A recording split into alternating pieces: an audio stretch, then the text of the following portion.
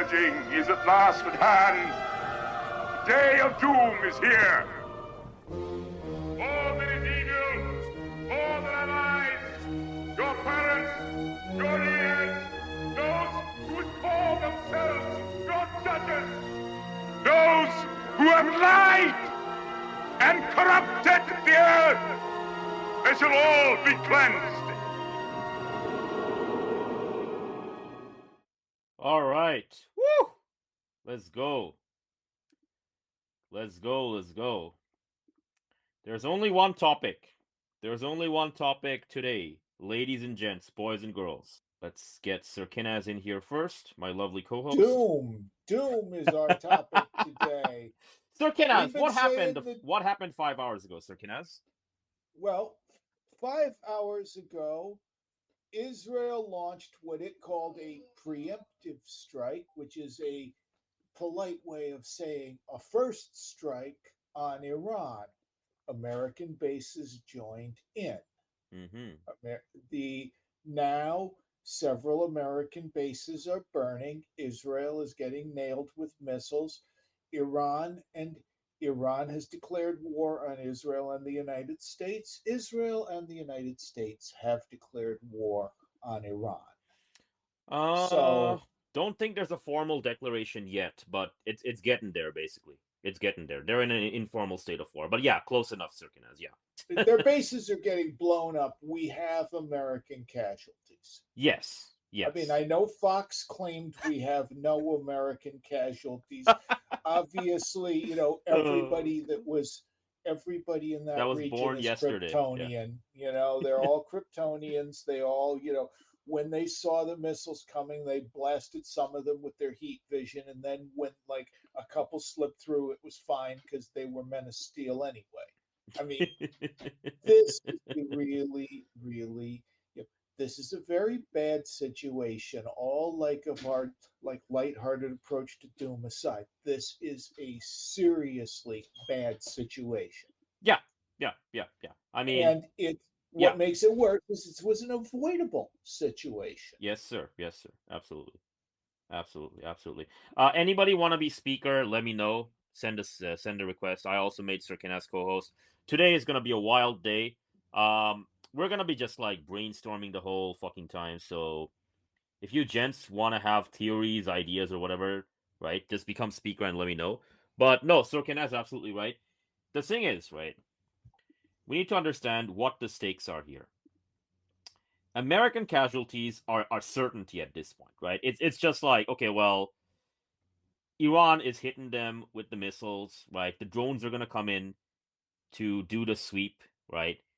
To kill the people on the ground, right? There's going to be multiple American and Israeli casualties. At that point, Trump has to make a choice, and it's a binary choice. There isn't a third option. Option number one, he pussies out, right? He tacos out, he pussies out. He says something to his base. Yeah, mission accomplished. We bombed them for 4 or 5 days or whatever the fuck, right? We destroyed all their bases or whatever, right? And he just pussies out, cucks out. If he does that, that is the end of America as an empire. That is the end of American force projection. That is the end of energy transit to the Asian markets, right? In a safe, reliable, predictable manner, right? That is the end of sea power and the Western world writ large's relationship, right? Like, people are like, oh my gosh, enough! It's the end of the Trump presidency. Motherfucker. What the fuck are you talking about, man? You're talking about fucking presidency? We ain't talking about presidencies here. We're talking about something much bigger going on right now. Okay? We're talking folks. About the end of the ability to project force in the Middle East. It looks like most American bases were hit. And the majority of them. The majority of them.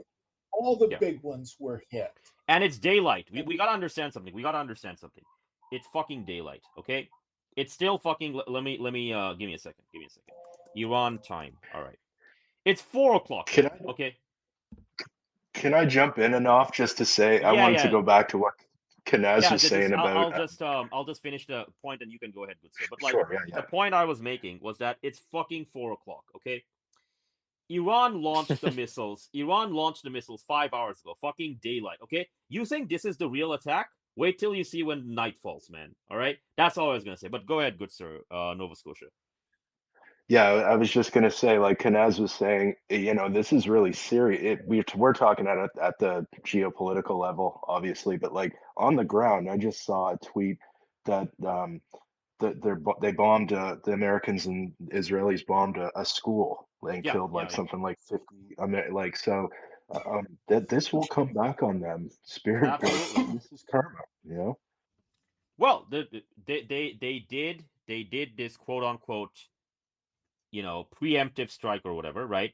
They attacked an elementary school. They killed a bunch of schoolgirls, right? I think 24. I think it's higher than that now, right? I just saw 51 and I saw a video and it definitely it's like it is not military infrastructure that got hit. It is a civilian area. Like and all these goblins are out saying, "Oh, this is going to be a targeted strike and we don't have to worry about civilians being harmed." My Yeah. fucking ass. Yeah, I started a train of thought, right? And the train of thought I started was it's a binary choice, right? So option one, okay. So option one, Trump pussies out, Trump tacos out. That is the end of Western sea power. That is the end of energy making it to global markets. That is the end of American hegemony. That is the end of like 12 other different things. All right. Okay, we got Sir Cleveland here. Woo! Yeah, baby. We got the entire Doom Squad today. All right. All right. All right. Let me make him speaker. Greetings, Sir Cleveland. Welcome to Doomsday. There we go. Welcome to Doomsday. All right. But like I the I that just yeah, go ahead, brother. Go ahead. I was just gonna add that we've been analyzing this for weeks now, and Yeah. we've been on the money. I mean, Yeah, completely bro. on the Yeah. money. And what you're saying is exactly correct in that we've already done the mathematics. Yeah. Thanks to you, Sir Ahnaf, and we I'm we just know how I'm just much a metric bro. tons Yeah, of exactly, explosives bro. they have. Yeah, Like yeah, yeah, we yeah.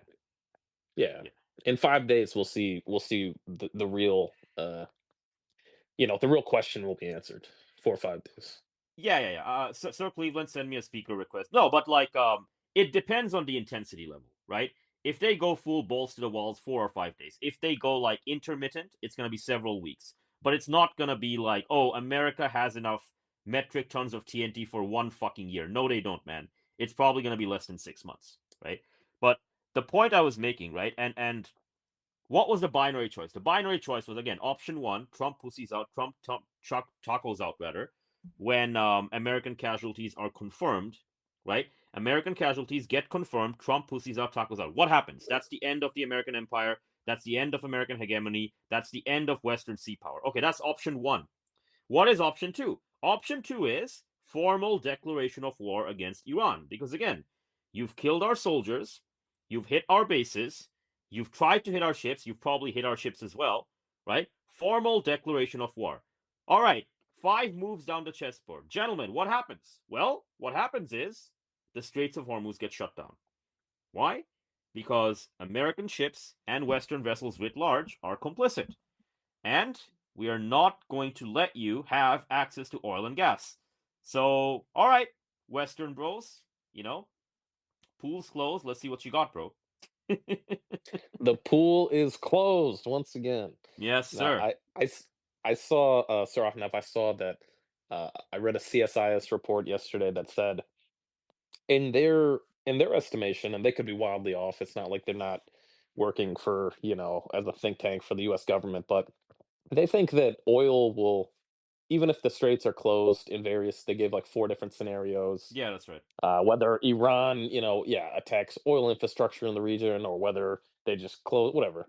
Mm-hmm. They only see it going up to like 110, 130 Yeah, that's rubbish. dollars a barrel. that's Which, yeah, that's that, what that that's I fucking just wanted rubbish, to man. explore that. Sure. The reason that's rubbish, is because they've done a few of these simulations. There was one in 2017. There was another one in 2021. There's a couple other ones, right? But it all comes down to time frame, right? It comes down to time frame, right? Because really what Right, it comes right. down to is there's 20 million barrels of oil every day that passes through the straits, right? The majority of that amount cannot be rerouted, right? So, for example, Saudi Arabia can reroute a little bit of its oil, right? And a couple of these other guys can do it, right? But the majority of these Yeah. other guys, right? Whether it's like Iraq, Bahrain, you know, Kuwait. yeah. Obviously, Iran itself's not gonna put the oil to market or whatever, right? But long story short, right? Most countries around the world have stockpiles starting from 6 months to 12 months. All Iran has to do is shut down the straits for 6 months to 12 months, right? Oil's gonna hit $200 within that time frame. 200 plus, Yeah. 300 plus, and it's just gonna go, parabolic, right? Now, is it possible to get to 110 and kind of somehow miraculously maintain that, when it's like month 2 or month 3 or month 4? Sure, you can probably do that, right? But it Hmm. would be Hmm. like emergency measures. So you would have to start rationing, right? The government would have to do like capital controls, and then they would have to be like, all right, look, man, we got the paramilitary or the military on the streets, and we're gonna double check and make sure that at the pump you're not taking. But that's what it is. Okay, Sir Cleveland, you are speaker. Try saying something.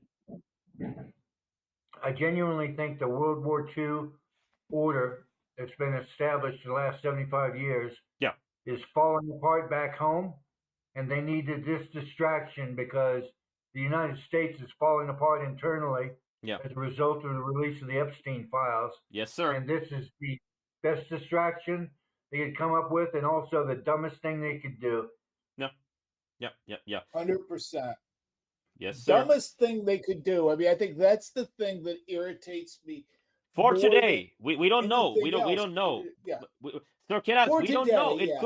could be So far. so far. Exactly. You got to say Ah, so far. This is the dumbest thing I've ever seen. And now Homer Simpson says, the dumbest thing you've seen so far.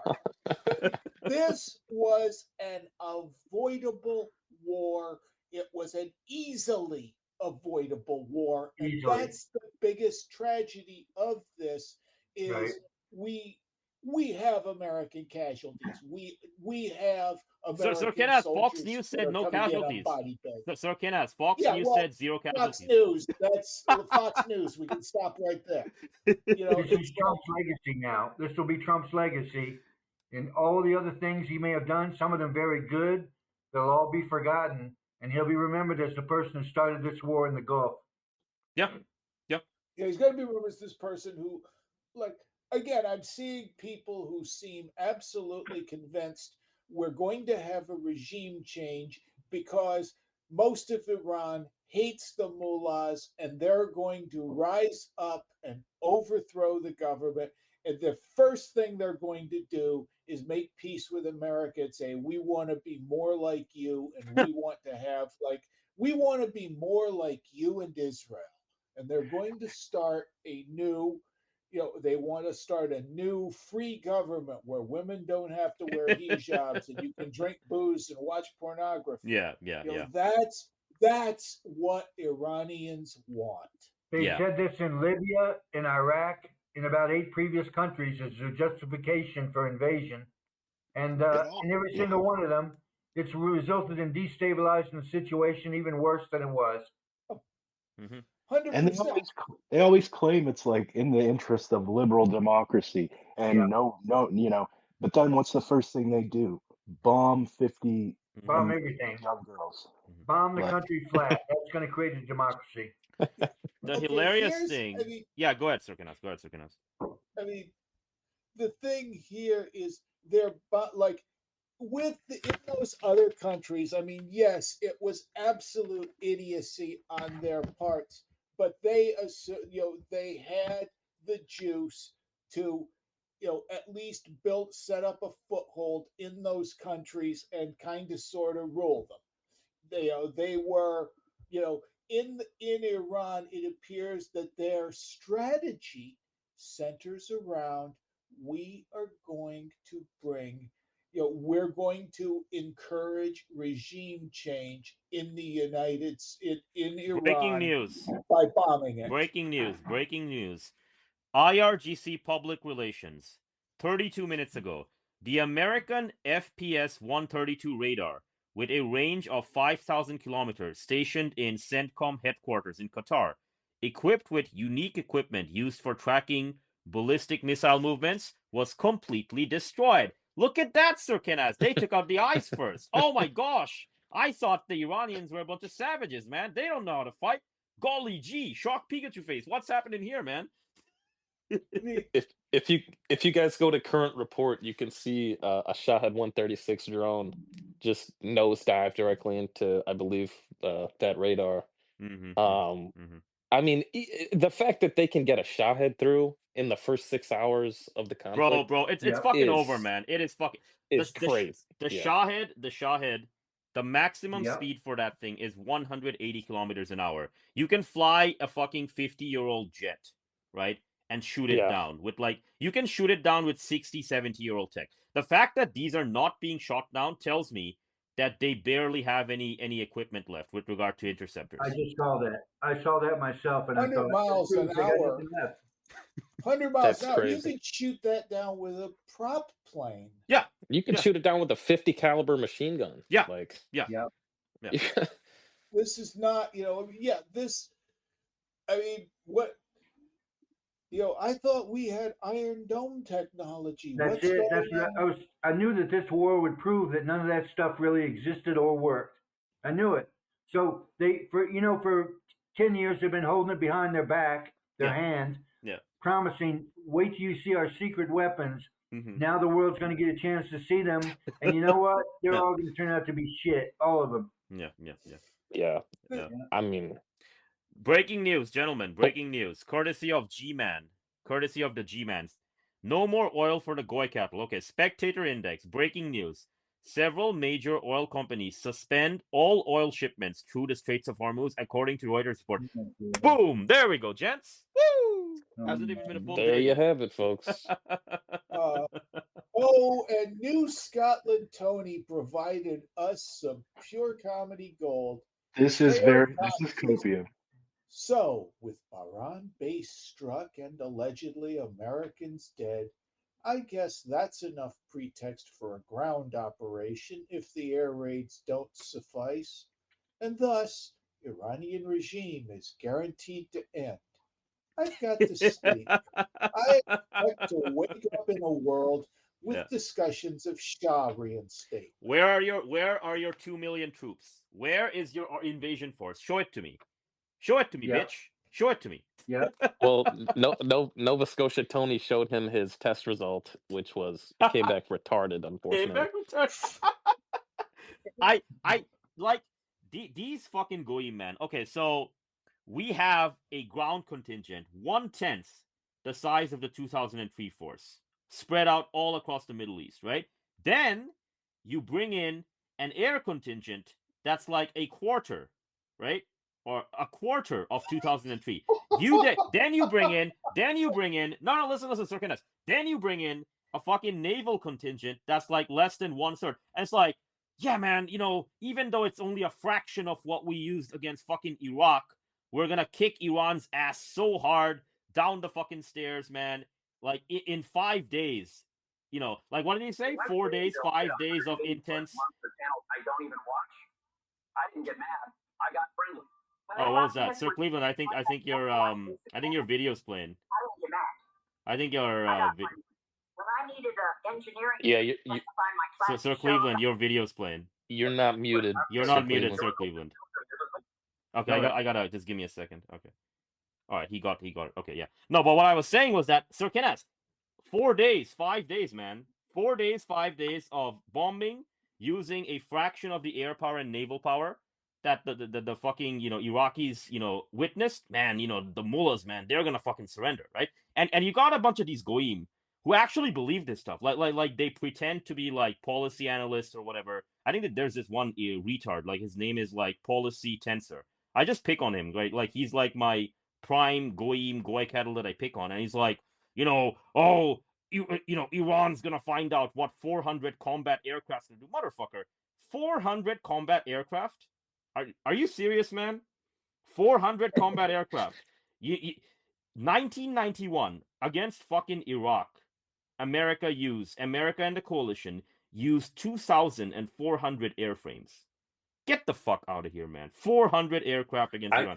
Fucking goyim, man. Pure fucking goyim. Sir Ahnaf, I just wanted to reiterate, I've made this point several times on this podcast, but the shock and awe campaign was literally meant to scare the Iraqi army and their, Yeah. you know, forces into essentially surrendering, Yeah. retreating, submitting. Exactly, man. Okay, it was not meant for it. The whole point was you have to use extreme force in a very short Yeah. time frame because you don't have unlimited munitions. Yeah. So if you use it in a crazy way like that, Yeah. Exactly. they'll get scared in real life, right? It's like Mike Tyson, Yeah, bro. Yeah, throwing bro. a left hook, but he doesn't. But then he has to cut his arm off because he doesn't have any more munitions. Yeah. So Yeah. if Yeah. you get scared of the initial blow, like people don't realize this. People Exactly, all bro. over Twitter do not realize the United States doesn't have unlimited bombs, nor do they have the capacity to 600 bring tomahawks. unlimited bombs. Bro. Exactly. Yeah, Thank you. 600 tomahawks. Yeah. Few, They yes, they can. fired. They Obviously, fired they can 21, move bro. some JDAMs, but Bro. yeah. Bro, they already fired 21 within the first hour. All right? I'm telling you right now, they don't have the intensity level for this shit, right?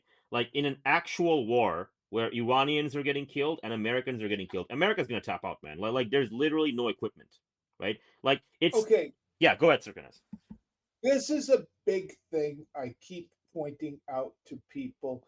Like the stomach for casualties, quotient, which nobody takes into account.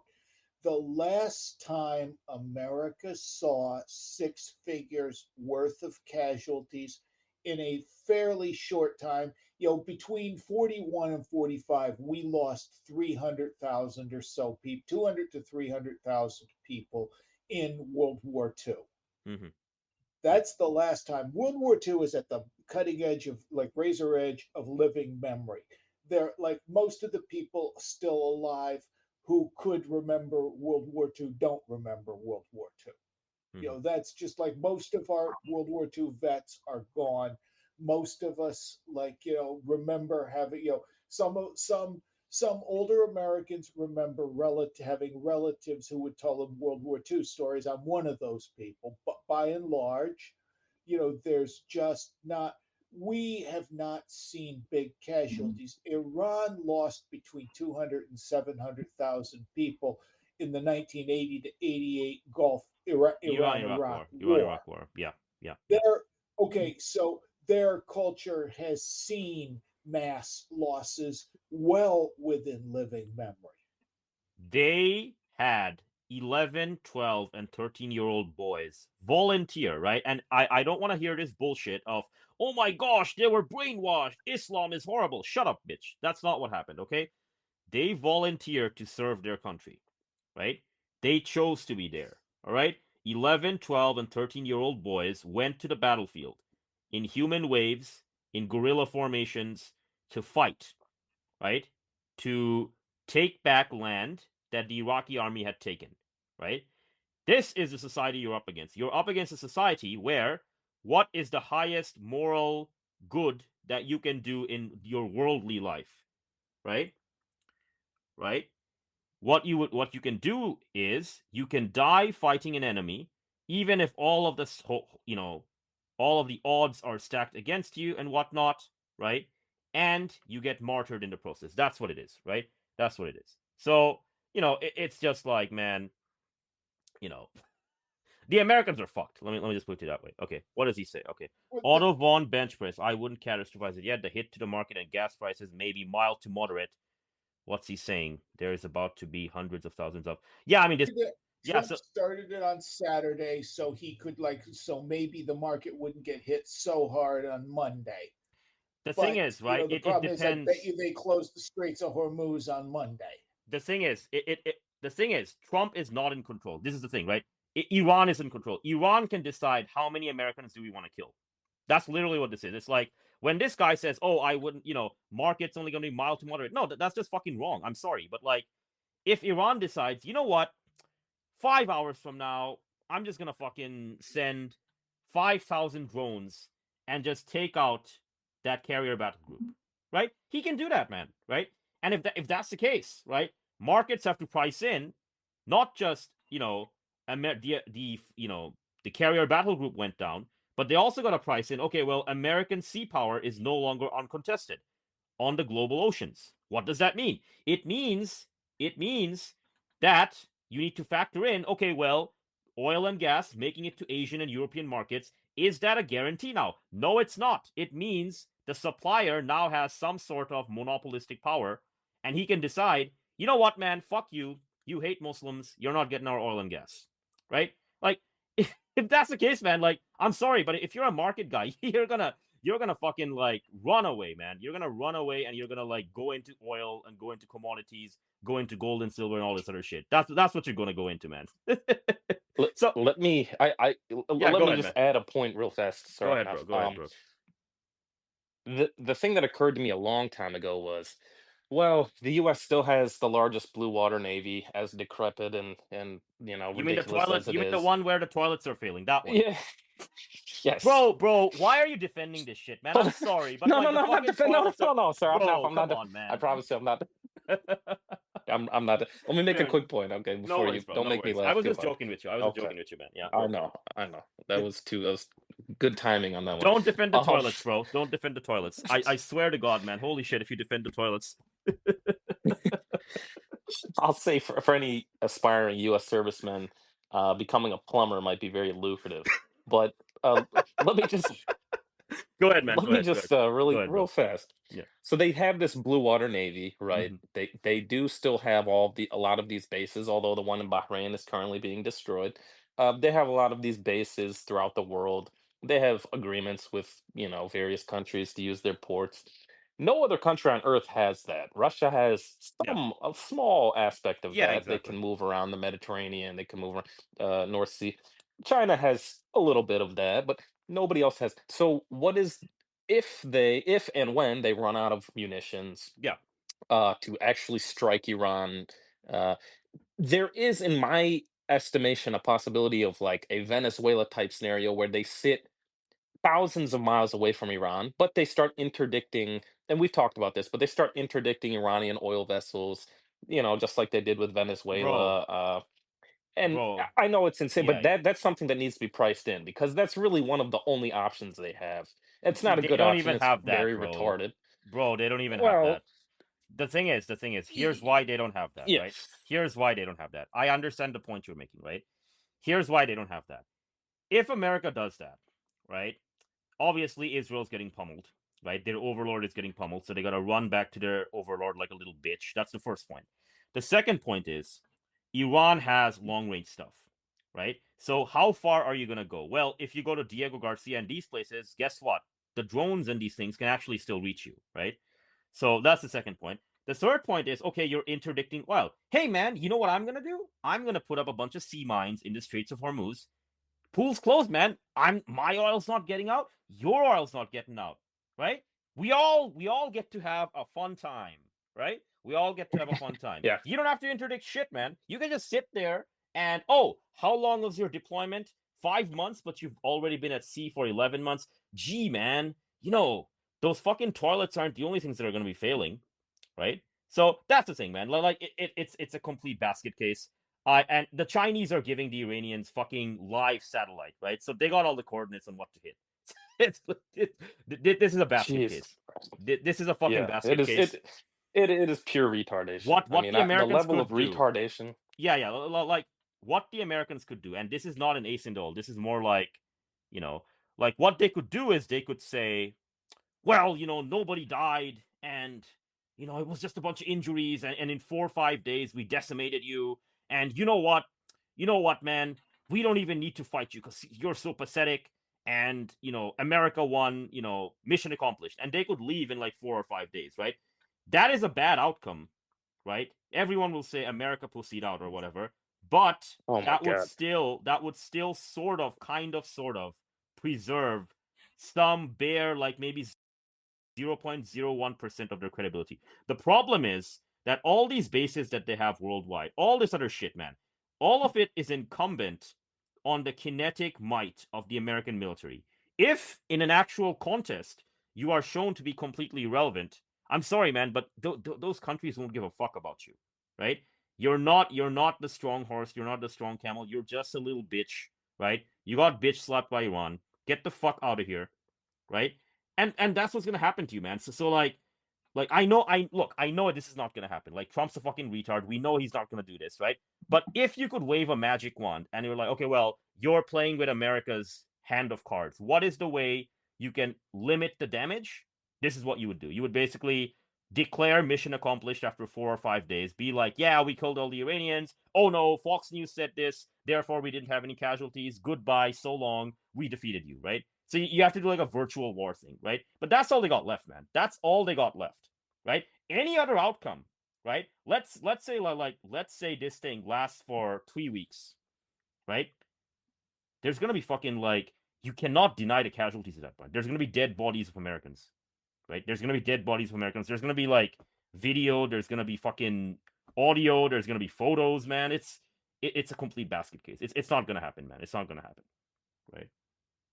So Yeah, I mean, it's so funny to think that despite the very, I mean, fairly easy calculations one can make, um, the United States yeah, still, well, the neocons, the Zionists, the oligarch billionaires, the whomever who actually controls this shit show, yeah, sure. Yeah, decided to go ahead with Epstein this. class, the Epstein The class. Epstein Yeah, the Epstein class, right? class. So they Yeah, decided to go ahead with yeah. this, and I mean, it feels to me that it's almost the point to have U.S. casualties so that you can attempt to justify even more extreme or severe measures, whether that's, What are they gonna more. justify, bro? Yeah, I Where mean, are they getting the troops, man? Okay, so I got a question for you, man. I got a question for you. Like I'm not trying to pick on you, right? What the fuck is the plan? Like explain it to me, my friend. I'm sorry, but like I I don't got you. see it here. No, I Like got you. I got you. let's say okay, it's like February 28 in my part of the world or whatever, right? Like let's say 1 week from now we found out that 100 Americans are dead. Okay? What the fuck is the plan? Right? Is the plan, hey man, we gotta now send 10,000 Americans to take revenge? Because I'm telling you right now, the only 10,000 Americans you're gonna get, and Sir Cleveland said it far better than I can, right? Sir Cleveland said far better than I can, which is that they just find something that's got two legs, put a uniform on him, and just ships it over, right? Like, if that's what you're doing, man, there's gonna be more American dead. I'm sorry, there's gonna be more casualties. Yeah, I agree. I agree. Here's Yeah, the issue. The one yeah. small hiccup is that this oligarch class does not have any skin in the game, right? It's not like they're sending their son or daughter. It's not like they themselves are going. So they don't give a good goddamn whether a few thousand Americans are killed or wounded or whatever, and they will continue to, in my opinion, send them as long as the United Mm-hmm. States populace doesn't actually rise up in outrage and start burning down, the country through riots and protests and whatever.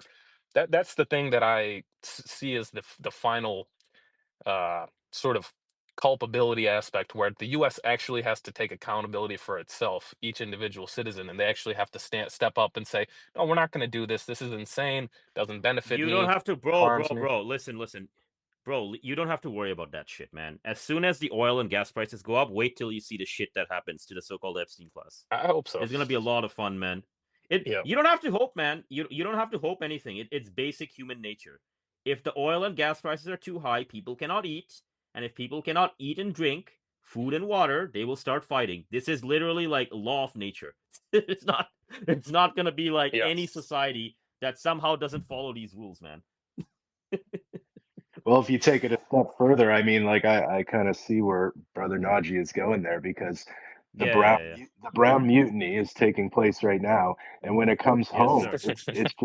it's like when the Berlin Wall fell, those soldiers weren't gonna like when the food riots start, no one's gonna fire on these people, right? These citizens. No, absolutely not. Sir Kenaz, you shared an excellent quote. Please read it out for all our dear listeners so that we can all hear it clearly and what it This is says. from George Bernard Shaw. Any fool can make a war if chance places him in command of the army, just as any fool can open the door of a tiger's cage.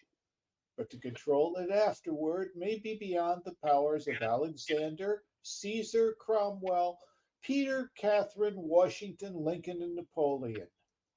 And I ended the quote with a picture of a smirking chimp wearing an orange toupee. Yes, we need to tack Trump's name onto the end of that list. Yes. Oh my god, bro. Good Sir Will. The third Gulf War has begun. How do you feel?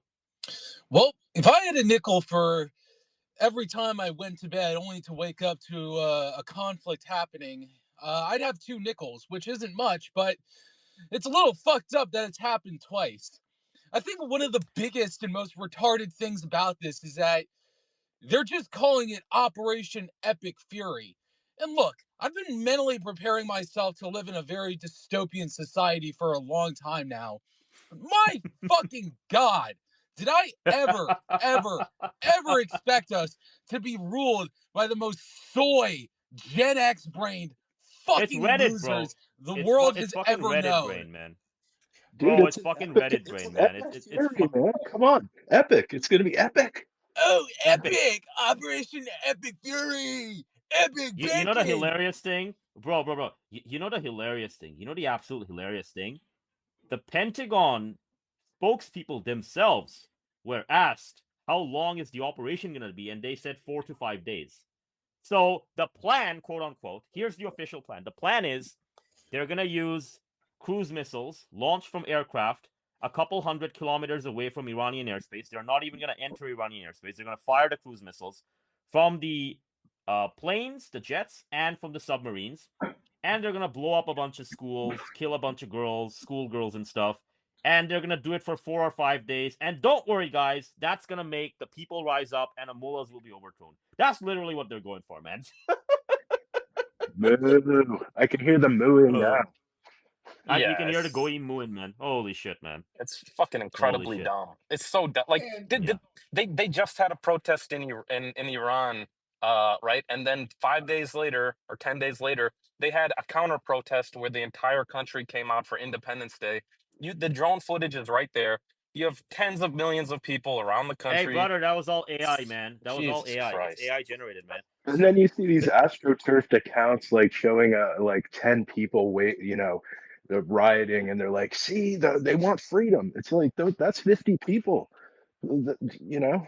Anyway, I mean, Christ. okay, that 4 to 5 day quote estimate unquote is very interesting to me because I think what that's really intended for is a backdoor. It's the escape. Well, we said we were only going to be here for 4 or 5 days.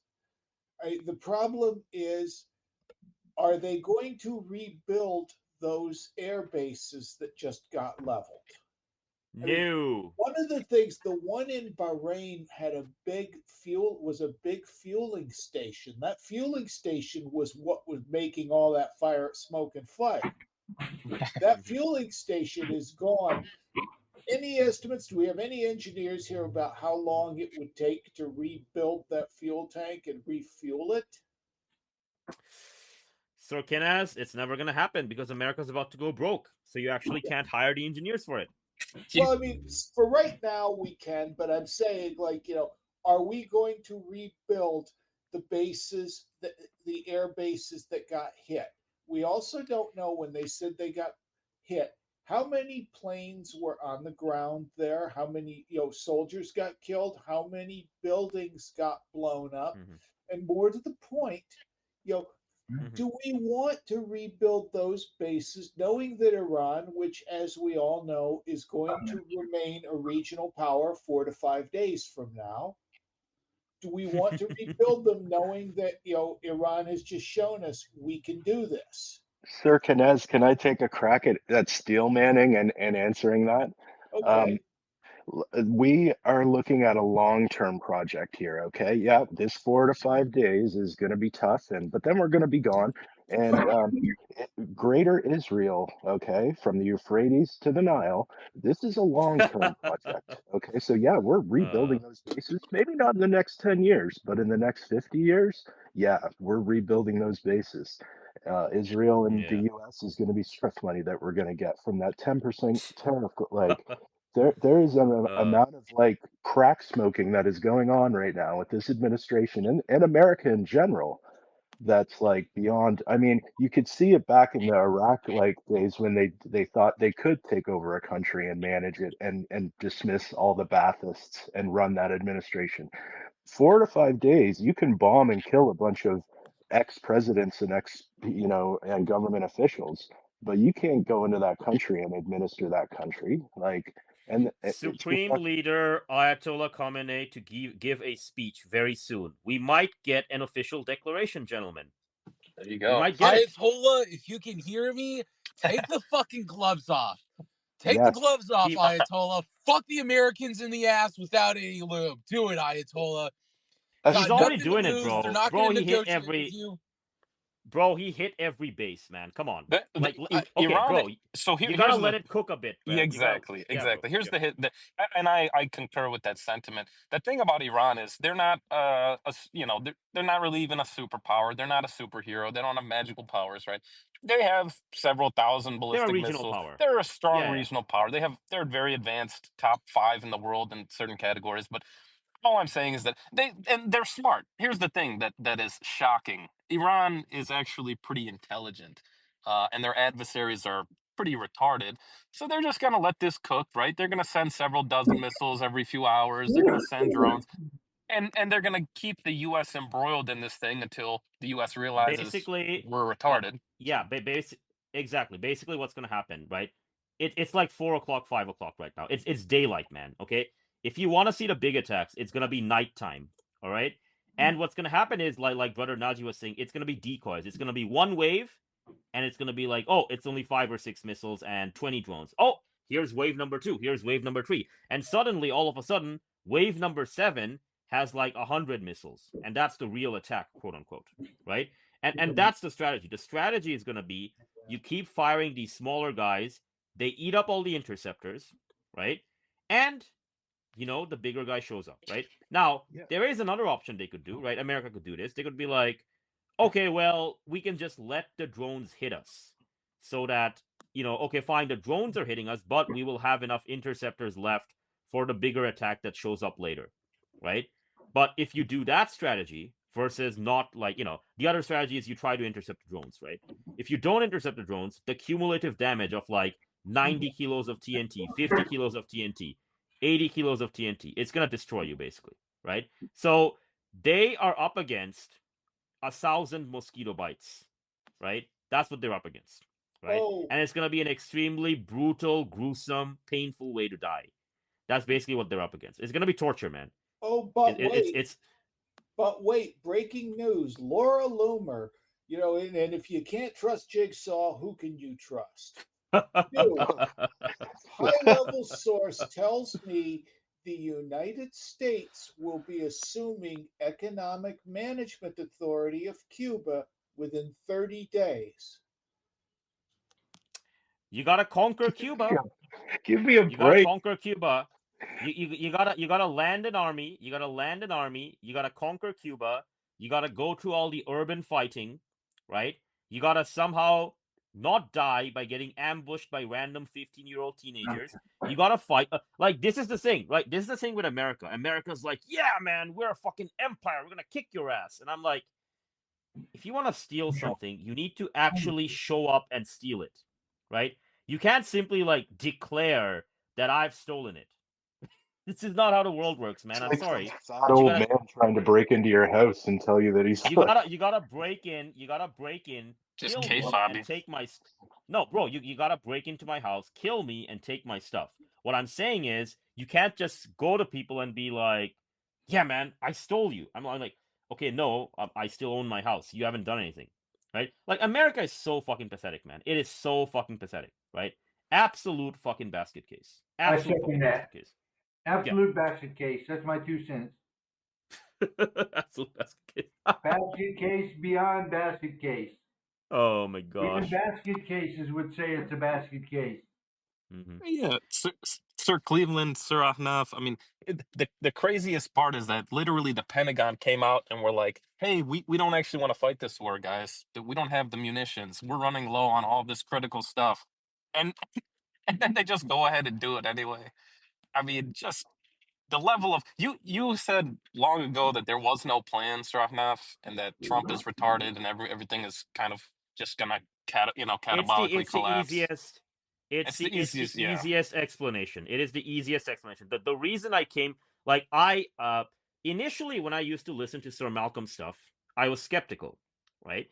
But like the way I evaluate things is I use mathematics, right? So I'm like, okay, like if we use abductive reasoning and we kind of assign a bunch of probability numbers, what is the easiest explanation? The easiest explanation is there's no fucking plan, right? If you try to do a complex explanation, like there's 12D chess, and oh my gosh, Trump is actually gonna annex Greenland because he wants to defeat George Soros or whatever the fuck. Like, once you start doing that crap, man, it just becomes way too complicated. So I keep things very simple. I'm like, okay, America has 40,000 troops in CENTCOM. It has 2 carrier battle groups. One of them was supposed to repair itself at 5 months. It's been out in sea for 11 months.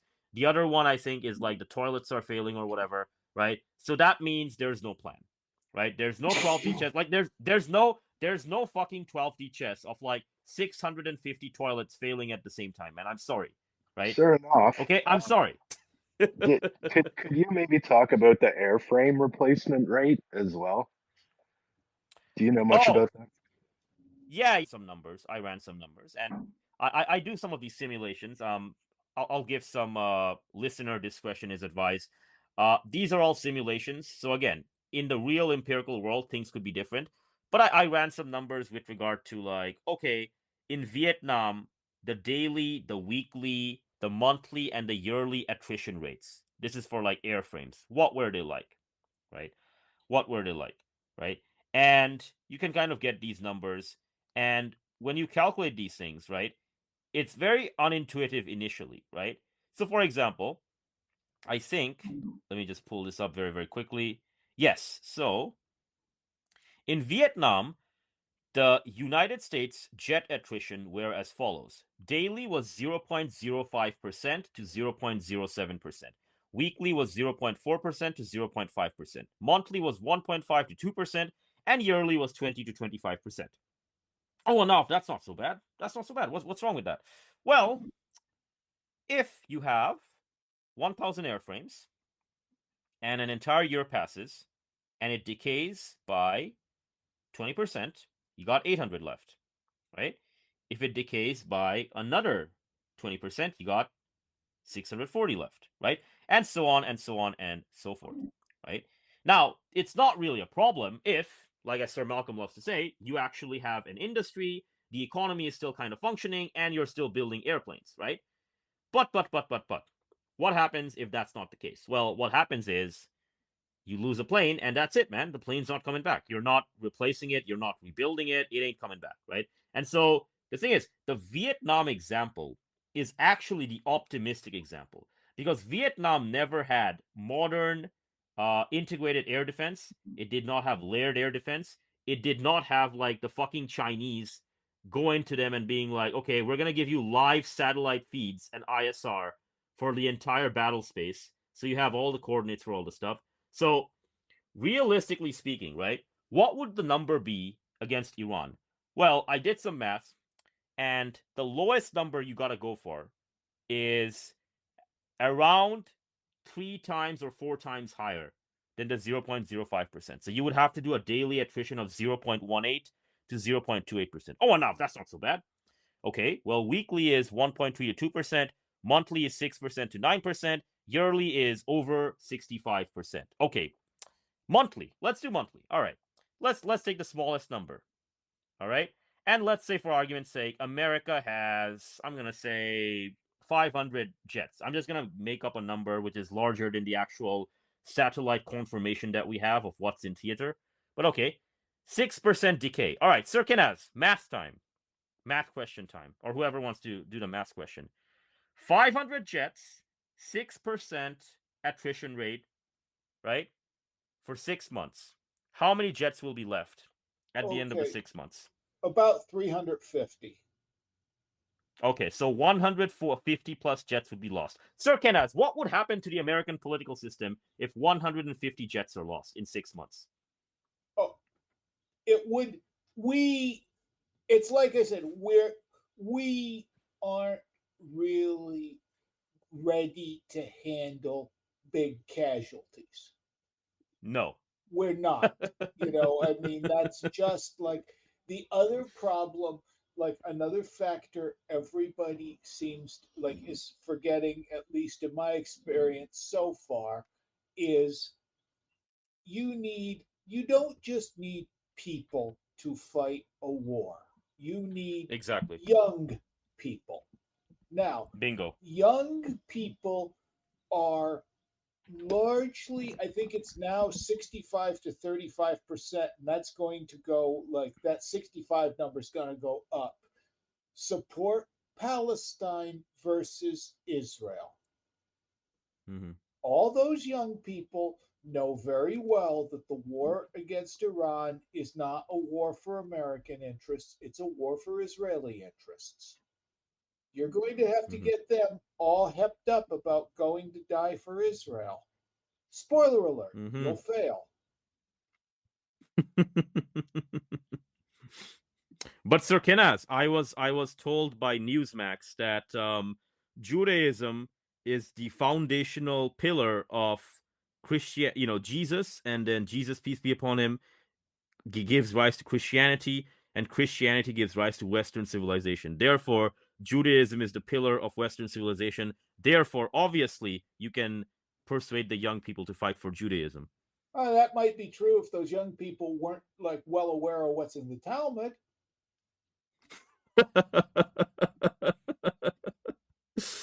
Oh my gosh. Oh, Sir Arnold Jindal is here. All right, perfect. Perfect. Oh man, we got the entire house here, man. This is great, man. Well, We got everyone here. Woo! it's not every day you see World War III starting. I mean, look, Sir Kenaz, Trump might pussy out, right? He might just pussy out, right? Iran might just hit him in the face for a few weeks, and Trump might just pussy out. So that is an outcome, right? So it could be a whimper. That's where I think we get the George Bernard Shaw coming. I'm hoping for that outcome. Yeah, you're hoping for My that outcome. prediction would be right. Yeah. Yeah, just for my predictions. Yeah, that's one of your predictions. Okay. I don't necessarily blame. The problem is you are going to have people screaming for blood if like these casualties reach a certain. I don't know how many people were injured in this battle. I mean, I don't know what kind of casualties we've taken. They're going to probably try to keep them quiet for a while. However, until yeah. It's like if this goes beyond a few days, they're going to need a casus belli. They're going to have to exactly. They can try to hide the casualties, but like all these other guys are entering the battlefield, right? Ansar Allah has already entered the battlefield, so Yemen has entered, right? Hezbollah of Lebanon is about to enter as well, right? The Iraqi militias, the PMF, are about to enter, and they just flat out said, we are going to storm the bases that the Americans have in Erbil, right? So Fox News can like fucking lie and be like, oh, nobody died. But what do they do when all the dead bodies of the soldiers in Erbil are like filmed or whatever by like the militias that are like marching in victoriously, right? Like, okay, hey man, no Americans died except for, I don't know, these 100 or whatever, right? What happens when you start getting videos from Iran with captured American military people? Oh yeah. That's a big one. That's another big one. Don't forget, the Iranians are well aware that like you can go a real long way with that. Mm-hmm. They're aiming, according to official, I think, Iranian Defense Ministry. Breaking news! Breaking okay, news! Breaking news! Sorry about this. I and this is gonna be a running theme of this show. I'm gonna say breaking news, and then I have to say something. Okay. All right. The G-Man, what a fucking disaster. Iran Observer, 13 minutes ago. President Trump canceled the speech in which he wanted to explain to Americans why he started a war. It hasn't even been a full day yet, bro. We just getting started here, man. This is our hood, bro. Just getting started, man. They're literally crip walking over the Bahraini base right now. It's just so just real fast. Yeah, man. Go ahead. The Iranian Minister of Defense, I believe the official, IRGC, whomever, they said our target is 500 dead Americans. That's what's our starting. 500 dead means probably 1,500. Wounded, amputees, incapacitated, amputees. These things. Yeah. So and that'll happen in relatively short order, especially if these militias get involved. They're very. Exactly. I mean, there's a reason why we pulled out of Ain al-Assad base in which is in central Iraq. It's I believe it's near Anbar province. Yeah, In Anbar exactly, province, exactly. relatively close to Baghdad. That's not a place you can control. I mean, No, the U.S. no. Spoiler alert: they tried to control that area for like 10 years, didn't work very well. And Erbil, at least it's in Kurdistan, where you have some local friends to kind of help, but that's not also not going to be a place where you can defend. They are leaving Syria as soon as possible because again, they like two or three ISIS guys just picked up some guns and mines and just killed like 4 U.S. servicemen or wounded 6 or whatever just like a month ago. So these are places that are, they're afraid that things are going to happen, and they will happen. I mean, some of Yeah, us are that's right. old enough, some of us are not old enough to remember the 1982 or 1980, whatever it was, Beirut 1986 barracks bombing, yeah. Beirut 1982. bombing. Yeah, 1982. 284 There you go. Marines were blown up, yeah. Yeah. In an instant, In done. an instant, yeah. And what happened? We left. We just immediately said, "Yeah, actually, we're not going to do this. This is retarded." So, eventually the wool will be pulled back from the eyes of the American populace, and they'll go, "Hey, this is retarded." And honestly, it might not even come through direct deaths and wounding. I think that that's going to be a part of it, but another big part is how did the US react when the Taliban stormed all of these US bases where, they took billions of dollars worth of equipment? Everyone shit on Joe Biden for that, right? I mean, they were like, I mean, that's part of the reason why I lost the election. That's a chunk. So when you see Iran or these PMF guys go into the Erbil base or wherever they just go and they start looting these bases that are destroyed or abandoned. I mean Well, that's they're not going to trained to help do that. morale. Well, Yeah, they're trained to do that because they are basically a militia. So the way they operate is we have the absolute bare minimum of equipment and logistical lines, etc., etc. So we do not have, high upkeep and maintenance costs. Whatever we can find that's kind of rusty and kind of works, we kind of use that basically, right? So it's literally what they're trained to do, right? yeah, So yeah. I mean, the thing is, right? The thing is, it's still daylight right now, right? So everything Iran's doing right now, like destroying the big radar in like CENTCOM HQ in Qatar, right? And doing all these other strikes in Bahrain, in Kuwait, and elsewhere, right? All of this stuff is just a fucking appetizer, man. Like, this is nothing. The real attack is going to happen at nighttime, right? And in with regard to the real attack, there's going to be lots of quote unquote feints, right? Like in boxing, you've got the feint where like it's not really a punch; it's kind of like you're trying to feel out your opponent, right? And figure out the distance between you, the timing and the pacing and that kind of stuff.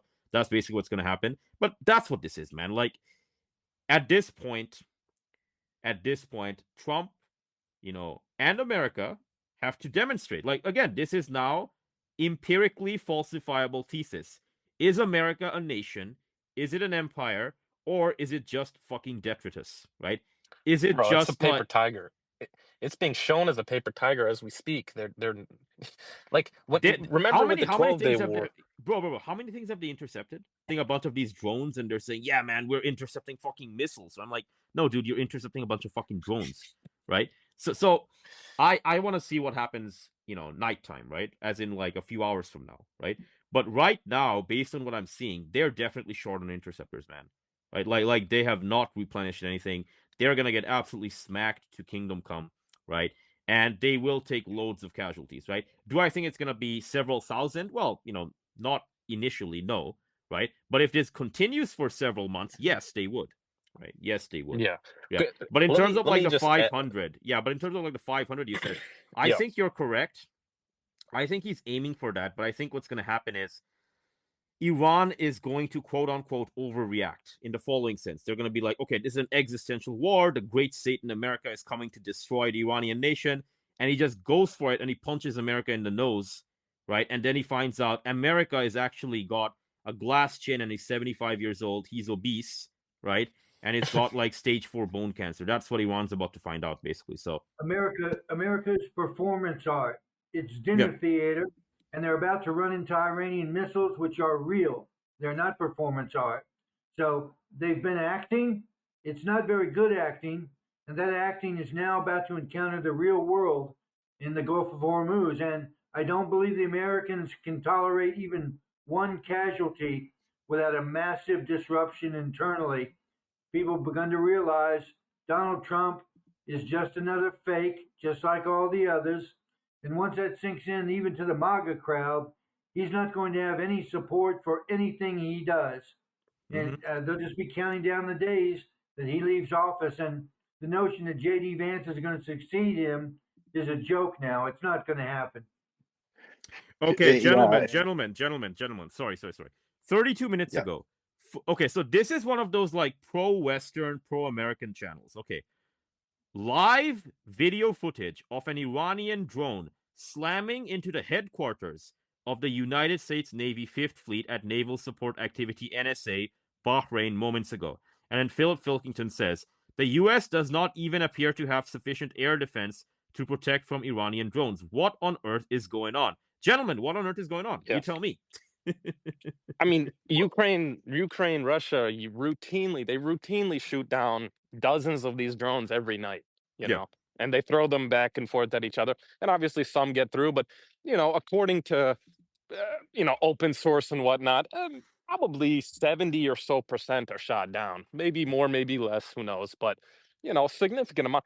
If that's what I was trying to say earlier, if within the first 6 hours of a conflict, a Shahed 136 drone attacks a U.S. base, I mean, that means that they're spread so thin with interceptors and with whatever systems. Yep. I think everything's in Israel, bro. It's a paper tiger. Yeah, I know. Bro, I think everything's in Israel, man. I honestly think they moved everything to Israel. Yeah. Nova Scotia Tony just posted another gem. First squawk, and Nova Scotia Tony reposted this one, so credit where credit's due. Israel says it has completed all of its objectives in its campaign against Iran. Sure you did, bro. That school full of children is never going to fuck with you again. They blew up a school bus of girls. That's not even an objective in modern war. So I don't know what the hell they're talking about. Obviously, Israel is even crazier than the United States. Well, this is what I wanted to say, Sir Cleveland. We have 50 years of examples of this, where the Israelis do the craziest fucking thing possible to put and then step away and let the Americans get pulled into it. That's why there were 300 Marines in that barracks in 1982, because the Israelis were poking. They always poke. And I think I envision it as like the detritus line has been rising. That represents to me like the American empire crumbling and falling apart over the last 50 years.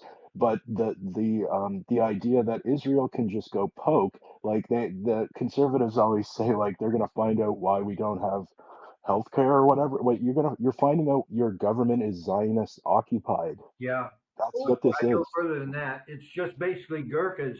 It's a Gurkha army, administer policy for Israel. And somewhere in here, they didn't even bother to mention what the U.S.'s interests are in this region, or why we should spontaneously attack Iran without even an act of war. It's so crazy now. There's no formal declaration. There's no formal declaration. It's like quote unquote a limited operation. Yeah. Yep. News break. This is it. News break. There are Iranian missiles have just hit Abu Dhabi, Kuwait, Qatar, and Bahrain. 4 places simultaneously. They're still going after U.S. air bases with missiles. They're gonna fucking destroy those places, man. They're gonna fucking destroy them. It's still daylight there, right? This? Who could have predicted this, man? I mean, other than anybody with 2 brain cells to rub together, who could have predicted this? Sir Kenaz, don't worry. Obviously, no one died on those bases. When I was in Australia, they were using scenarios based on defense against the Iranian missile guard in Australia. They were using their forces as inputs for a simulation to determine what would be the best way with direct energy weapons to defend against an attack.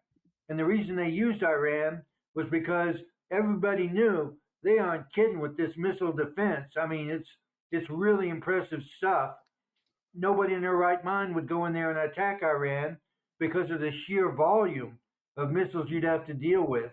So the Australians used it as an example to defend against, because it would be a perfect example of something that if a direct energy weapon was going to prove itself, it would have to prove itself against 400 incoming missiles.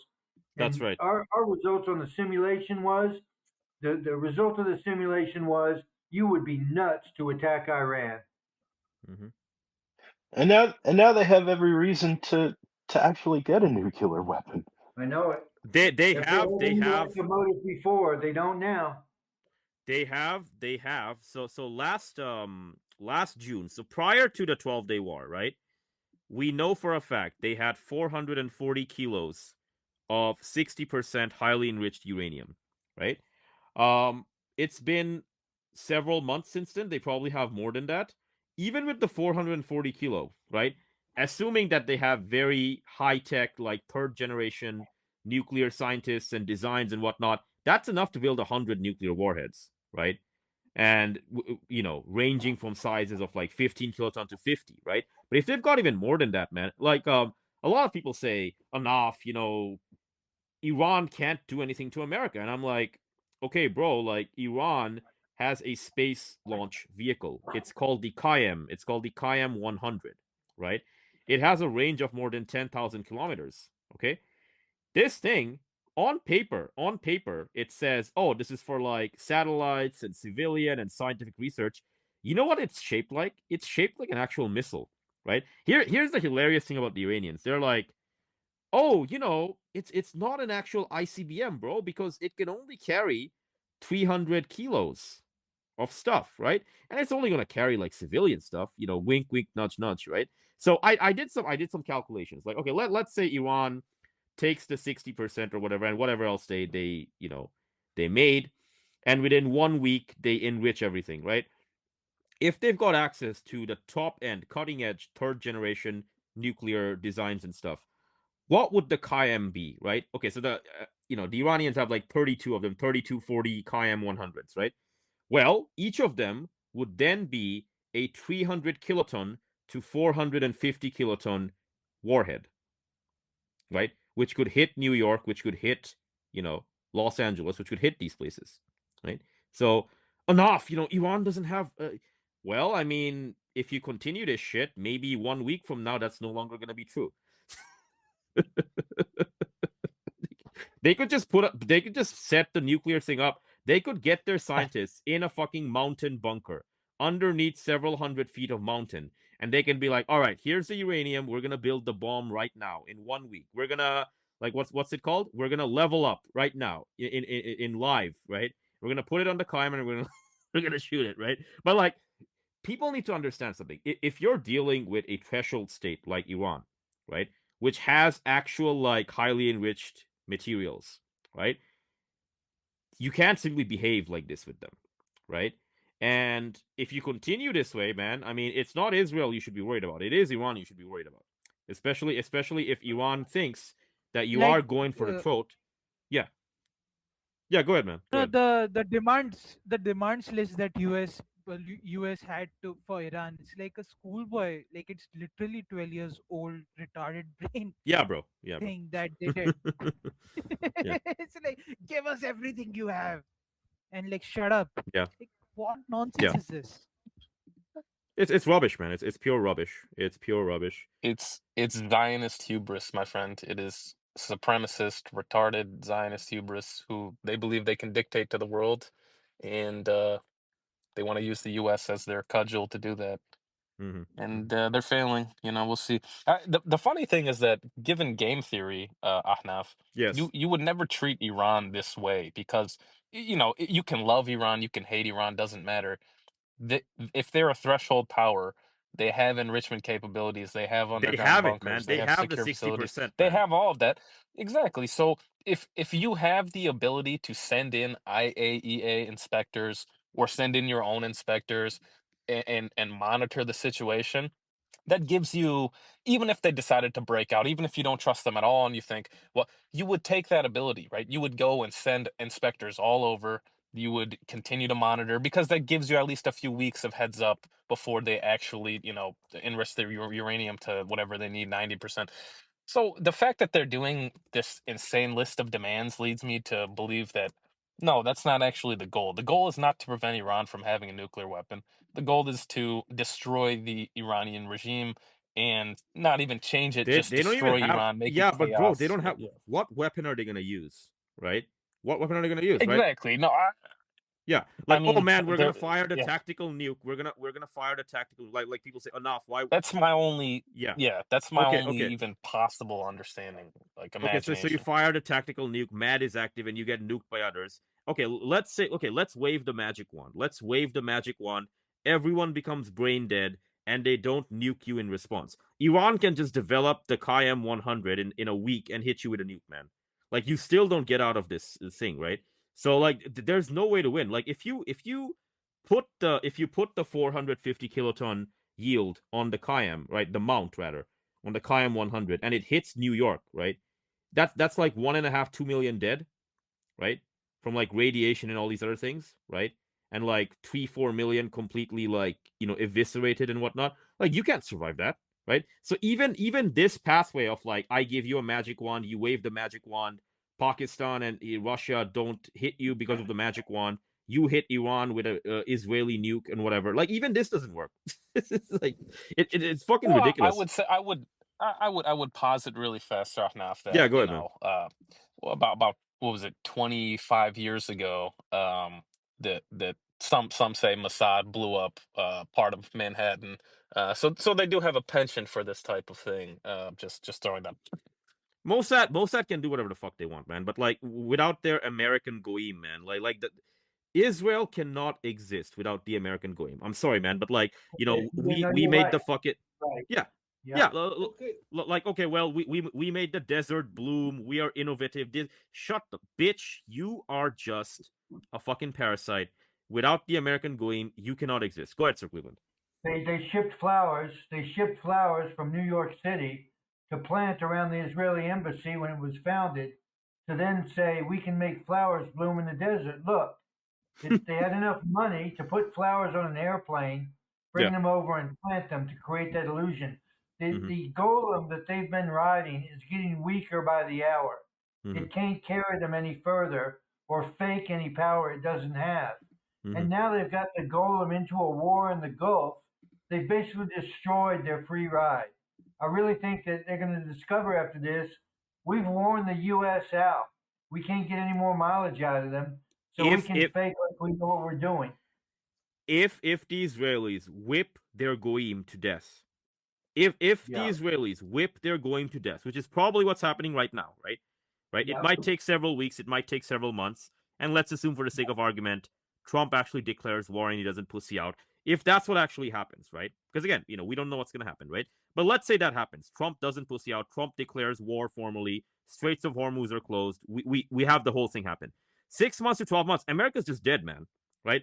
If the goyim It's are dead, like, disintegrating internally. Okay. It yeah, can't project forth outward if it has disintegrated as a yeah, nation internally. yeah, There's yeah, less and less there to field, to fight, because America itself is falling apart inside. yeah, yeah, exactly, Okay, Sir Cleveland. more breaking news here. I More just got breaking this news. All right. Yeah, from no. this is news from Dubai. All 5 right. News. explosions that rattled Dubai. They're hitting Jebel Ali Airport, one of the busiest shipping hubs on Earth. Roughly 7,000 vessels pass through annually, and a significant chunk of global trade flows through that port. The quote is, Dubai has no U.S. military bases. Iran just hit the global economy. Fox I News also has got been a cut out breaking of one the loop. here. Rather than having minute-to-minute updates, Fox News is running old stories and speakers from 6 months ago when Yeah. we should be looking at live footage from the Gulf. And the Mhm. reason they're not showing it is because the war is already going very poorly, and it's not even noon yet. Hey, Sir Cleveland, nobody died. Obviously, that giant explosion at the Bahrain Naval It's Headquarters, nothing. obviously nobody died. Yeah, It's it's nothing, paper man. Nothing talk. happened. They just No, Sir, shut down an airport in the Kurdish region. I'm seeing They reports are that they going to shot look. down It, 2 it is so Israeli obvious. fighters too. It is so obvious what's about to happen. Erbil is okay. Ain al Assad was abandoned a few weeks ago, right? Ain al Assad is gone. Erbil cannot be supplied. Erbil is gonna get hit by these fucking drones. It's gonna happen like every couple of hours. Iran's gonna keep firing the drones. They're gonna get exhausted, and then the PMF militias are gonna storm the base, man. They're gonna kill all the Americans over there, right? They're not gonna like show them mercy, right? They're all gonna be dead, man, right? Like that's where this is headed, right? That's where this is headed, and like people need to understand something. Like Iran is gonna take revenge, right? Because from their point of view, this was again. US, which got hit again. Sorry, the U.S. base in Bahrain just took another missile strike. And the Iranians just shot down 2 Israeli fighter jets. Okay, we might want to wait for confirmation on that one, but it's possible it happened. Yeah, right.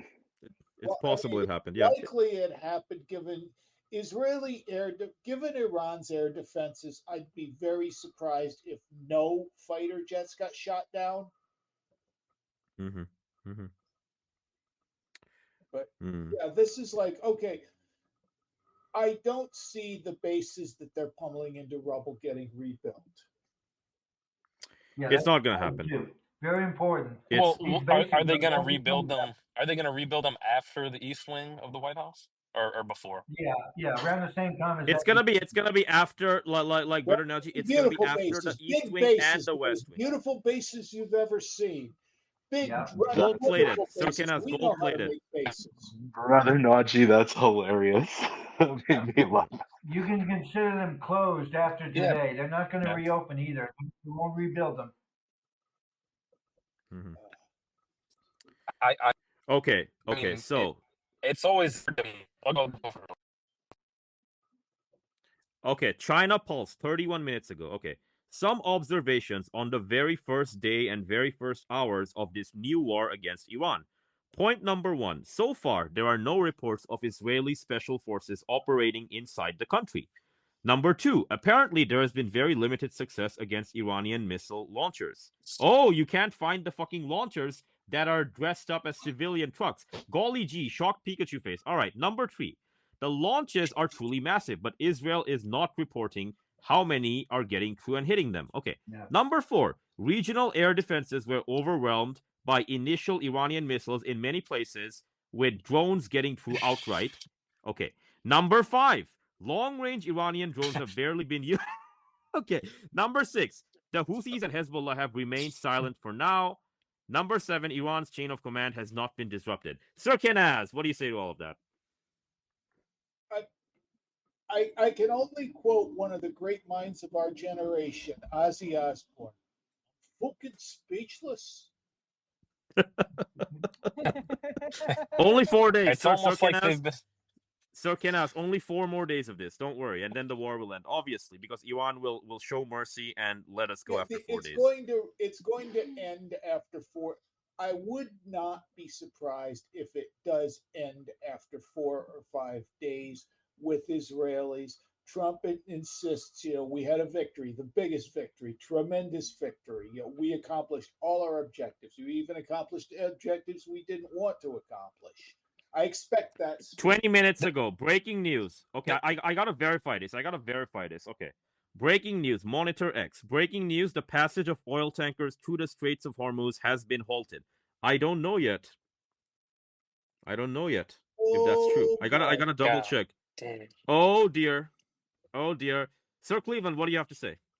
I think that after this volley is done today, if anybody left is sane on the U.S. or Israeli side, they're going to sue for peace and basically try to bail out of this before it gets worse. Because if they go 4 or 5 days, there may not be an American military left to speak of. There's not much of one now. Here's the one issue we do have to discuss. Iran's agency and all of this, right? I mean, Iran has a say, and they're pretty pissed off. They've been very angry since 2020 when Qasem Soleimani got assassinated. They're very angry. So there's some level of, are they going to let the U.S. sue for peace? Are they going to let them walk away? Right now, it looks like they're doing a full blitzkrieg. Yeah. They're doing full. I don't give an F mode. Yeah. They're using their short range stuff. They're using their short range stuff and their drones to like decimate the Gulf bases that the Americans have, right? That's basically what they're doing. Yeah, as predicted. I believe someone on here has predicted that, and that's exactly what they did. And you were thinking, well, the people behind the scenes, they must have some super secret technology they're planning to deploy. As of Yeah. today, I think we're going to realize it was always a paper tiger. There was nothing there ever. No, The no, no, no, no. discombobulator is how retarded they are and expecting Yeah. everyone to do this ghost dance. Deploy the Goy beam, guys. Deploy it Yeah, quickly. yeah. You know the truth about the death rays is they're really only useful when you deploy them on your own people, like at Maui.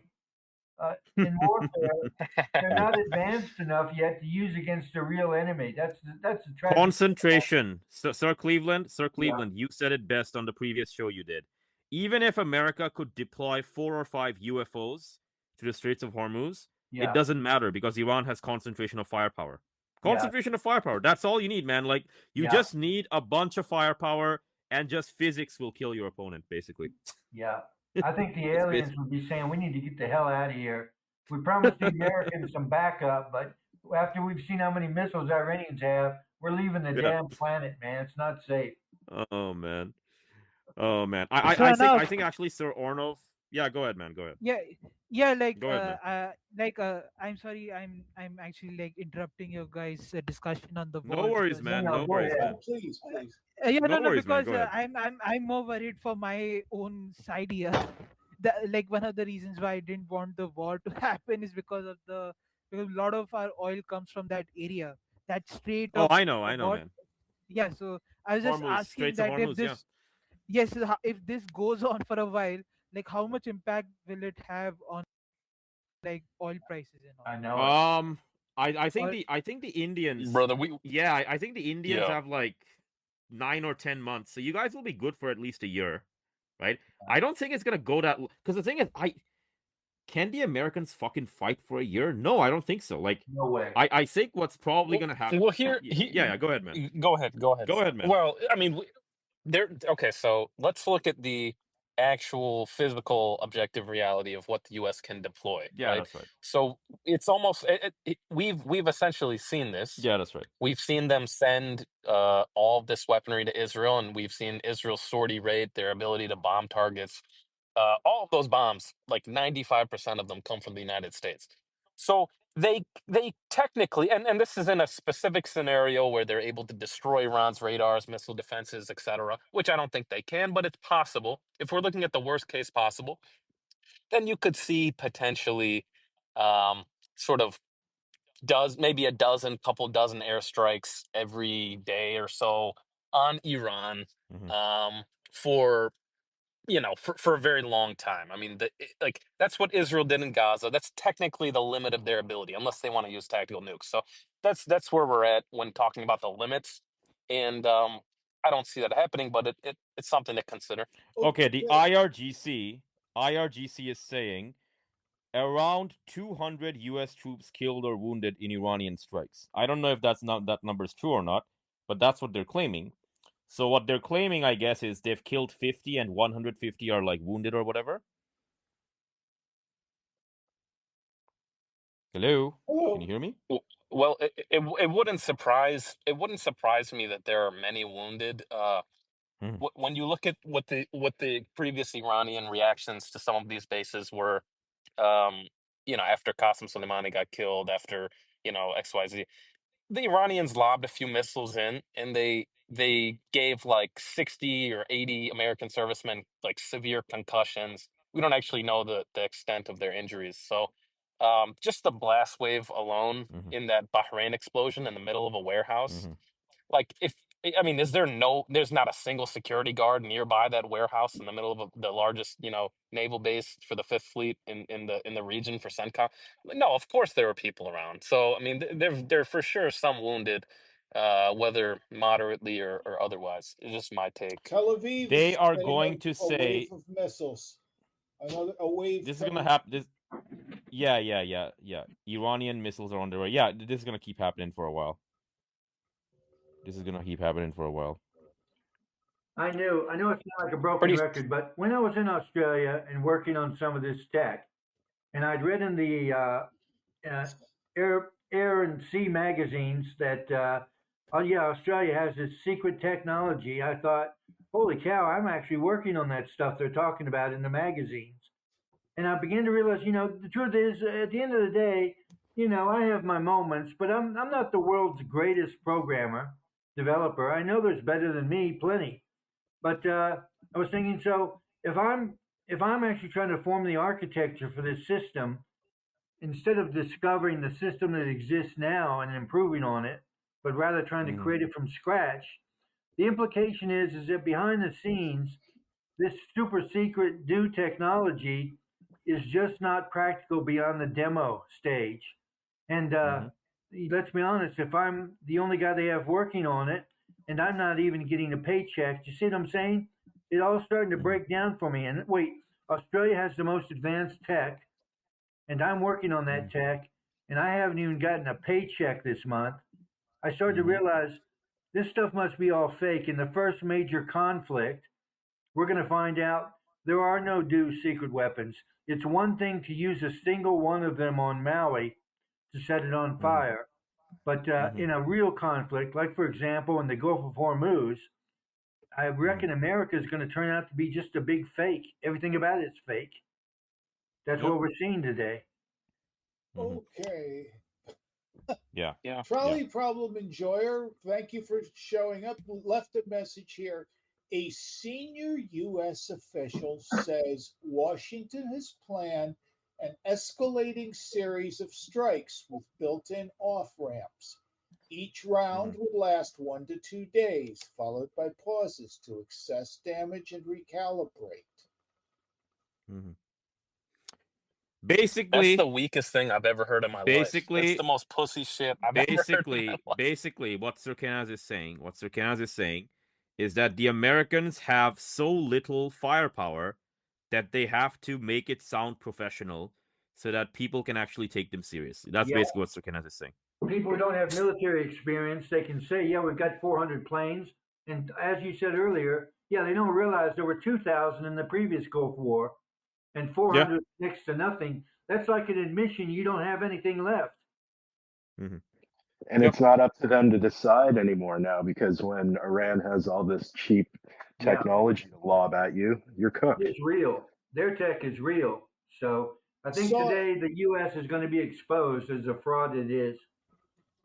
I just saw another one of Israel intercepting an Iranian missile. It took 2 interceptors. They're either Arrow 3s or THAADs. How many THAADs does Israel have left? I mean, they burned through a fair number of them in the 12-day war. Roughly 150 were used, so they have about 300 about something 147 left. They had like 450, 500, so they have about 300 something left. So they used about 1/4 to 1/3 of what they had. Okay, so and they just used 2, and the person pointed out if it's going to take you, 2 to 3 THAADs to take out every incoming Iranian missile, a lot of missiles are going to. They didn't mention a lot of missiles are going to get through, but it's like you are going to run out of your missile defenses and your interceptors in what, a few weeks.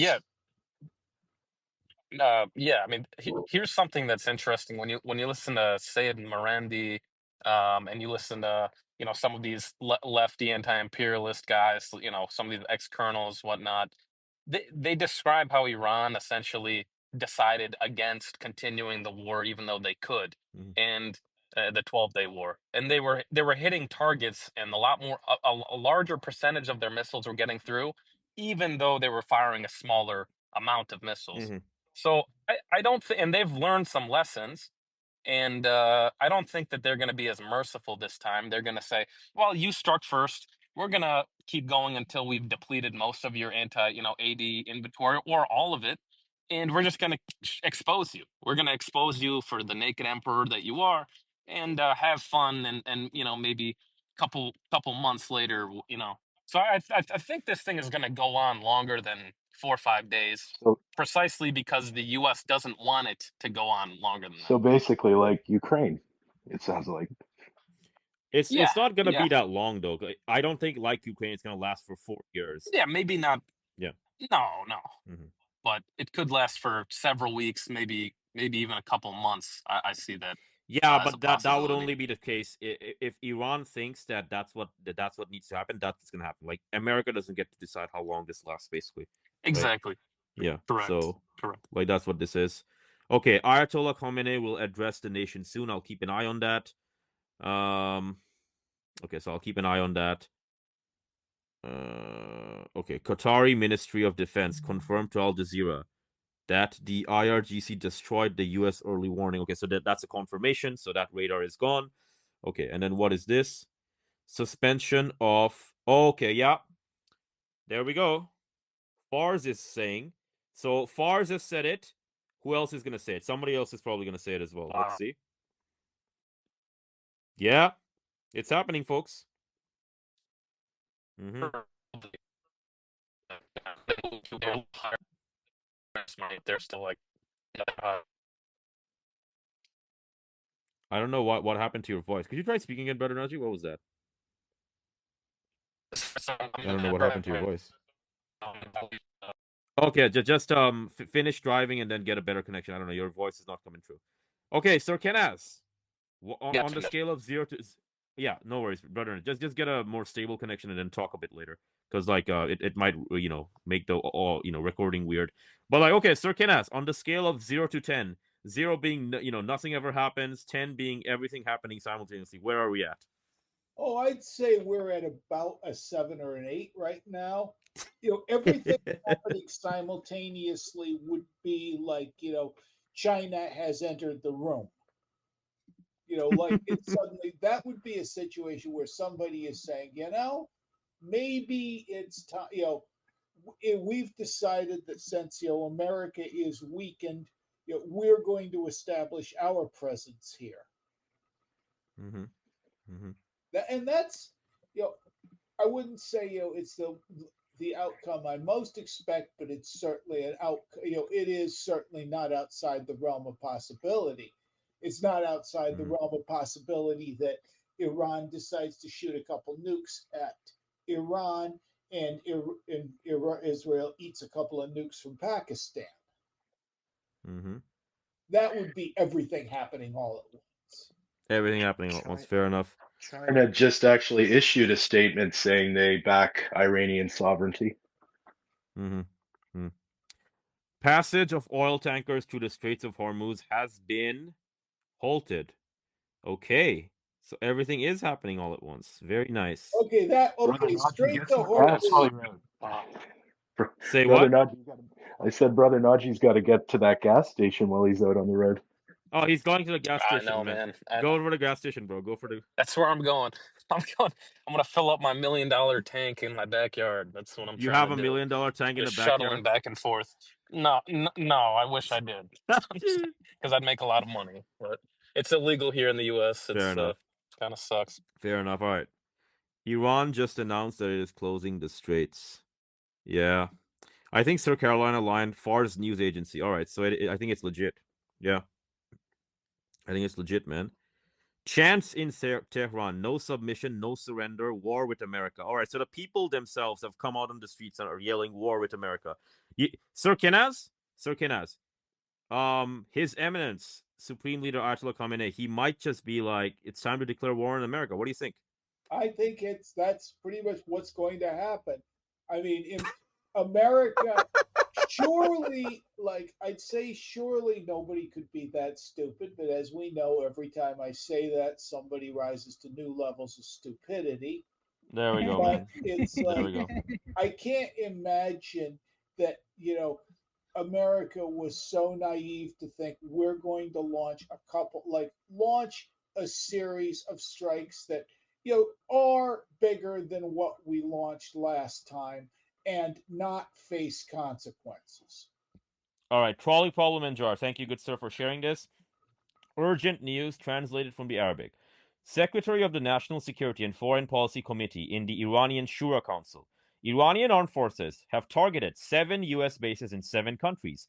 What we have done so far is merely an exercise, and the decisive response has not yet come. Well, yeah, obviously, because you're fucking shooting missiles in daylight, right? The best time to shoot missiles is at nighttime. So, there you go. Yeah, who's got their popcorn ready for a fatwa of jihad against the United States by the Grand Shia Marja'i Yeah. Ali Khamenei?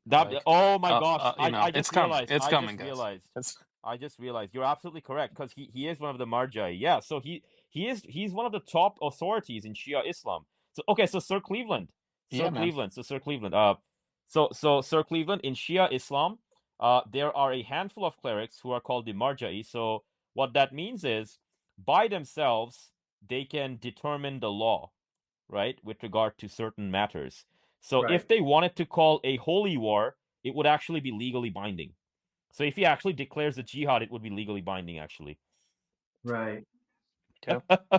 If you guys want to know, the last time that was declared was Ayatollah Ali Sistani in Iraq, and he called for a fatwa of jihad against the Islamic State. And what happened? You had, I don't know, maybe 120, 140,000 Iraqis immediately go to the local recruitment of their popular mobilization forces Wow. base, and they entered into service, and they went directly into the front lines like a week later.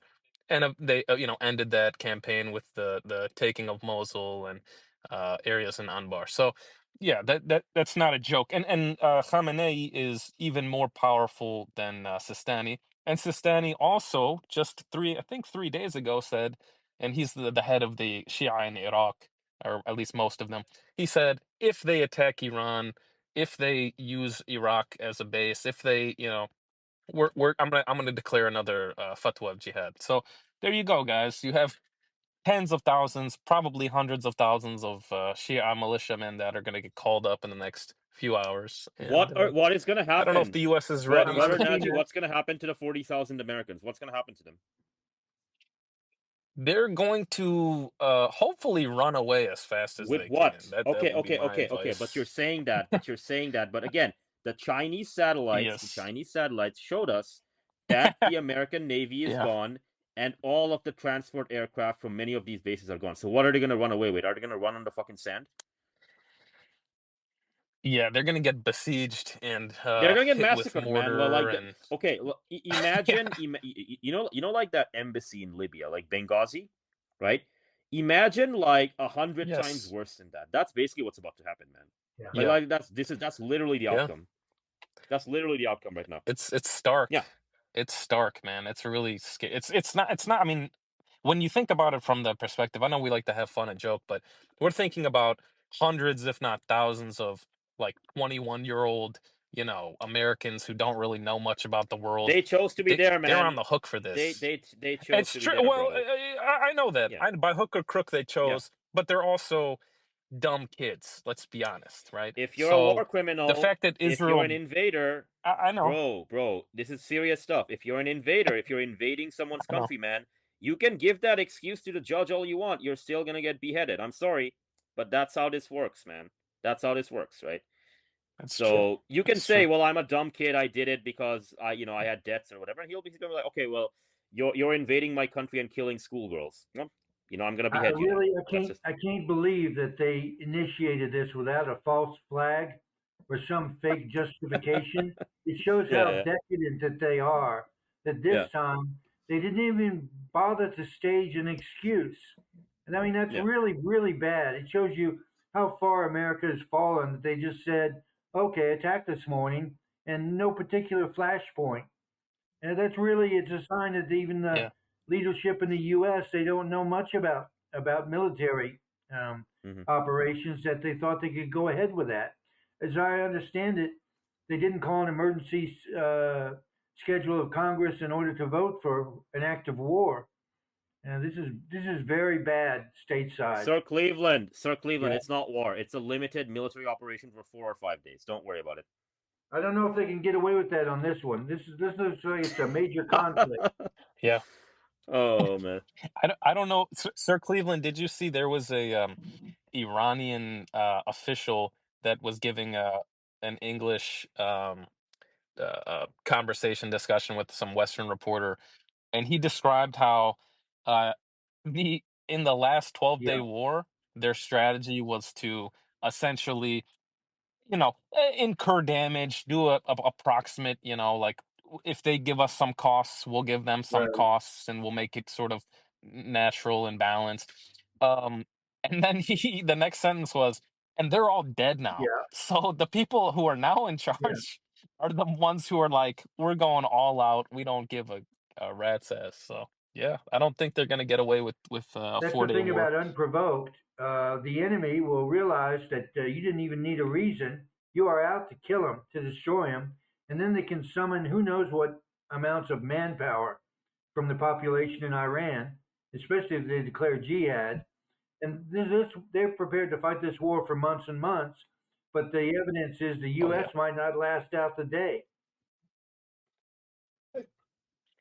Yeah, and then what happens to Right. Israel, right? If the US has to well, let's game this out. Like let's Yeah. just say in 2 months. Let's say the US has the capacity, they're trying to fight for a few weeks. They use most of their Yeah. air defense, they use most of their offensive capabilities, but they still try and do what they can. After whatever 4 or 5 days, their bases are going to start to disintegrate. Their radars, their defense systems are going to start to get destroyed. What happens next? I think this is the next logical conclusion is what happens to those bases in the Gulf, in Jordan, in those areas. Will you start to see riots and protests demanding the U.S. leave? I know that for a fact in places like Bahrain, that's going to happen because they have a Shia majority population. In Iraq, of course, that's going to happen because again, there are 100,000 popular mobilization forces, militiamen. They've had it too easy too long. In Jordan, what Too easy happens? too long. And if the Yeah, Middle East decides that's it, there's no more of this tacit acceptance of U.S. bases, period. right. If you want them, you can fight for them, and it'll turn out, yeah, we haven't been prepared to fight for them in 40 years. So that's it. No more U.S. in the Middle East when this is over. Yeah, that's a wild thought, but it feels like that's getting closer and closer. When you see the capability of these U.S. bases to defend Yeah, themselves, I mean, they don't have much that's it. capability, and as that erodes, as the general population wakes Yeah, up to that fact, they're just gonna start walking to the fence and throwing Molotov cocktails yeah. over the It's side. the Like neighborhood bully. these people have no The love. neighborhood bully for years has strutted around with nobody daring to challenge him. The first guy that challenges him is 4'8". He punches him in the stomach, kicks him in the nuts. The bully's out. He's unconscious. After that, his reign is over. You blew it by actually getting into a real fight, and people found out you're a Yeah. paper tiger. There's nothing to you. And I reckon that could change the dynamics in the world in ways that we can't even foresee right now. Here's something we need to consider. I agree. Here's something we need to consider, right? Let's say, for argument's sake, Kuwait and these other guys are cocked, right? But then they see video or images or whatnot of like Iraqi militias storming the American bases or like the Bahrainis lynching Americans or whatever, right? Like the thing is, actions are not simply verbal, right? You don't simply say things to persuade people. You also do actions Right. to persuade people. If you see violence and the infliction of violence on Americans, and suddenly, oh my gosh, these white Americans or these like Hispanic Americans or whatever, they're actually not the Ubermensch, right? Yep. They're just pathetic and they're running scared, man. Yep. It People doesn't with matter pink how hair. cocked. People with pink hair Yeah. getting blown up. That's not a good visual right there. Yeah. And the point I make exactly. And the point I'm making is that if you see that more and more, and you get like video of them crying in pain and their legs getting blown up, you know what's gonna happen, man? You can be the most cocked Arabian dictator or whatever. You cannot stop your people from storming those bases at that point because they're just gonna be like goaded into action. They're gonna be like, yeah, I can just kill the Americans and I can just do whatever the fuck I want. Like it's a lust for violence, man. It's a lust the for violence. It's gonna happen. unofficial militia they really can't control. So No. Again, sir, so enough. Like you're forgetting for the goyim, if they tweet something, it for them it means that thing is done. They have no concept thing is of done. real Exactly, life bro. at this point. Exactly. Okay. So I just did some numbers. Okay, so remember that radar that they took out in Qatar? Yep. Okay, so that radar gave the Israelis and the Americans 7 minutes of reaction time against the missiles. Okay, what do you think the reaction time now is without the radar? 2 minutes. 2 minutes. That's right. It's now 2 minutes. Yeah. Okay, yeah, that makes a big. And we're on the first day, gentlemen. We're in the first 6 hours, 7 hours. But here's CNN. The most Here's CNN. important All right, let's see. question of tonight isn't who's winning the missile exchange. It's whether that is actually the most important question. It is. Well, it's whether Iran is firing everything it has because it's strong or because it knows it won't get another chance. The speed and ferocity. Yeah, that's rubbish. Yeah, the speed and ferocity of Iran's response suggests either hidden strength or desperation. Analysts lean toward desperation. Last year's dude. Okay, yeah, this is like last year's. This is like fucking Goyim Cope, man. Yeah, oh my god. Last year's 12-day war already hollowed out Iran's arsenal. A third of their launchers survived. The air defenses failed completely. Tonight they're firing anyway. In Israel, sure it is. For months. Iran responded within hours, but responding fast and responding effectively are different things. Yeah, like, I mean, I couldn't smoke enough crack to come up with that statement. That's gold. What gold, they do is so funny. That okay, so like the Americans, they want to project their own disease onto others. They're like, well, obviously, whatever missiles the Iranians use, they can't just produce the missiles or build the missiles in the fucking missile factory. Why? Because us Americans, the greatest nation on God's green earth, we can no longer build these planes or whatever the fuck. Yeah. Right? Like, dude, he's building missiles every fucking day. Every fucking day he's building missiles. Every fucking day he's building drones. What the fuck are you talking about? Yeah. Huh? What the fuck are you talking about? Right? He can keep shooting for like 5 years if he wants to, right? And the reason for that is not just because of like wartime production surge, but also because his buddies in Pakistan, North Korea, China, and Russia would ship fucking parts over and shit. Right?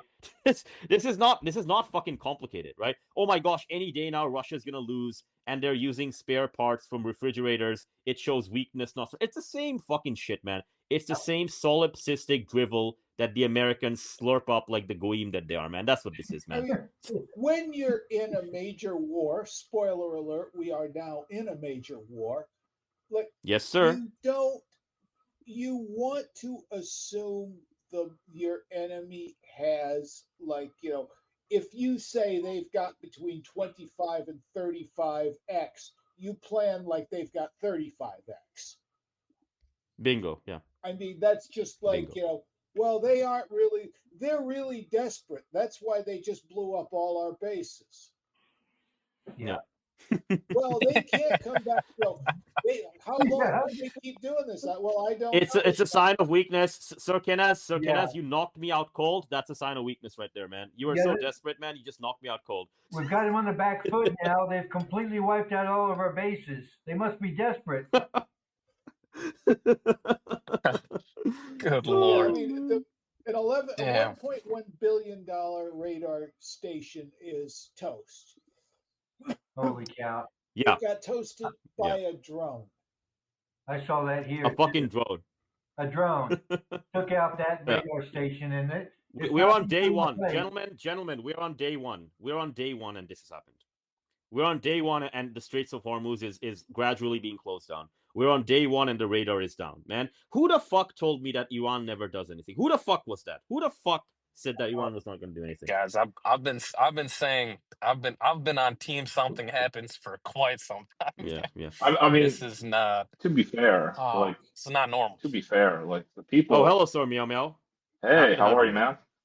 Yeah, to be fair, hello, like, good sir. How does it feel? How does it feel to be in the third Gulf War? How does it feel to see the third Gulf War?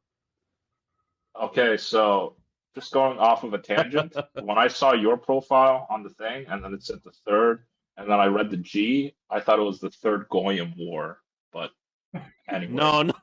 Well, that too. Yeah, you can include that. That's a description. That's a description, man. Oh, man. But shit, man. I was gonna say, like, I don't think that's fully fair because the people that the moderates in Iran, like, they're just killed, right? Like with They're just dead, man. the covert ops. So the problem that Americans don't understand is when you kill when you do all of this, and it's the same thing with Putin. Like they talk about Putin as somehow being the devil incarnate. I know I'm going off of a tangent, but he's really not. He's like very pro-Western. If he dies, the next person is basically is probably going to be incredibly hostile to the United States. Like the people that are waiting, and it's the dynamic I'm thinking is very similar in Iran. And I'm guessing the reason why the Iranians didn't back off is precisely because the moderates are all dead, or if they're not dead, they're marginalized. And then I was listening to a They've been tweet. discredited. Yeah. Yeah. They've been discredited basically. They've been discredited. Just Okay, so gentlemen, just 40 here on minutes the from now. TV, there's a Yeah. flash story now. It says Israel is under a state of emergency and has ordered its people into their bunkers. That's almost certainly as a result of at least a couple successful hits by Iranian missiles. So I gather that they've shut down all the real media coming out, but that tells you behind the scenes, Israel probably realized that they may have bit off more than their candy ass can chew here. 140. Okay, so 20 minutes ago, Yeah, 20 minutes ago, unconfirmed reports of Iranian cyber attacks. All right. 20 minutes ago, drone swarm launched 5-6 hours ago from Iranian airspace, expected to hit Israel in about 30 minutes to 1 hour, right? Iranian missiles are hitting targets in Saudi Arabia 5 minutes ago. More ballistic missiles inbound to central Israel. Yeah, what seems to be happening is they're using their older models of missiles from like 20, 30 years ago to eat up all the interceptors, right?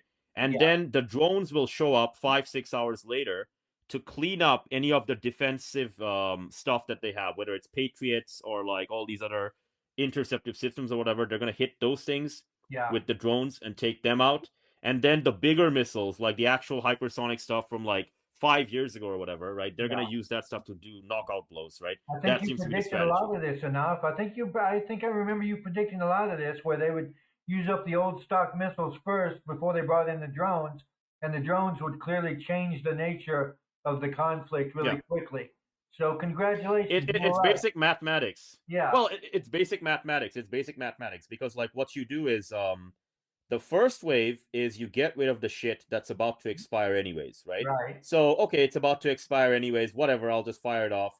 And this guy will fire his interceptors, eat up quite a bit, all right? He'll keep doing that for a while, but then 5-6 hours later, there's a huge bunch of drones coming in. So now he has to decide. He can do one of two things. He can let the drones hit him, and then his interceptor systems are taken out, right?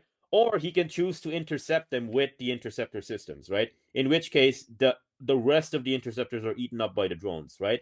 And the third wave is what finishes him off because nothing's going to be left, right? The third wave is going to be the modern stuff, right? Which is like 5-10 years old or whatever, right? Yeah. But that's kind of how you would do it with regard to these sets of things, right? Historians are going to write the things that you predicted quite a while ago. I think it was over a year ago. But the drones will turn out to be the thing that really altered the balance of the warfare when they were so cheap and the systems they took out were so expensive. And the United States didn't think their way through this before it started it. So I'm just curious. Did any of you mention the 2002 Millennium Challenge? Yeah, this was Von Riper. Oh, yes. Von Riper, and he commanded Team Red versus Team Blue. Yes, that guy, yeah. Yeah, so, well, two things. So I'm wondering what Von Riper is. I don't know if he's still alive, but if he is, I'm wondering what he He's thinks still of the around. whole thing. He's still around. I wonder what he So thinks Von of Riper, the whole thing. Yeah. So Millennium Dawn was about a amphibious assault and landing on Iran, right? They never called Team Red Iran, but we all know it's Iran, right? And so it's like the idea was we're going to use all these gadgets and famous weapons or whatever, right? And they did this with like, okay, well, we're going to give Team Blue latest state-of-the-art weapon systems that don't even exist yet, right? Namely things that are going to come out in 2007, 2008. And we're just going to give the fucking Team Red guys, they'll have a bunch of these heavy rockets, a bunch of these like shitty SRBMs, and their accuracy is like 500 meters and 200 meters and whatever. Like, this is gonna be a fucking cakewalk, right? And what happened was everything initially seemed to be working out well, right? America had ISR overmatch, electronic warfare, suppression of enemy defense, right? And so what von Riper did was he went full analog. The 5 call to prayers in every day that happened, right? He would not just use Morse code. He would use like 5, 6, 7 different layers of like ciphers and stuff to pass along detailed messages and coordinates and plans of attack. And so what ended up happening was he used a bunch of shitty technology from like 1970s to 1990s, like shitty heavy rockets and shitty SRBMs, right? He pinned down the ships. He pinned them down. Because again, these things are not accurate enough, right? 200 meter, 500 meter. Okay, and then Team Blue was laughing. They're like, "Oh, this fucking idiot. He knows he can't hit us with that fucking Soviet junk." And then all of a sudden, from the fucking cavern, a bunch of speedboats show up, 50 knots, 60 knots, 70 knots. It's like the Mosquito fleet, right? The Iranian Mosquito fleet. And what do? They fire off 1 or 2 of these shitty missiles. They get up close, right? They fire off these shitty missiles. Or if they can't get up close, they do what the Japanese did, which is they kamikaze hit the destroyers and shit. Long story short, Van Riper, he got a lot of casualties on his side, obviously, with human wave tactics, using naval militias and this kind of stuff. But he destroyed all 19 ships, and all 20,000 American sailors were either dead or in the water. Wow. And that's so he when caused Millennium 20 Dawn, and that's when the Millennium Dawn guy said, "Okay, time out, bros. We're just gonna resurrect all the ships and redo this exercise because this got out of control too fast, too hard, and that was unfair, man. I want to, referee. Let me take a move back, right?" I've been told Yeah, to so fake. I've been told but to the thing fudge the is, math. Sorry, go ahead. Go Neil. ahead, Sir Cleveland. Go. I just Okay, want go to ahead. say, Yeah. these times I've been told if I want to get paid, you better fudge the math for this demo coming up. Even if we don't win the sim, you fake the figures so we win the sim. Because you need a job, right? You want more money, and we can't pay you unless we get the demo through to convince the brass that the project can succeed. So what used to scare me to where I'd lay awake at night is I faked the math and fudged the Yeah. sim, and they still lost. Yeah, bro. Yeah, bro. That's Exactly. when you Exactly. realize the Western Yeah. nations have begun to fall away from reality. That they can't even Yeah. fake a sim so they win. Oh, They can't do anything. Like when they did that, like Von Riper, he was so pissed. He's like, "Fuck this, I'm out," right?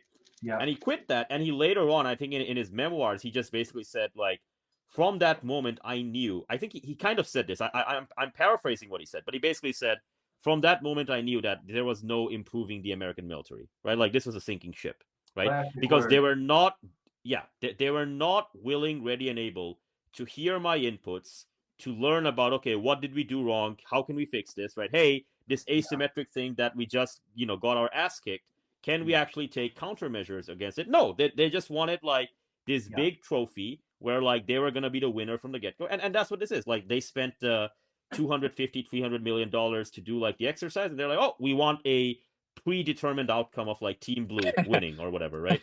Yeah. Which is not what happened, right? By the way, the Mosquito fleet, Iranian speedboats can reach speeds of not 50 knots. Sir Kenaz, what do you think they can reach with regard to speeds? 70, 80 Iranian knots. speedboats. 110. Oh, okay, that's pretty quick. So why is that important? Okay, why is that important? All right. I apologize. I'm going to nerd out a bit. I apologize. Okay. The average depth of the Persian Gulf is 200 feet. Oh, enough. That's amazing. 200 feet. Well, 200 feet is about 70 something meters, give or take, right? 60, 70 meters. Okay. If you have a big capital ship, even if you have something small, like an Arleigh Burke destroyer or whatever the fuck, right? Good luck turning it in 200 feet. Good luck maneuvering it. Good luck making it react, because that heavy son of a bitch is just gonna like, dawdle around there like a fucking snail. Okay. What's your competition, man? Yeah, the fucking speedboat that's going at 110 and that carries like 6 anti-ship ballistic missiles. Just like, come on in, America. Come on in. Come to the Persian Gulf. We're gonna show you what the Iranians are like. It's just like, It's so fucking funny, man. Like these fuckers, they actually think that the Iranians have not been preparing for this specific war for the last 50 years, right? They think, if Trump just yells loudly that in 4 days the war is going to be over, the laws of the universe themselves are going to like tweak themselves and listen to Trump's commands, man. Like it's just the solipsism, the goyimhood, the cattlehood. You just fucking laugh at this, man. You just laugh at this. Ay, ay, ay, ay, ay. Okay, Dana, 1 hour ago. Stop of tanker transit through the Straits of Hormuz. Monitoring of international traffic systems report the speed of tankers has dropped to 0. Reuters has reported European governments have asked. Okay, so there hasn't been an official announcement yet, but satellite photos are showing that the straits are about to be closed, I think. That seems to be what's happening. There hasn't been an official announcement yet.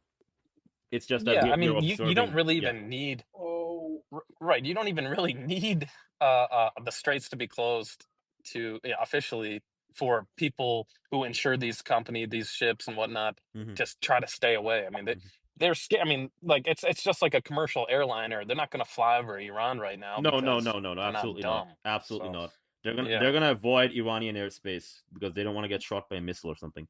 Hey, right? Breaking.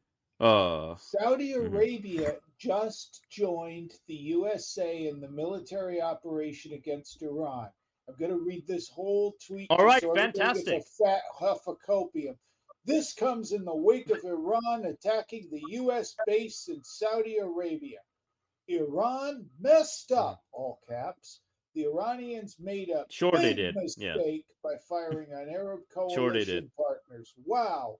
All caps again. Arab coalition. You mean the regime fucking is fucking cooked. like chihuahuas. Yeah, well, Yeah. I mean, The fucking chihuahuas of Israel and America. you've got pictures underneath this of Donald Trump in a boxing ring KOing Khamenei. Mhm. Let's see. Yeah. You've got like all these, the entire Sunni powerhouse coalition is now coming after Iran. Yeah, sure thing, buddy. Okay, I mean, as a member of the, can we get your They're official? winning the AI CGI. In CGI, they're winning. Yeah. For the AI war. Sir Kenas. You know what Iran's gonna do now that Saudi Arabia has joined the fight officially? What are they gonna do? What do you think they're gonna do? They're just gonna hit the oil refineries. Oh, okay, Saudi Arabia. All right, man. No more oil for you. Goodbye. Good day, sir. You lose. You get nothing. Goodbye. Well, I mean, I take that just seriously. Just hit the civilian part infrastructure. Of the entire Sunni powerhouse coalition coming after Iran, so you would probably know better than most. Sunni powerhouse coalition. Let's see. All right. Bahrain. Bahrain is Qatar. Wait, they're just somebody. Qatar's gonna kick Iran's ass. They sure just also fired into Jordan, Kuwait, Bahrain, Qatar, Iraq, and United Arab Emirates. Okay, yeah, all of which have like huge armies that are really just going, all of them have huge, like in Qatar, I think. Yeah, go ahead, brother. The UAE and Saudi Arabia invaded Yemen. They funded proxies. They used their own soldiers. They bought mercenaries from Sudan and elsewhere. And they got their ass handed to them. There are so many videos on Reddit. If you go to Reddit combat footage, you can just enjoy video after video of Saudi personnel just being breaking news, completely routed and surrendered. Yeah, breaking news. Just to add something. Wonderful. To Sir Kenas. Yeah, we're gonna definitely watch it. Okay, breaking news: public relations. Islamic Revolutionary Guard Corps (IRGC). The U.S. Combat Support Ship (MST) sustained serious damage from IRGC naval missiles. Other U.S. naval assets are within range of IRGC missiles and drones if the attacks continue. All right, Sir Kenas, how many more hours till one of these ships sink? Oh, I'm guessing we're going to see a sinking within the next 48 hours. Sir Cleveland, what do you think? How long do you think it's going to take? Next 48 minutes. It's 48 minutes. It might happen. Yeah, it might happen. Yeah. Oh, dear. This is hilarious. If they're dumb enough to bring them back towards...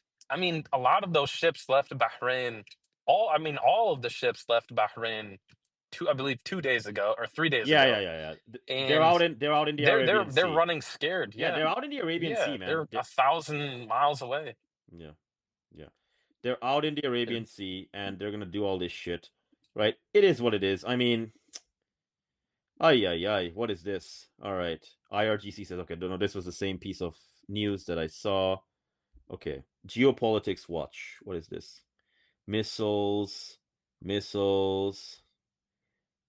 Completing an extensive wave, blah, blah, blah. Nobody cares about this. All right. We're familiar with hearing. This is from Unusual Tales Breaking. The Trump administration. I can't hear you, my friend. Your connection is kind of wonky. Maybe fix it a bit. We can't hear you. It's like really buzzing around. Yeah. I don't. It sounds like you're far away from the mic. Yeah. It sounds like a weird radio transmission or whatever. I'm just checking what else is on here. Okay, Iranian Foreign Minister Arakchi, 14 minutes ago, we are attacking American bases in an act of self-defense. Obviously, we cannot just sit and watch as they attack. Exactly. Okay, targeting of Mossad's Galilot base. Ooh, this is fun. This is very fun. I'll send it via chat. Actually, no, I'll send it via copy link, and I'll just copy this. A lot of things are happening, gents. Whenever you see breaking news, just say breaking news and say what's happening, right? Because like Breaking news. Am I sounding better? There we go. Much better. Much better, good sir. Okay, I got some breaking news. Go for it. Familiar to us all to hear this, but this is from Unusual Wales. Breaking: the Trump administration, quote unquote, misrepresented intelligence in making its case for attack on Warner. So, yeah, misrepresented the intelligence again, huh? I wonder who was piping that intelligence to them. Trump misrepresents Good intelligence God. every time he opens his mouth. What's new? This isn't news. Ba-boom. There we go. There we go. Iranian. So yeah, I mean, I think this is going to be bigger than the 12-day war. There's no question about it. You know, the 12-day war was the warning shot. Yeah. And it's like, yeah. Well, let me go ahead, Sir Kenneth. No, I mean, go ahead. Okay, yeah. Before Brother Ahnaf, you give your description of hopefully the destruction of a Mossad base. I just wanted to throw this idea out there, and this has been my thinking for about 2 years since Israel attacked Iran for the first time, and then Iran responded with, we all remember, like 180 ballistic missiles streaking through the sky, hitting Nevatim Air Base. Yeah, Just exactly. absolute theatrics.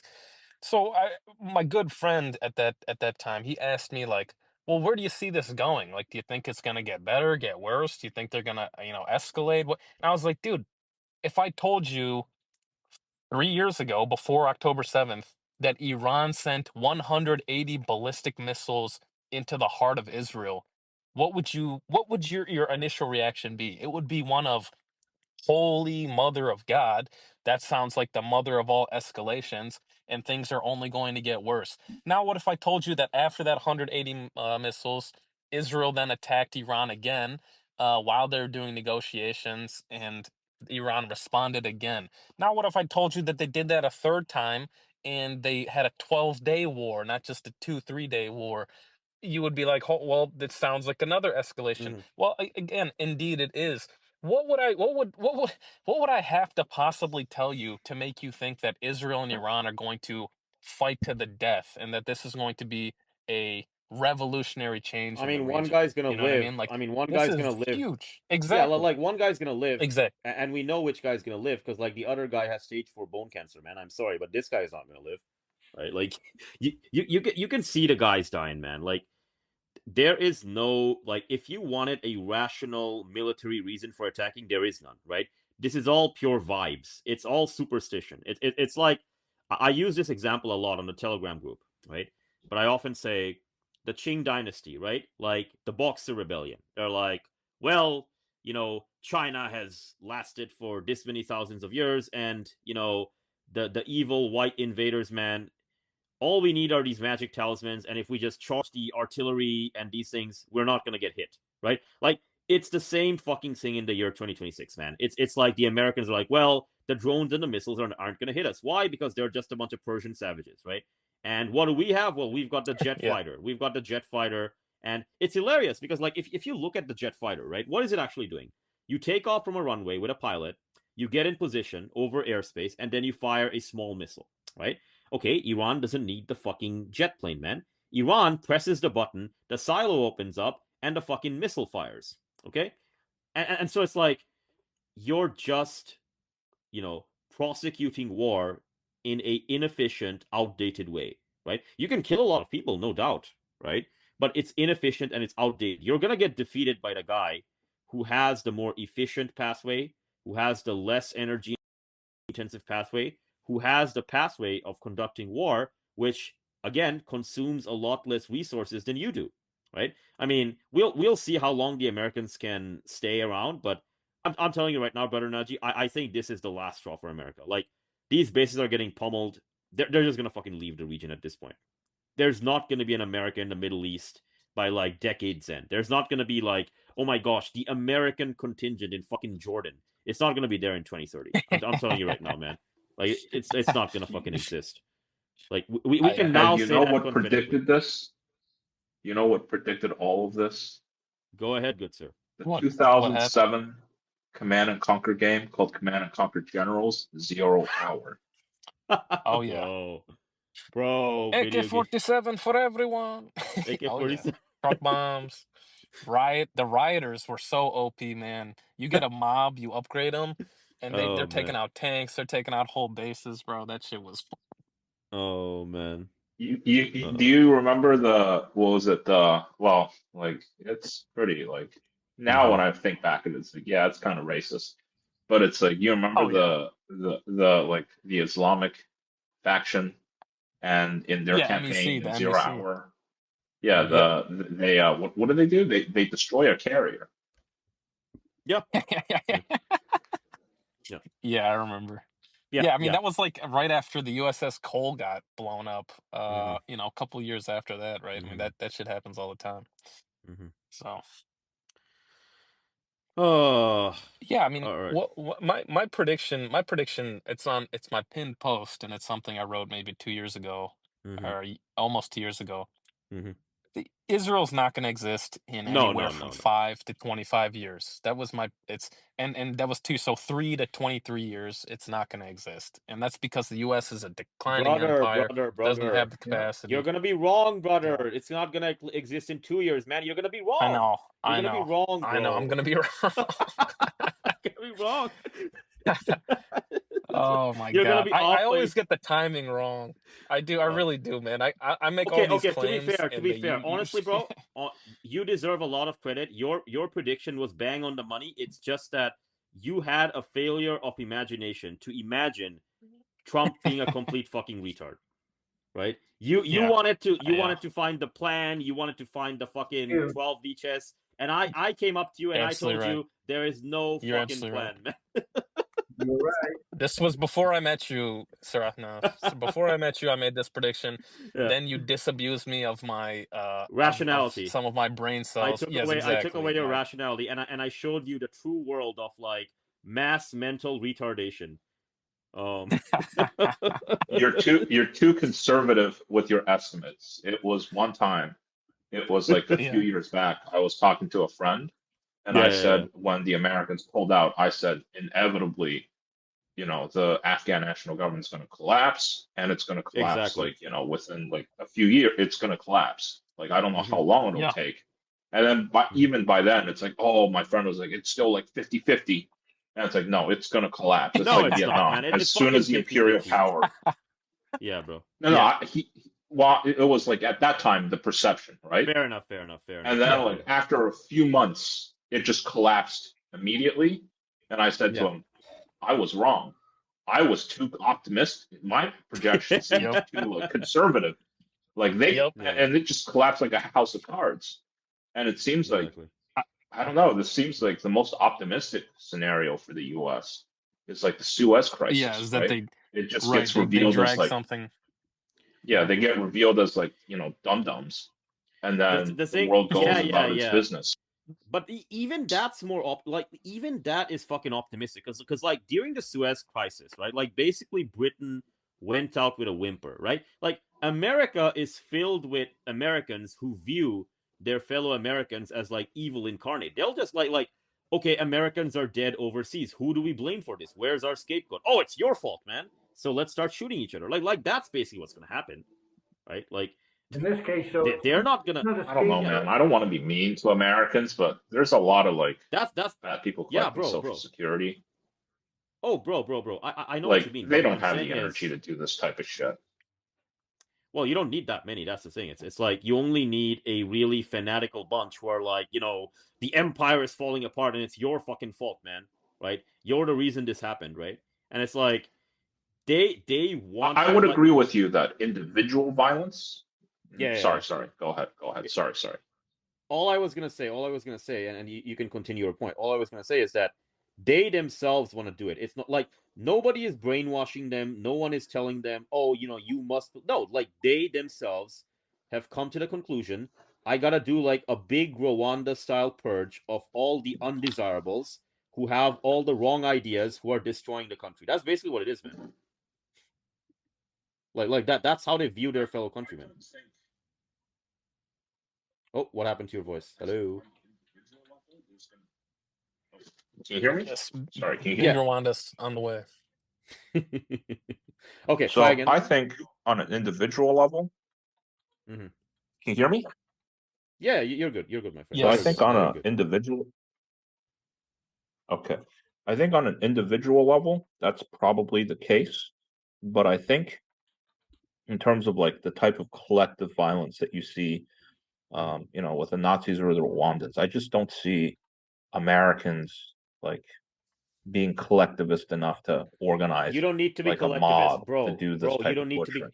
you don't need to be collectivist. You just need to not have food and water. See, this is the fun part of looking at sociology. You don't need collectivism, man. You just need the energy prices to hit the magic numbers, right? This is the fun part. It's like enough America. Well, you don't need ideology. You don't need collectivism. You don't need ideology. You don't need anything. Like what did Sir Cleveland say? Food and water.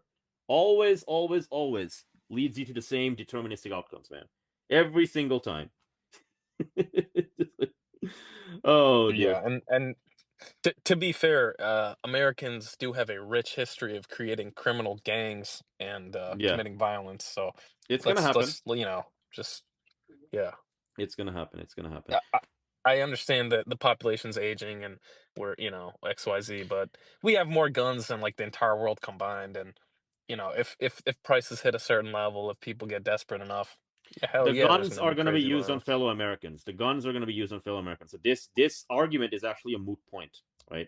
Because like a lot of people think that it's gonna be used on invaders. No, man, it's gonna be used on fellow Americans because that's what Americans themselves want, right? They want to rid themselves of their evil neighbors. Okay, what does Sir there's no Cleveland say? The homogeneity of Trump anyone phenomenon. to unite Yeah, them. the Trump phenomenon is over as of today. Yeah, exactly. You're absolutely. Oh, okay. Interceptors are being fired over Tel Aviv right now. Another wave incoming. And according to the narrator from open source intel, sky over Tel Aviv has looked like this all day. Okay, so they have Perfect. 400 interceptors and they've been firing them all day. They're showing two of them Yeah, I mean, going, I three don't of think them going off in this clip. they'll run out. There's breaking news. Yeah, go ahead. Go ahead. Breaking news. There has been a direct Iranian ballistic missile impact in central Israel 10 minutes Oh ago. wow! So that Ooh, goes to show the point that you're describing, which is they're using up their interceptors Where faster did you than see that? Can I ask you where to find? I've been looking. I didn't see so that. yeah, sure. I follow this account AMK Mapping. Right. mm-hmm. He does excellent open source mapping of the Ukraine-Russia Yeah. conflict, and I would give him like a 95%. Mm-hmm. It's not like he knows everything, but he rarely lies, and he usually has solid If they're sourcing. So hitting, Eddie, if they're I reaching can the put that. center with the missiles, it means they can hit any part of Israel. So if they can reach the middle, they can reach Yeah. any of it. Well, it's turning Yes. out to be as bad as Doom Squad said. I reckon the Yep. Israelis Yes, are so sir. Here, I'll. stupid. It won't be until they start to take heavy casualties of their own, that they'll begin to realize that this was a terrible mistake to provoke the U.S. into doing this. But the Israelis in their way are crazier than the United States, and the two of them together are just a Exactly. pair of madmen. Well, I remember one of Yes. the last Iranian missile attacks of the 12-day war was on an apartment building in Tel Aviv, I believe, Yeah. in an Yeah. off. I think it was Beersheba. I think it was Beersheba. Yeah. I Right, think and you're it was correct. Regardless. that was the one where the off-duty soldier, the Yeah. Israeli public, like lost their mind, like exactly like where they have no appetite to sustain major, Yeah. you know, Why? The losses. Israelis probably Yes. wondering, Yes. all this greater Israel, Sturm and Drang nonsense. Is that really what we wanted from Israel? Did we really want to conquer the whole Middle East? Especially now, Israel is still not self-sustaining. They haven't operated at a profit in over 100 years. Is this a good time to start a war like this? So I reckon Israelis themselves, they never wanted this. IRGC General Ibrahim Jabari warns the USA, "We are ready to fight you for several years with the most advanced weapons in our stockpile." Yeah, Chief, you let them know. Woo! There we go. Yeah, baby. Oh my gosh. Yeah, no, I mean, this is You just know, a complete to your shit show, guys. to Go your ahead, man. point, Sir Cleveland. If yeah, it is 100% a shit show. There's a. I mean, 6 months ago, if you told me that, Bill Gates gave his wife an STD from a Russian whore and then tried to and asked Epstein to like, Yeah. help him drug his wife with the antibiotics, I would have been like, that's a little, I mean, it's possible, but that's a little crazy. Like, Yeah. Things have changed. but Yeah. now, so things have changed drastically, right? And it's kind of funny when so I learned about the Mer Kahana and the Kahanist messianic, eschatologically focused and driven Israelis about 2.5 years ago when I started really digging into what the hell is going on. And it turns out there's a significant faction of Israelis that truly believe they're going to like kill a red heifer, bring about the Yeah. Messiah, Yeah. create some kind of an insane global thermonuclear Yeah. war in order to, you know, uh, come Breaking back from the news. sins they've committed over. I mean, it's Breaking insane. Yeah. news. Yeah. Breaking news. I'm sorry, brother. I'm sorry. I gotta interrupt you. Breaking news. Gulf No. oil and economic infrastructure in Dubai, UAE has been hit. So Iran is now hitting the oil infrastructure. Woo! Yeah, baby, let's go. What Woo! can you link that, Sarathnath? Yeah. That's fucking crazy. Iran was not Woo! lying. They they Let's said go, like baby. whatever Woo! they said, Yeah. look, nothing ever happens with Iran, right? And they kind of Yeah. proved that a couple Oh times. my They did god. small strikes, they did Oh my god. commensurate balanced strikes. Now they're just blowing everything up, and Yeah, this is it's wild. this is like, honestly, man. Oh, this makes it even better, man. This is the best. Najee, Iran should fucking, I think that the yeah. every day that the idea that the Jews have, their hubris is so great. They believe they can force the hand of the supreme being. It's like Jews, Yeah.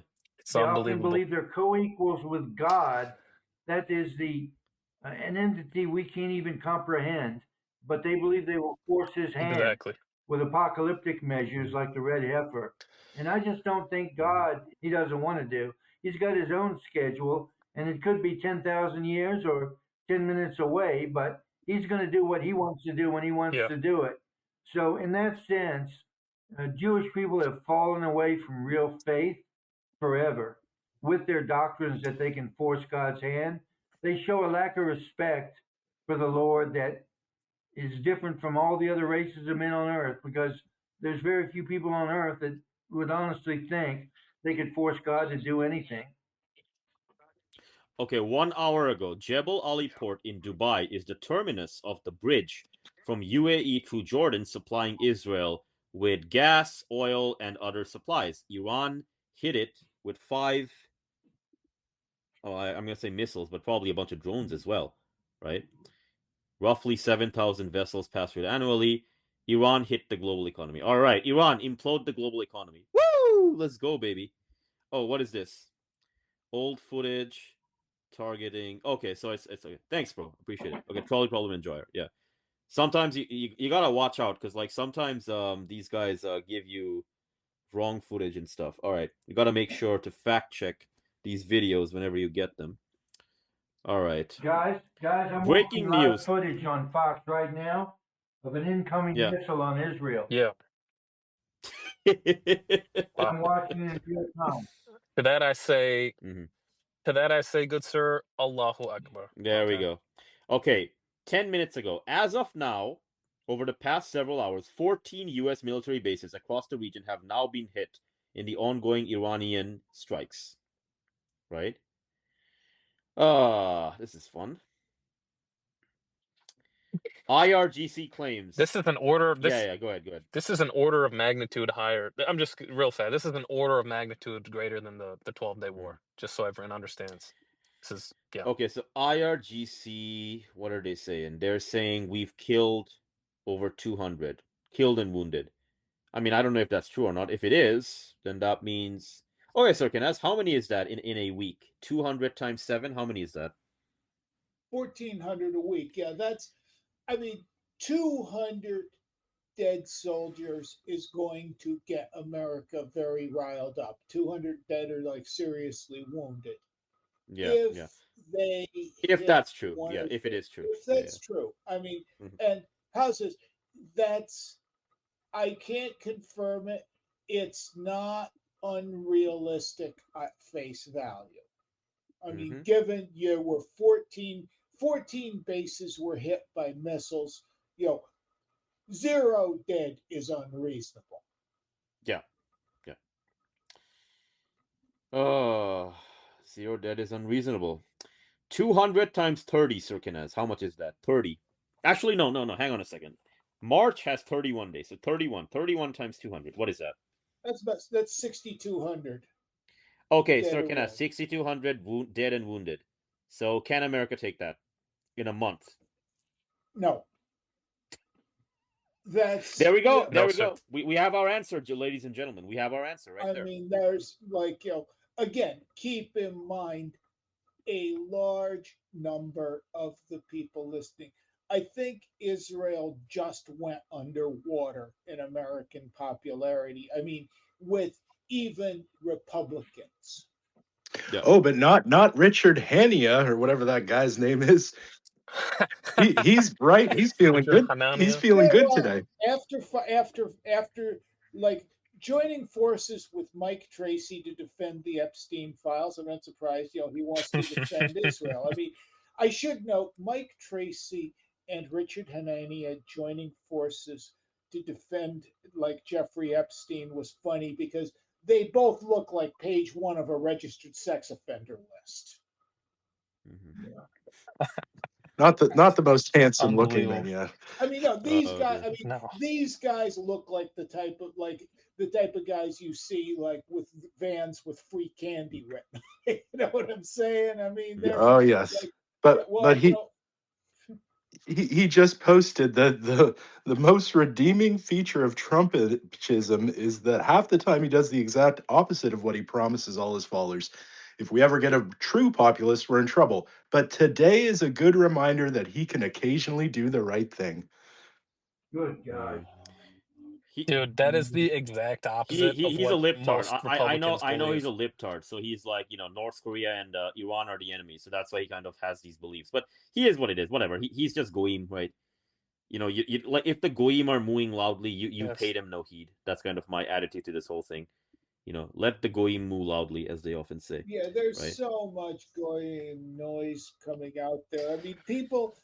I wonder how long it's going to take before they understand that. Okay, this is going to be over in a week.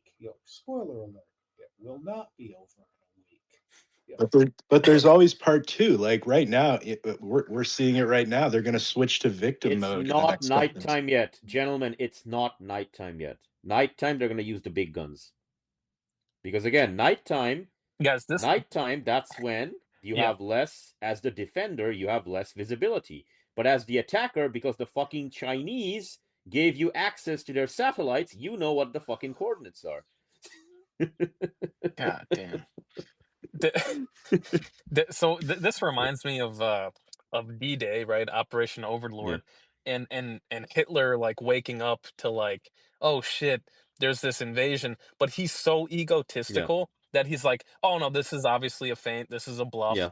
and then all his generals are like, sir, there's literally like 10,000 ships that we can see. Like, if this is their bluff, we're kind of screwed on like a real attack. They've already landed 50, 80, 100,000 men. Like, can we please? And he's like, no, this is a bluff.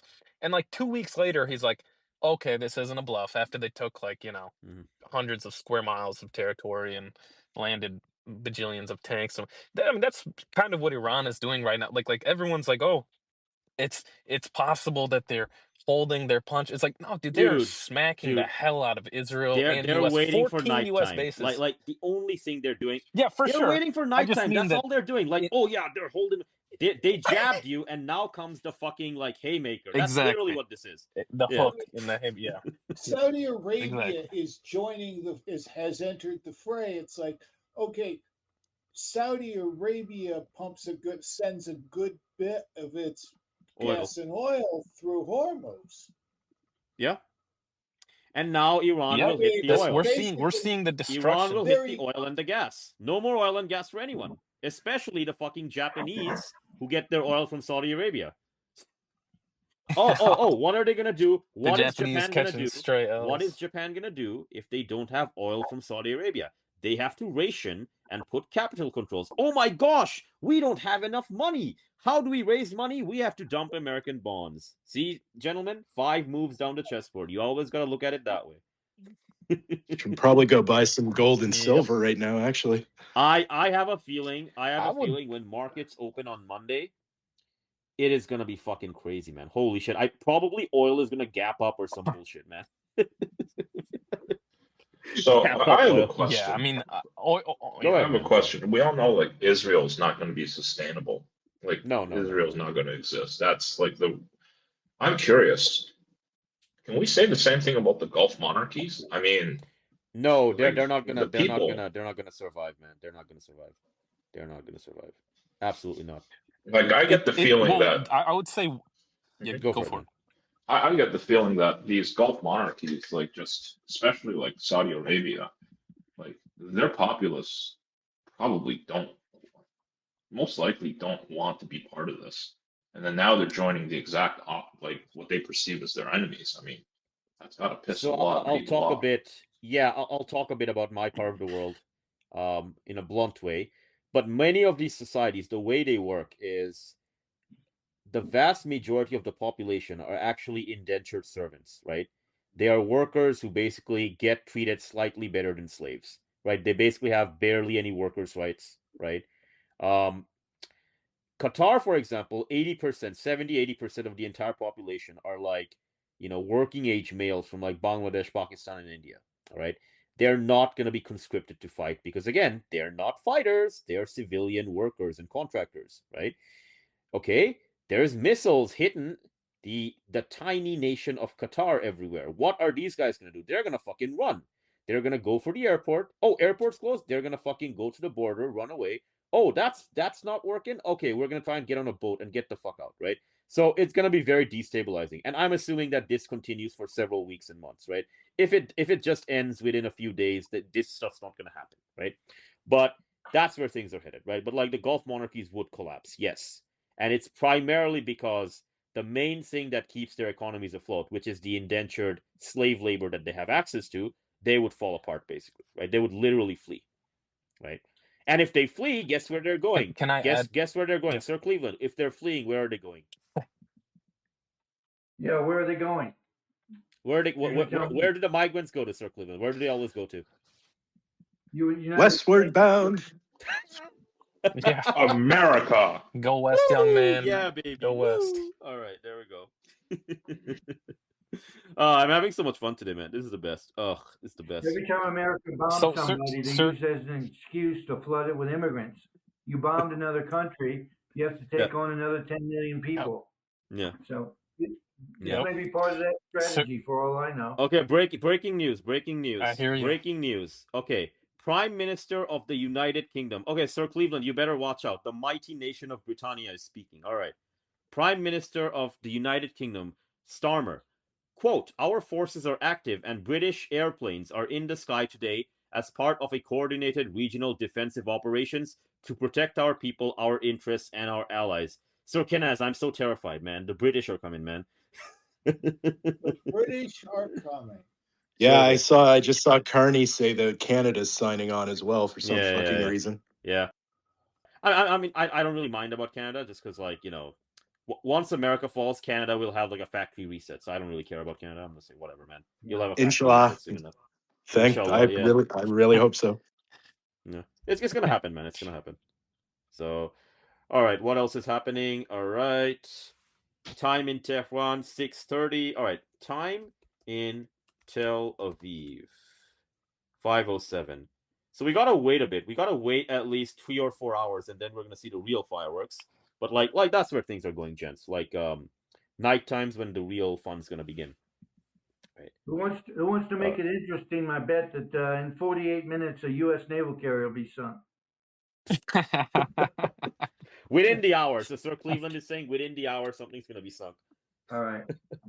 I like that approach, Sir Cleveland, just hour by hour. Yeah. I'll give you a free Hour by voucher hour, for something. Taco Bell. Yeah. I got a voucher for Taco Bell. I'll send you a Breaking news. Okay, breaking hours. news. Okay. Breaking news. World Trade Center in Dubai, United Arab Emirates, near the Burj Al Khalifa, largest building in the world, has been hit. I saw it is 1.6 kilometers away from the Burj Khalifa, which is about 1 mile, a little bit over.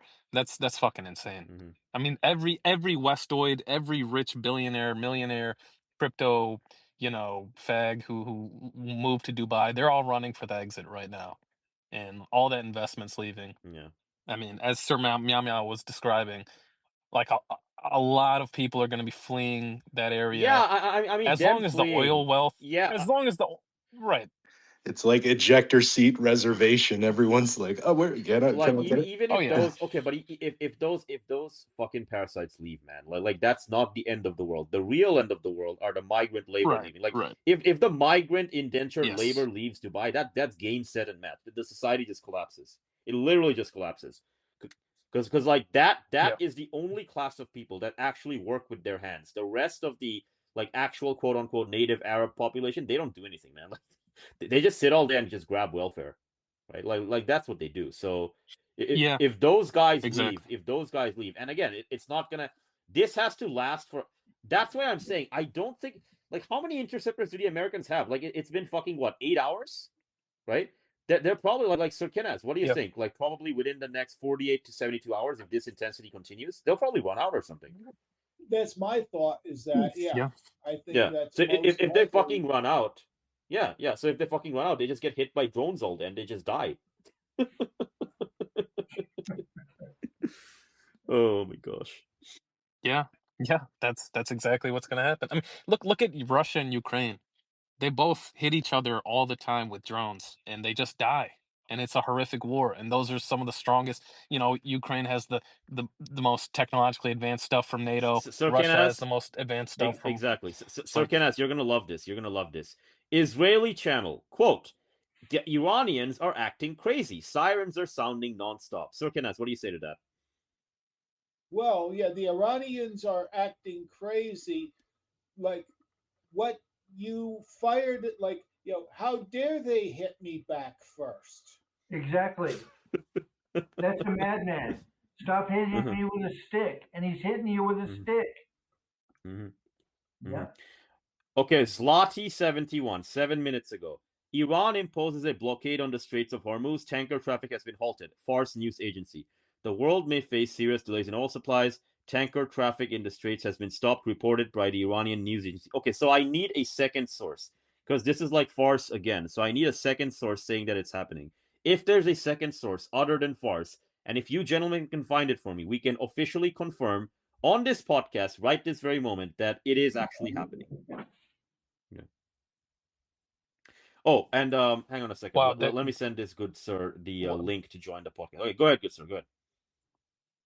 I was just saying, this breaking news. A picture from Kuwait International Airport shows a massive hole in the ceiling and large destruction in one of the terminals. So that's from Faytook's news, which typically is quite good. If they have to evacuate people on the ground, that's a lot of people. So that was kind of a clever Exactly. move to hit the airport, because a lot of those bureaucrats and Yep. administrators, they're going to expect to fly out, and they may not be able to do that if even the civilian airports are destroyed. So apparently Iran's got some Yeah. smart people fighting this war. Yeah, yeah. Yes, Kuwait they do. Kuwait International Airport has been hit by drones. Okay, so they're going to, all right. So now Iran is going to use the drones to shut down the infrastructure, basically airports, fucking desalination, fucking oil. They're gonna shut down the baby, basically. Woo! Let's go, baby. All right, shut it down, burn it down. The pool is Pool is closed. closed, bro. Pool is Pool is closed. closed. Oh my gosh, what is happening? All right, let's see what Aria J. Habibi, we came to Dubai. He's enjoying himself. All right, what else is this? Iranian missile impact hitting U.S. assets. Yeah, that's what's happening. Dang. Yeah. 14 bases have been hit, Sir Cleveland. 14 American bases. It's as 18 minutes ago. Always said on here. It's as bad as we've always predicted. Mhm. Part of me was hoping maybe the first 5 minutes they're going to suddenly produce orbital super weapons and just incinerate everything. The Goy beam. The Goy beam. Unleash the Goy beam. Yeah, obviously, they don't have any of that stuff. It's Nope. like Hitler calling for his Wunderwaffen, in the last days in the bunker, promising the secret weapons would be here soon. He was full of crap too. He had no secret weapons. They were all just demos, if that. So America, if all they have is what Anaf and I have talked about on paper, they grabbed the wrong end of the tiger. It was a really dumb move to start this war. It's only the first day, Sir Cleveland. We're gonna have lots of fun with this one. There's gonna be Do you lots think of fun on this America's one. going to pull out the super secret weapon on the next 48 hours?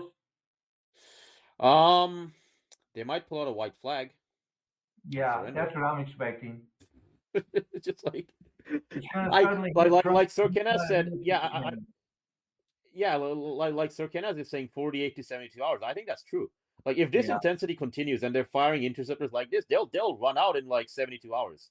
Like on day 4, day 5, they'll be like, yeah, man, we're out. We're fucking out, and now Iran can just hit us with like fucking drones. Yeah. So there's a good chance exactly. for day 5. Go for it. Not only will they be out of interceptors, the Americans. I mean, I kind of feel like that day, this is just the beginning. We're just going to do a 4 to 5 day strike this time. Is like that was intended as a parachute. I can't imagine, they're going to want to stick around. I mean, within the next 48 to 72 hours, you could see a carrier sunk. They may be like, yeah, we've got to come and stop and, regroup. We've made our point here. And, I don't think the Americans are going to stick around in the event of a fight. I mean, I know the Israeli strategy is America is going to fight alongside us, and the Iranians are going to rise up with regime change. And I think that's a 0 for 2 strategy. Yes, sir. U.S. officials told Fox News. All right, Sir Kenneth, you're going to love this one. All right. We have effectively eliminated Iran's air defense system. Iran's response was ineffective. Sir Kenneth, what do you say to that? Well, it looks reasonably effective so far. And like, how many times have you blown up that air defense? I mean, you shut down their nuclear program. You blew up their air defense. You've made you've defanged them. How many times now? Yeah, like twice or thrice already. This wheel. The craziest thing is that once the U.S. runs out of interceptors, their air bases are sitting ducks. They don't have reinforced concrete structures or shelters. No. they're screwed. So none of this makes any sense. The thing they It's should be fucking worried retarded. about, the thing they should be really worried about is they run out of interceptors. Let's say Sirkinaz is correct, and I think he's absolutely correct, right? Day 4, day 5, they keep this tempo of operations, right? And they run out on day 4, day 5. Okay, so then the drones just hit the Israeli power plants and the desalination plants, man. Like, that's how you create maximum chaos. And then Hezbollah attacks from the north. There we go. 1-2 punch. Right? I mean, in terms of the American bases, yeah, I mean, you could probably sink. You don't even have to sink the carrier. You can disable the flight deck and you can sink a destroyer or something. But like that should be more than enough casualties to make the Americans go, yeah, do we really want this? Maybe not. Maybe not. All right. What's going on here? Iranian missiles spotted over skies of Jordan. Unconfirmed. Aircraft carrier. Okay, it's unconfirmed, so I'm not going to report that. All right. Iranian attack hit the Palm Hotel and Resort in Dubai. All right. Hotel is getting hit. All right. When they're hitting Dubai, it's like, yeah, it just makes me laugh. Bro, Allahu Akbar is all I have to say. Fuck Dubai. Yeah, like this is like I know I'm trying to fast right now, but I have to curse sometimes. What They're literally Satan. I've noticed something when Islamic societies go secular, they just go full head on decadence in a way. I mean, it's almost like, the West was sort of inured to this because we had a couple hundred years to get exposed to it. Yeah. But it is like Dubai. I'm like, Dubai is just a sinkhole of moral decadence. Yes, sir. Iran launches pure hedonism. Oh, it's the big guys. This is probably the Sedgil or some one of these like 1.5 ton guys. It's been launched. Ballistic missile launched near Qom. I'll send it in the Telegram group. Ooh, bro, that is it's those big guys which make like condensation trails as they're passing through the sky.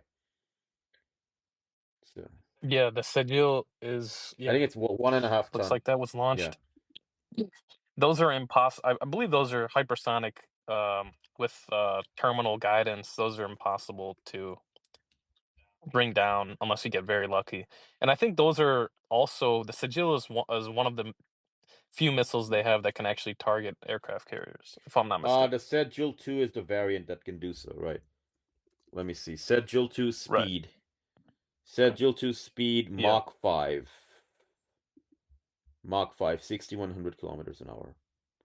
Okay. How far is the USS Gerald R. Ford or the Lincoln from Guam? Very far. So from Qom, it's kind of hiding behind the Oman coast. At last reported, so several hours ago, but it's fairly far. I think it's like 1,300 kilometers or more. And then the Gerald R. Ford, there was a post that said that it arrived to the area of Israel, like Israeli waters. But then there was another post that said it was geolocated in between Crete and Israel, like closing in on Cyprus. So that's still significantly far. It's another 500 kilometers or so from Israel. So I'm not 100% sure, but they're fairly far. But I think the Lincoln is still within range of the Sigil 2, I believe. Third worldist CRISPR tech. This is the most avalanche of crazy shit in a short time I've ever seen on Twitter/X. This is way harder than early 2022 Ukraine. Yeah, it is. Oh, man. This eclipses the Ukraine already. It's like that's not even important compared to this. Yeah. American forces are directly being attacked, right? American bases are directly being attacked. Not only that, there's probably casualties. Fox News is not speaking the truth. Sorry, guys, right? So there's dead and wounded Americans. Obviously, fog of war. We don't know the exact numbers, right? But again, Trump has to choose. Option number 1, declare war. Option number 2, pussy out. It's a binary choice at this point. Because American service members are dead, American bases are hit. Binary choice. You can pussy out, show everyone So you're not an empire, you're just a little bitch, right? Or Yeah, you can fight the war and you can be defeated. Pick your yeah, poison. yeah. yes. There we go. Go ahead, brother. Those What were were you his gonna say? options before he started it. Before he started it, I'm sure he's got military counsel that told him that it's going to be your basic two options: fight it and lose, or surrender and still lose. But I don't think he listened to them. He started it anyway. Mm-hmm.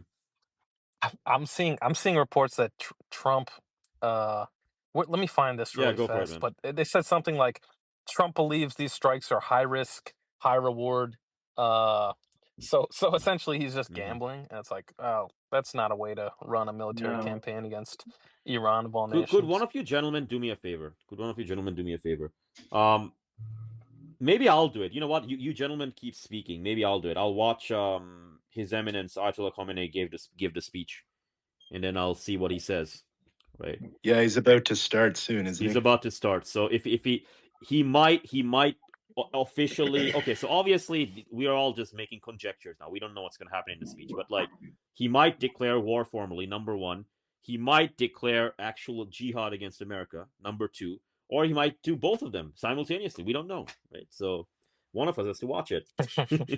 And the other co-host, my lovely co-host Sir Kinas, can continue the conversation on this lovely doomful day where obviously nothing has happened. Nothing burger of a day. Yeah, nothing burger of the day. Nothing ever happens. It's, certainly this is all staged, all AI. No real bombs are falling. That I just and also Trump has been kind of like absent the last few days, right? Since that State of the Union, he hasn't been as vocal or publicly forward facing. So I wonder what will come from him in the next few hours. God, the deep state's actor is getting very old and very tired, and Yes. he likes to fart on camera now, and just, I mean, the guy, how is he gonna sell this? Like, I mean, he'll find a way because he's a master at it, but like, how are you gonna sell this to like all of the right wing people where you were like, oh, no new wars, and then you fucking start a brand new war, and now you're getting smacked around. There's missiles flying into U.S. bases. Like, how do you possibly sell this as some kind of like, to your base? Like, oh, the Ayatollah. No one even knows what an Ayatollah is in the United States. Like, it's ridiculous at this point. The threat of the intercontinental ballistic missile is what I guess they'll have to use. Yeah, that's pretty weak. I mean, North Korea's had those for what, quite a while. They've been able to hit California. Oh, just and so one thing for the politically minded folks out there, do you think the Democrats are going to be able to get away with being like, well, we were against the war, even though clearly like majority of them like stood up and clapped when Trump, during the State of the Union described being harsh on Iran and whatever. Like, do you think they're going to be able to skate by and be like, oh no, this isn't our war? It appears they might try that. It's funny, but it's Uh, like they might try that dumb It shit. always surprises me that they don't take the opportunity in situations like this to set themselves apart and use this as leverage. But everyone seems to be in this like Lindsey Graham type mindset where they're just all about this war, and that's why I always think like it's obviously a Zionist occupied government because like that they just do Yeah, every party like Biden. I was like, I can't believe he's endorsing this fucking genocide. Oh well, and then to go to hear that Trump was going to stop the wars, not that he would. Yeah, I don't know. I just think like they all just kowtow to Israel or red heifer to Well, Israel. I can say. if Does you anybody know reach when the speech is gonna basically, be? Do you know when the speech is gonna be, or have you found a link? Or I'm trying to find the link and trying to figure out where the speech is.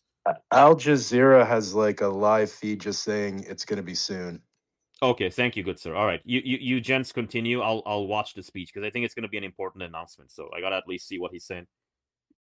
Uh, no, I will say this: if you're in the U.S., like in the political establishment, basically you have to subscribe to Lindsey Graham's worldview, or you're just not going to go up basically the promotion ladder.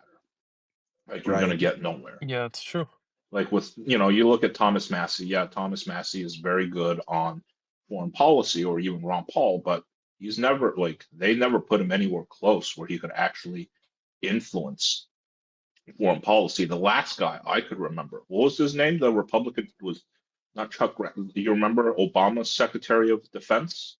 I forgot his name, but he was a Republican, and he tried to cut the Oh, military, and people just gave him shit for it.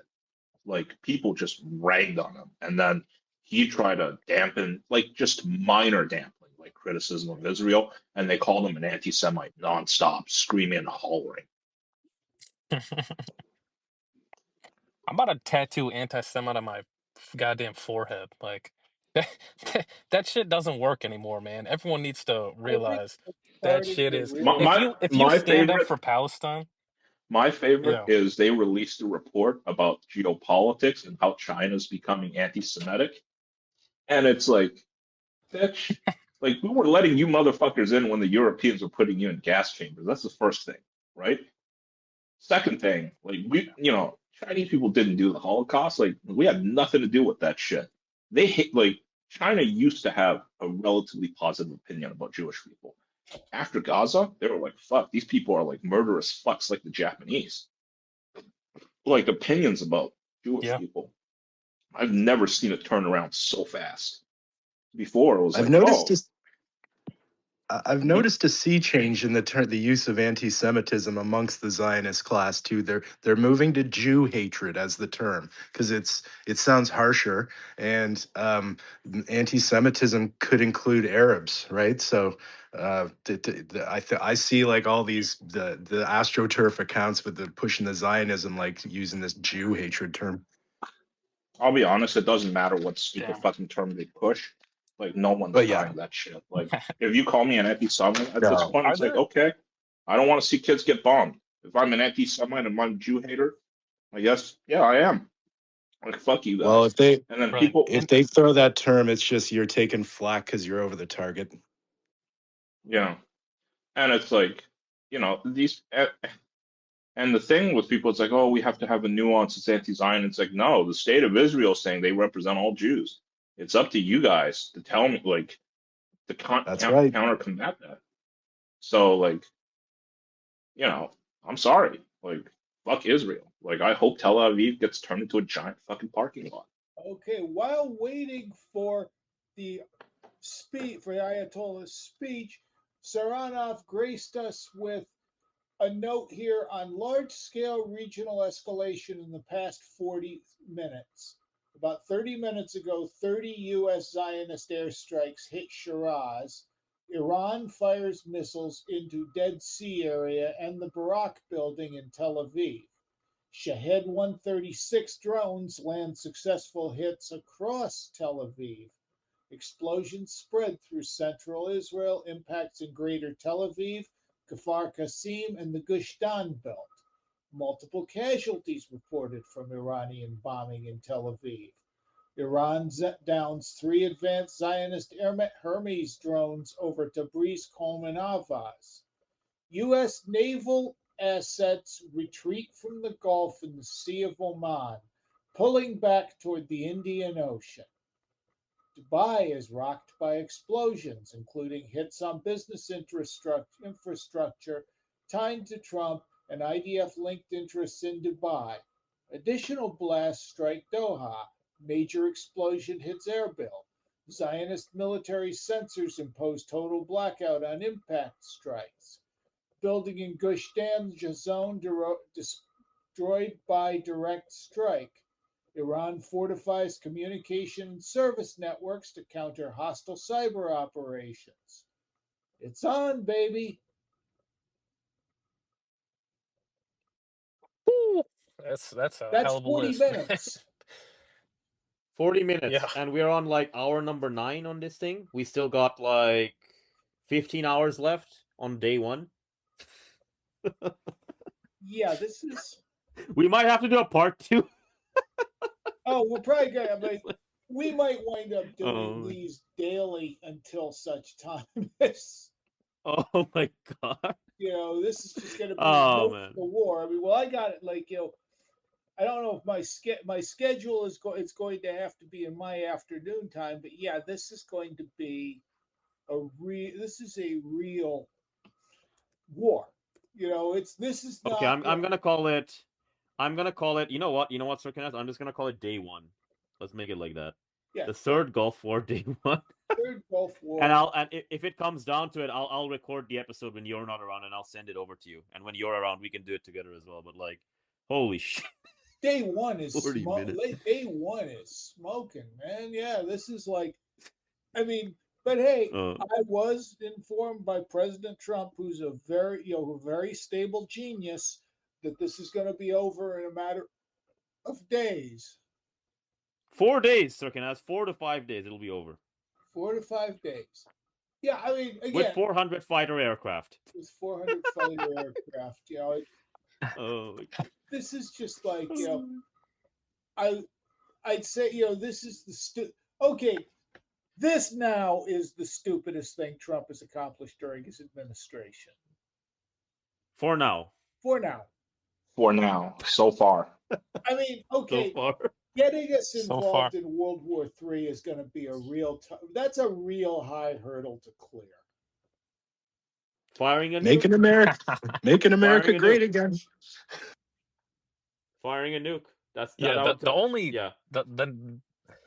Let's look at the escalation ladder, because Sir Kanaz just described a series of events, and like what is the escalation for Iran and the U.S.? Like, what does it look like? It appears that they're shutting down the Straits of Hormuz, or they're inadvertently, indirectly, they've been shut down. Mm-hmm. Where is this thing going, man? Because it doesn't look like either side wants to back down. Can you imagine the embarrassment and the shame that the Trump coalition will feel if they actually retreat and say mission accomplished, but like the Ayatollah like literally tweets 5 minutes later like, you guys are cucks or something. Like what does this escalation ladder look like in your guys' opinions? Because I do see tactical nukes pretty high up, but they're not outside the realm of possibility at this point, in my personal opinion. Well, this kind of gets us to where I think we were talking a couple weeks ago about, like, yeah, once you get to that top of the ladder and those things are being talked about enough, you talked about how that's game over for everyone, basically. Like, everybody's got to pull the trigger then, right? Yeah, I mean, like, that's basically what would happen, simply because you're in a use it or lose it thing, right? But like I said, I think towards the beginning of the episode, I gave brother Naji a magic wand. He waved the magic wand. Pakistan, Russia, and everyone else does nothing, right? What I told him at then is that Iran's got the 60%. They can just make a nuke in one week and just hit back, and their entire country is a bunch of fucking mountains, right?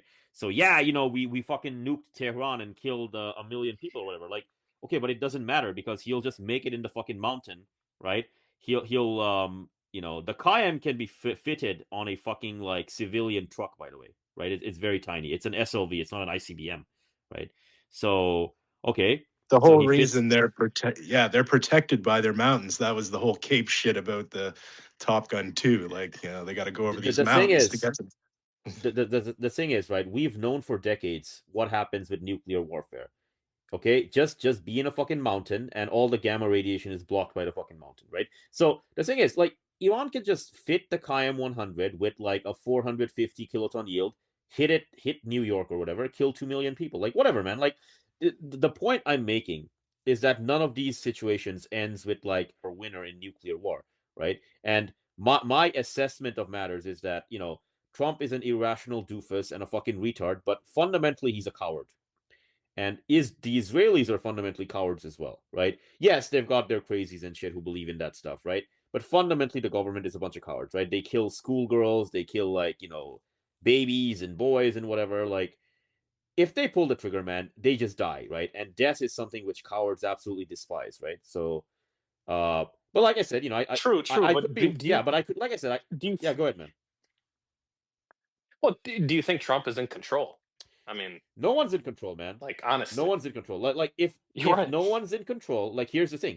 Okay, in mathematics, Maximum entropy. What gets you maximum entropy? Okay, so if you're in a maximum entropy state, right, what you get is cooling, right? Cooling towards absolute zero and these types of things. Then you get a new form of stability where like nothing gets done and things start like slowing down and nothing happens, right? So that's the thing. It's like, well, enough, no one's in control, it's chaos. Yeah, well, that what that basically means is if that's the case, then America's gonna pussy out and run away. It's like that's the outcome at that point, right? Or Trump can decide, Sure. I'm just gonna formally declare war. I mean, if he formally declares war, then we are gonna have a formal declaration by Iran that the straits are closed, no more oil is gonna pass through, right? And good luck with that world economy. You got 6 to 12 months to ration and whatever the fuck, but that's the maximum time frame until the global economy goes kaput, right? But like, yeah, the Iranians are a threshold state. They don't need like a bajillion years. I said 1 week, but honestly, a couple of my buddies, they're into this stuff. They said it wouldn't even take like 1 week, honestly, to get the 60 to like the 90 or whatever the percentage is, right? It probably should take like 3 days or something, right? So, all right, updates. Let me check Yeah, updates. Give me a second. Well, you check. I was just gonna say that. I mean, no one knows where their 60% uranium is since the 12-day war. So, I mean, they could have already enriched Much it. more. Like, Yeah. it's a black box at this point. No one knows what's going on. We know it was 440 kilograms in like June, but we don't know what it is right now. Go ahead, Sirkinas. Another thing to consider is like, I've felt for a while that like weapons on hand, they haven't tested them. Like they could have gotten them from Pakistan, they could have gotten them from North Korea. Honestly, they could have gotten them from Russia or China. I mean, it's definitely, you know, Russia Russia like plays nice with Israel mostly, but they've got to understand, okay, Israel and the nukes have made it a destabilizing factor within the like Middle East. You get other Middle Eastern countries with nukes. It sounds counterintuitive, but all of a sudden Israel can't just fire the like rave the nukes around like, well, if you get too far with us. I kind of, basically my gut feeling is Iran already has nuclear weapons. They just haven't talked Yeah. about it. Yeah, exactly. I mean, they have the fucking Qaem. The fucking Qaem is like an SLV. Like if they wanted to put a 450 kiloton yield mount on it, which is substantial, they can do it, right? They have the engineers, they have the tech know-how. They are one of the top 5 nations on the planet with regard to scientific publishing on these subjects and whatever, right? Right. So that's what that is, right? I'm waiting for this speech, but it's probably gonna take a while. Let me see what we have down here. 11 more updates. Oh. No, these are just anti-American protests. Prime Ministers. I'm seeing a report. The Burj Khalifa was hit in Dubai. Was it actually? From Al Was it actually hit by What? Well, Al Mutassim is retweeting Korobachka, which you guys know. I believe you know that Oh account. yeah. It shows a video where a bunch of smoke comes from the base, like in and around. It's from a far angle, so you can't really see whether it was directly hit, but you see a huge amount of smoke coming from what looks like near or around the base of the Burj Khalifa. Makes sense. All right, what is Thomas Keat saying? Oh, Thomas Keat blocked me? Bro, why did you block me? Anyhow. This guy blocked me ages ago. Okay. Aerial photos of Qatar before and after. Yeah, man, they completely destroyed the place. Holy shit. That's crazy. You know what? I'm gonna take a screenshot of this. Especially for all the fuckers who keep saying Iran can't hit anything with these missiles. They seem to be doing a pretty good job. Can you post that? Yeah. Yeah. The thing is, right, like, if the Americans aren't even intercepting the drones, it doesn't fucking matter. Because the drones literally have pinpoint accuracy. Right? Because they're so fucking slow. More goy slop. All right, go for it. The guy who I just posted earlier about how, like, Iran is quaking in its boots because Saudi Arabia has joined the fray. Boom! Iranians are taking to the street worldwide, with many seen dancing in Australia. The Iranian people will win. Okay, how many of those people dancing in the streets of the Iranian diaspora are going to get on planes and go back to fight for Iran? Mm-hmm. Yeah. If the answer Probably less than 100. if the answer is less than 100, then it's a case of your opinion don't mean shit. Mm-hmm. Can you back your opinion up with weapons? If no, it's like, yeah, that's great. Lots of Iranians in the diaspora left Khomeini. Mm-hmm. Lots of them hate like Iran. I've met Cubans. Mm-hmm. We have a similar thing like going on in America with Cubans. A lot of the Cubans really, really hate communism. But are you ready to go? Are you ready to go to your the country you left, and then your opinion is useless? It's great that hey, people are real enthusiastic about that. Enthusiasm and enthusiasm and a couple dollars will get you a cup of coffee. Mm-hmm. Yeah. Oh, all right. Okay. 51, I think it was 57 schoolgirls were killed by that cowardly sneak attack by Israel and America. 3 Hermes drones were successfully shot down by Iranian air defense. I think you already said that, Sir Kenaz. Patriot missile failed and detonated mid-air in Kuwait. Oh my god. Why does America fucking use expired junk, man? Oh man. So fucking funny. That's all we got left. Oh dear. All right.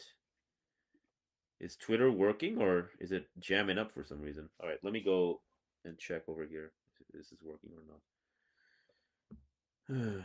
Guys, I keep seeing reports of batches of missiles heading towards the southern region of Israel, and like the quadrant that they're drawing is literally has Dimona as the exact center. Oh my god! It's Well done. Is Iran going to decapitate Dimona, guys? What do you think? Decapitate Dimona. Let's go. Woo! Yeah, like we need to take out this nuclear program that this rogue country has actually. Mm-hmm. Yeah, that makes rational sense. So reliable authorities have informed me that this is good rationale.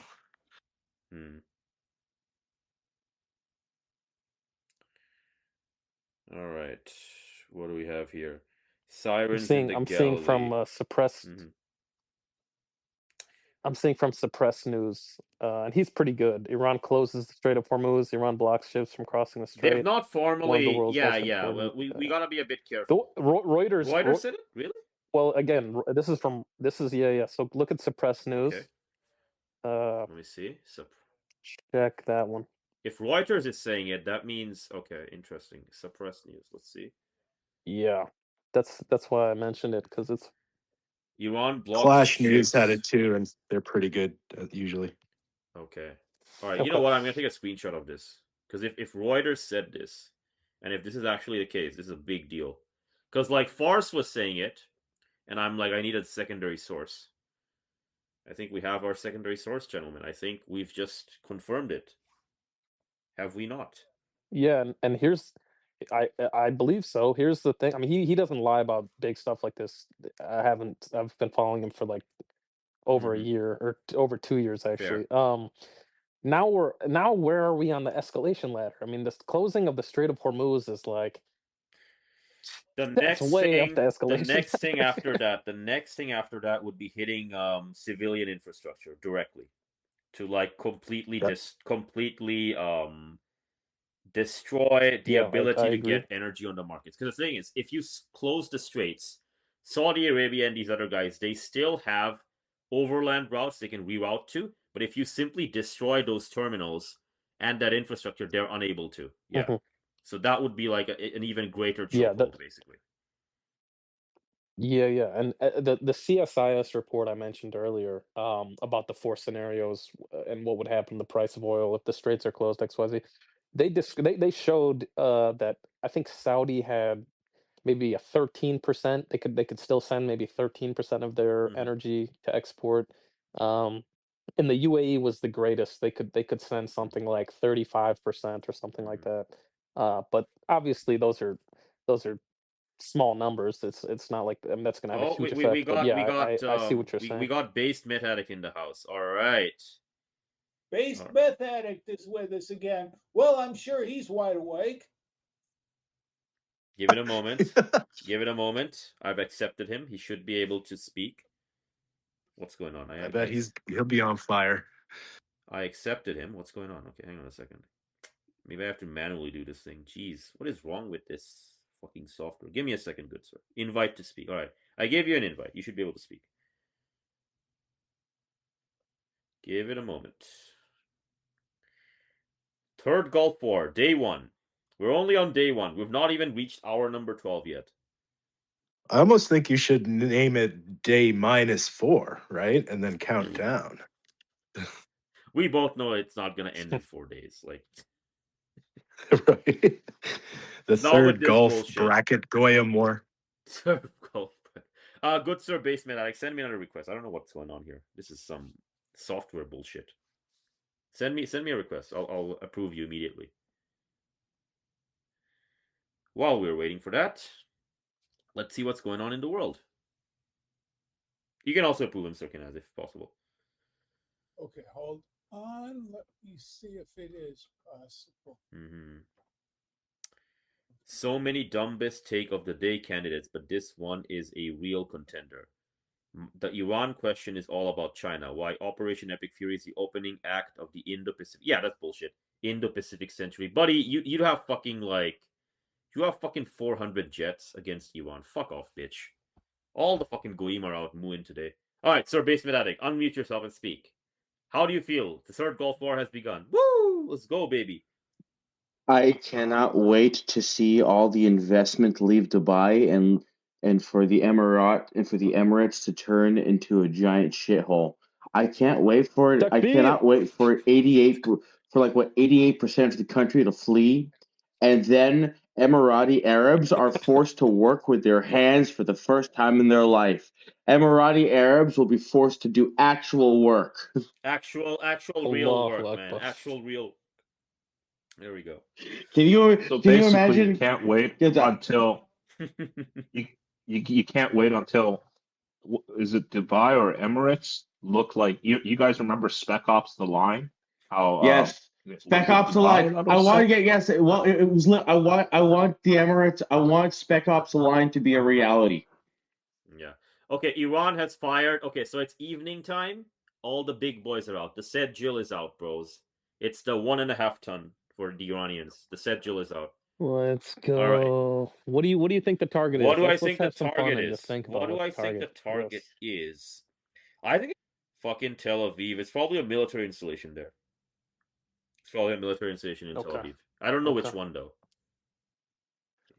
I think it might be Haifa Port. I think Haifa Port or the oil refinery there. That's Oh, my. okay, interesting. I'll just throw that out there. If it's not Tel Aviv, then I think it's that oil Yeah. refinery. Early on in the 12-day war, didn't they get like really close to either the Shin Bet or the Mossad They hit Mossad headquarters? HQ. Oh yeah. They hit Mossad HQ. They hit Yeah, they literally hit it. Yeah. they hit the Wiseman Research Center thing. They hit a bunch of these apartments where the military people were staying. They hit a lot of places, man. They hit logistics hubs. They hit loads of stuff, right? And the Israelis are lying when they tell you that, oh, only a couple dozen people died. Their actual death toll is probably in the hundreds. The Iranians were kind of like poking a bit to show where they could hit, right? But without directly hitting, because they were trying to, give some grace. Well, Yeah, I mean, right. They were. Jews underestimating their death tolls was not something I had on my calendar for 2026. You would have never saw that on Polymarket. Yeah. Oh man. That's amazing. Man, this is hilarious. Well, so their strategy has been to be commensurate with the attacks on them, right? So their responses are always commensurate. And I believe Israel hit some Iranian oil infrastructure, Yeah. and so they responded almost immediately by hitting the Haifa oil refinery, which is the largest in Israel. I think it's like 35 or 40% of all of Israeli oil gets refined there. Yeah. So it's critical, obviously very critical. Yeah. And there's video evidence of like 2 missiles slamming into that. That you know, I would love it if they Makes- hit Ben Gurion. I mean, lock all those Airport? people in. Yeah, hit the yeah. one international airport that these people can get out of. They should hit the desalination plants and they should hit the power plants. That's how you create maximum chaos. That's how Yeah. you would do it, basically. What is this? Tamak Tijun, good sir. Yeah, sure, I'll approve. Go for it. We got a decent spaces going on here. But What if they hit the West Wall, man? What if they hit the fucking they're not Wailing gonna do Wall? that. They're not gonna do that. I The know, I know, I oi know. They're not heard gonna do it. round the Having world. fun. Yeah. The Oy vey heard. I've heard around the world. Oi. Legend. Mm-hmm. Iran Shahed 136 drones have infiltrated. Yeah, I mean, all the older missiles that they were firing over these waves was to like draw down the interceptors, and now the drones will start hitting basically. Yeah, they're gonna. Iran is gonna have a sweet time doing this nice and slow, man. They're gonna kill them nice and slow. That's basically what's gonna happen. And China really has the fun. You know, they could really do something with Watching. Taiwan, right? Yeah. They're just watching. China's just providing the satellite feeds, and everyone's watching in real time how these things are happening, basically. Iran closes the Straits of Hormuz 11 minutes ago. It's happening, Sir Kinez. Yeah. God damn. Okay. Yeah. So basically, I remember so they've already gone like the Straits of Hormuz being closed. It's like, okay, the timer is now running. If like 6 Iran's months to 6 to opponents, 12 months. yeah, I mean, you got to shit or get off the pot. If this becomes a protracted, drawn out thing, yeah, 6 to 12 months before the reserves run out. Yeah, and days, that's assuming. Yeah, exactly, and that's before the assuming. cost of oil goes up. Yeah, and that's assuming that the countries in question do rationing, fucking capital controls, all that bullshit. Then it's 6 to 12 months. If not, then it's less than that. Okay. So, all right. Where are we at? So it's a bad day, Sir Kenneth, to be like a nothing burger guy on Iran. They're like, oh, Iran never does anything, man. Iran never does anything. Well, today Iran did something. So here we go. All right. United in Paris time, 10 p.m. Okay, what's the time in Paris? Time in Paris. So they'll meet 5 hours from now. Whatever. Nobody cares about the fucking UN. Okay. Let's continue. Philip Filkington. Sometimes I read his takes. Sometimes you get things right. Sometimes not so much. Okay. Looks like they failed to assassinate Khomeini.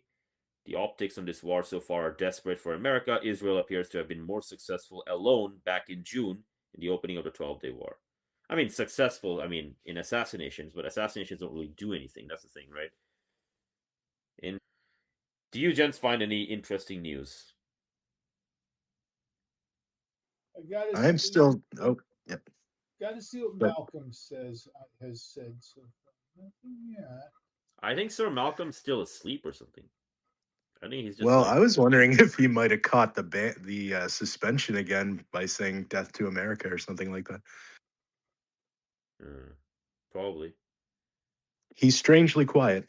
He is strangely quiet.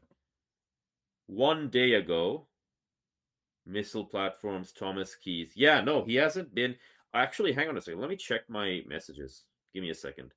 Is Sir Malcolm around? Earth to Sir Malcolm. Where are you? Because I did ask him whether he wanted to do today's show because it was going to be an emergency show. Okay, no, he hasn't seen the link or whatever, right? Okay. He's probably away doing stuff. Anyhow, it's what it is. Sir Kenaz, day one. How's day one going so far? Well, day one is going. I had predicted earlier what was going to happen was they were going to launch some sort of theatrical strike, which they assumed they would fly home, and then everything was going to be. Then they could be like, "See, we showed Iran again," and that Iran would not respond the way they'd responded previously, and we would find ourselves in the midst of a major war. Mm-hmm. Well. A new wave of attacks against Israel 9 minutes ago. Hooray! This is how it's gonna be. It's gonna stop being breaking news. It's not even breaking news at this point. You can just Okay, the set your timer. Okay, You okay. say, So we have "How about official. So we have official confirmation. Revolutionary Guards have announced the closure of the Straits of Hormuz. Officially. Iran Observer. Can you put that in the comments? Yeah, bro. Give Iran me a Observer. second. Okay. Iran Observer. All right. Iran Observer, and you said Reuters. I just want to So say real Reuters. quick. I just want to say Yeah, real man. quick. Emily Schrader simultaneously attempting to justify and deny the killing of like 51 girls by the Americans. 86. It's 86 now. Jesus Jesus Christ. fucking now Schrader's saying, Emily Schrader's this fucking Jew bitch. The Islamic regime is claiming more than 50 quote-unquote martyrs were killed at a girls' school in Manab. Except they forgot to mention that the school is literally part of the Asaf core of the IRGC young base, which was targeted. Not only that, it's being used as an IRGC admin command and medical facility at this time. Fucking straight into the gas chamber with you. Straight into the gas chamber with you. Oh yeah. It's the Israeli playbook, It's just the Israeli playbook all over again. Oh yeah. No, like it's like, well, it's justified to kill women, kids, babies, girls, as long as they have quote unquote bad ideologies, right? That's literally what this is. Right? So it's such a mask off every time the West does this. Mm-hmm. It's always a mask off event, and nobody ever wakes the fuck up. The West Yeah, is not I the think West is not a civilization, man. The West is just detritus. You gotta stop treating them like a civilization, man. Like this crap, like they're gonna keep behaving. Well, I like mean, this, it's man. over. Like that. Like this is what people don't understand. Like, I mean, there was a time. There was a time when the West was at its peak and it was zenith, and the West was a high culture. Yeah. There was a Yeah, time exactly. that There was a time, that shit ended Yeah. with World War One, if not earlier. That's right. We are in the Bingo. winter. We are in the winter cycle of Western civilization. Now, maybe Yes, sir. I try to remind people. Maybe Francis Parker Yockey is right, and we can stave off the what's it called, and we can stave off the Spenglerian civilizational cycle. I hope he's right. As shit, and it's shit. It doesn't hurt to try, but like we have to stop talking about the West in these romantic, frankly, cape shit Reddit terms. Like it's almost like we Yeah, have to but bro, start dealing like, with reality. yeah. Yeah, no, you're absolutely correct, bro. But like, what I would say to you in response is that people are quote unquote trying. It's just that endorse Judaism, right? And they Yeah. make like fucking, and no, I'm serious. And like, you go to fucking Newsmax and it's like, okay, well, Judaism gave rise to Christ. Christ gave rise to Christianity. Christianity gave rise to the West. Therefore, Western civilization only exists because of Judaism. Like, okay, people are quote unquote trying to stave off the whatever Faustian winter. Okay, fine, bro, but that just means they're just a bunch of philo-Semites. Well, ideally, I'd like to think it's possible to do this without being a philo-Semite. But the thing that's frustrating about that is that I'm so sick of the whole, oh, Rome, we're the inheritors of Rome. Nigga, no, you are not. Western civilization is Frankish, Anglo-Germanic, held together by the membrane that is by a membrane of the Latin Catholic Church. All right, the Roman Empire was classical civilization, and when it died, in the 5th century, that was it.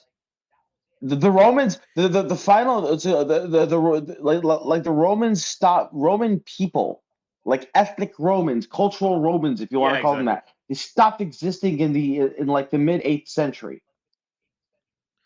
Okay, so brother, yeah, exactly. Well, So, okay, to brother be fair, Najim, the only people that have like right to claim to be Roman are the Greeks, I would say, mhm. Yeah, because the Roman Empire eventually lived through well, them, I mean, yeah, but like it became. Well, and sure, but like by the 8th century, Byzantium was an entirely different beast. It was great. It was Hellenistic. It was Grekified. Hell, by the 11th, 12th, and 13th, especially by the 13th century, like it's called the Byzantine emperors were walking into Europe wearing like what's it called almost it's called dressed in a very Middle Okay, Eastern. But so I'm sorry that breaking this is a news. digression. Yeah, Continue. yeah, yeah. Yeah, okay. Breaking news. I gotta interrupt because like this is relevant to the topic of the spaces. Okay, Reuters officially reports, and I have put it on the Telegram group as well. IRGC Navy uses VHF radio frequency and announces officially no vessels are allowed to cross and officially closes Straits of Hormuz. So it is now official. 12 minutes ago, it's official. It's not like fucking rumor. It's not like, oh, satellites are seeing that the ships can't cross or whatever the fuck. It is official, right? And as Sir Kenneth was saying, 6 to 12 months. That America, Israel, Britain, France, everyone's now on the clock. 6 to 12 months of oil and gas. That's what they got left. Well, an IDF spokesperson's also saying terror sleeper cells, Iran, Bahrain, Saudi Sure, Arabia, buddy. UK, France, reportedly the United States. Yeah, you better stick around, people, and like watch out for those Iranians because they got terror cells. Yeah, Huckabee was shilling that line about Hezbollah being in South America, Central America. Oh, fucking bitch, man. This fucking bitch. Jeez. Oh, they're gonna get their ass spanked, man. Like it's not even gonna be close. I mean, the Americans are outnumbered in firepower and concentration of firepower by like 1 or 2 orders of magnitude in this shit, right? Trump's gonna pussy out. I don't think he's gonna do a formal declaration of war because like Fox News is gonna try and hide the casualties, right? And all these other bitch ass niggas are gonna try and hide the casualties. I don't think they're gonna succeed. There's gonna be way too many bodies from this crap, right? And it's not even a paper tiger. It's just fucking detritus. Not a civilization, not a society, not a nation, not an empire. Just fucking detritus, right? And it's like, well, enough, 800 bases or whatever. Okay, but if your military is absolute crap, right? And Iran proves it to the world in front of the entire world, they're not going to keep your bases. They're not going to give you imperial tribute. They're not going to give you the money. They're not going to buy your bonds. They're not going to do this shit. Because like all that other shit is dependent on you having this like aura of invincibility. And it's being shattered right now. It's not like, oh, 5 years from now, 10 years from now. No, dude, it's happening like right now.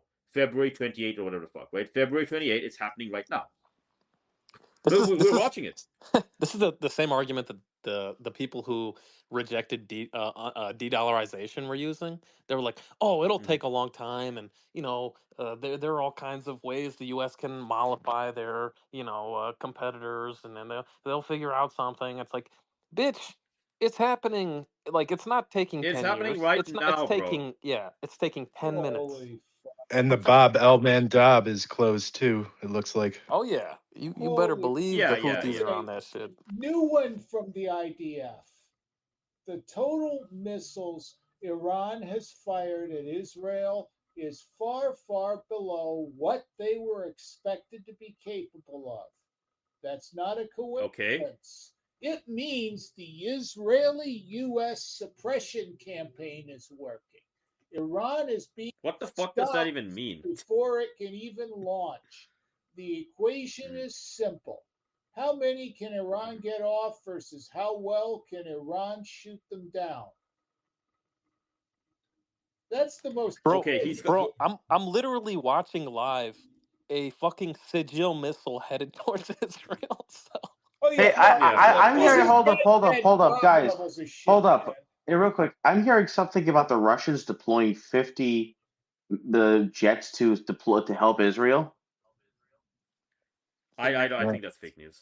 I think yeah, I that's was fake gonna news. say, can you post that in the comments? Post that, please. Yeah, like whatever we find, we post it on the comments. Yeah. So all right, Philip Filkington 4 minutes ago. Next volley is hypersonic. Looks like the first were older models. Yeah, the first a couple of things were older models. Then they fired the drones to eat up all the other interceptor shit, and now it's gonna be schedules and crap. Oh, all right. Meanwhile, China's been working and Iran have been developing that railway for gas. So Okay, U.S. Okay, 15. Okay, 20 minutes ago, United States Navy says it cannot protect all merchant ships in the Persian Gulf after the Iranian strikes. Oil majors suspended shipments to Hormuz. 21 million barrels a day at risk. Sir Kinaz, what do you say to that? I told you so.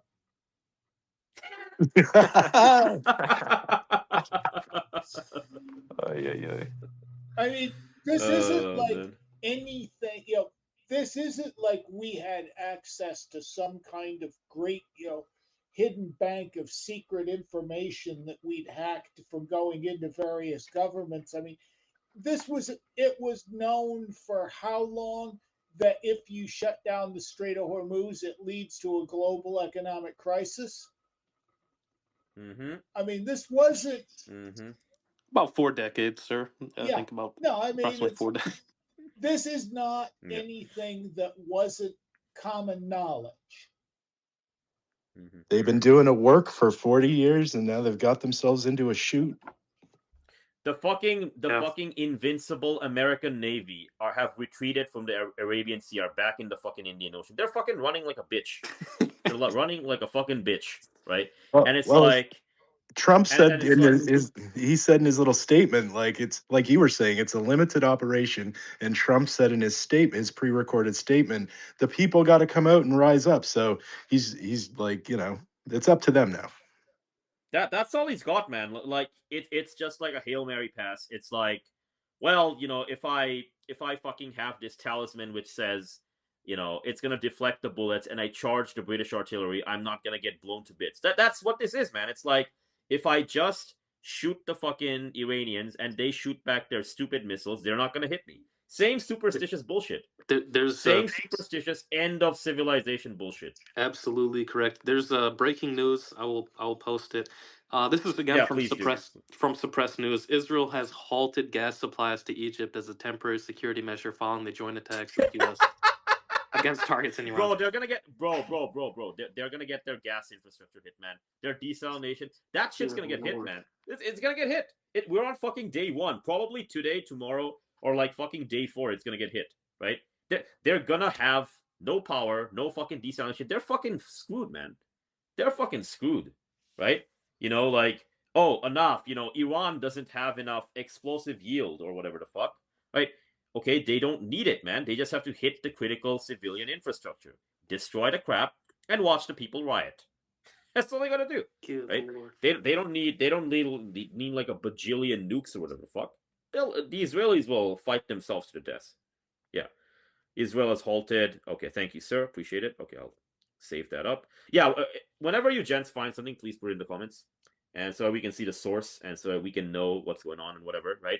The Straits of Hormuz thing, I think Fars initially reported it. I was now finally, after like an hour, we have confirmation from the IRGC itself. So I would much rather be correct than being fast, if that makes sense. So yes, yeah, I would follow suppressed news though. He's like 90% correct. Like he's okay, the I'll source that follow this guy. I would yeah definitely give him a Sounds follow. good. All right, I'll follow him. All right.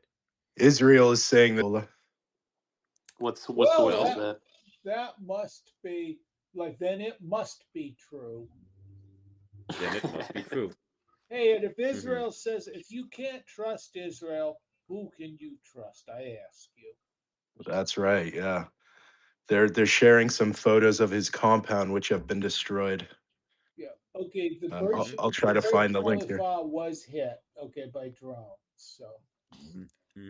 I did see Yes, his house in Tehran or wherever was hit pretty good, but I mean, it's very doubtful that he's there. Obviously, so.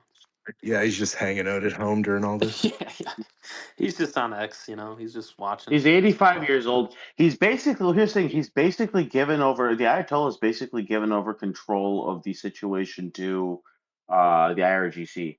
Because the Yeah, basically. IRGC, it's called, what's it called? Because the IRGC basically controls the country.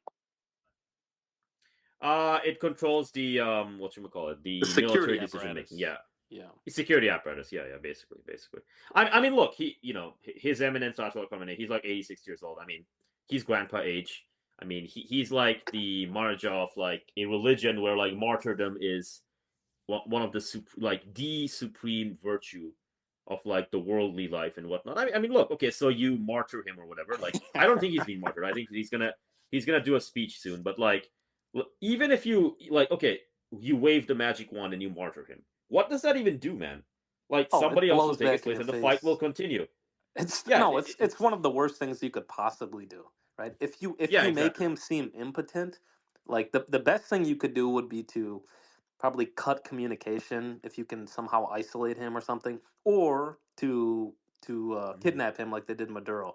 The absolute worst thing you could do would be to murder an 86-year-old man, like an Iran-Iraq veteran, the leader of, I don't know, 70, 80 million Shia.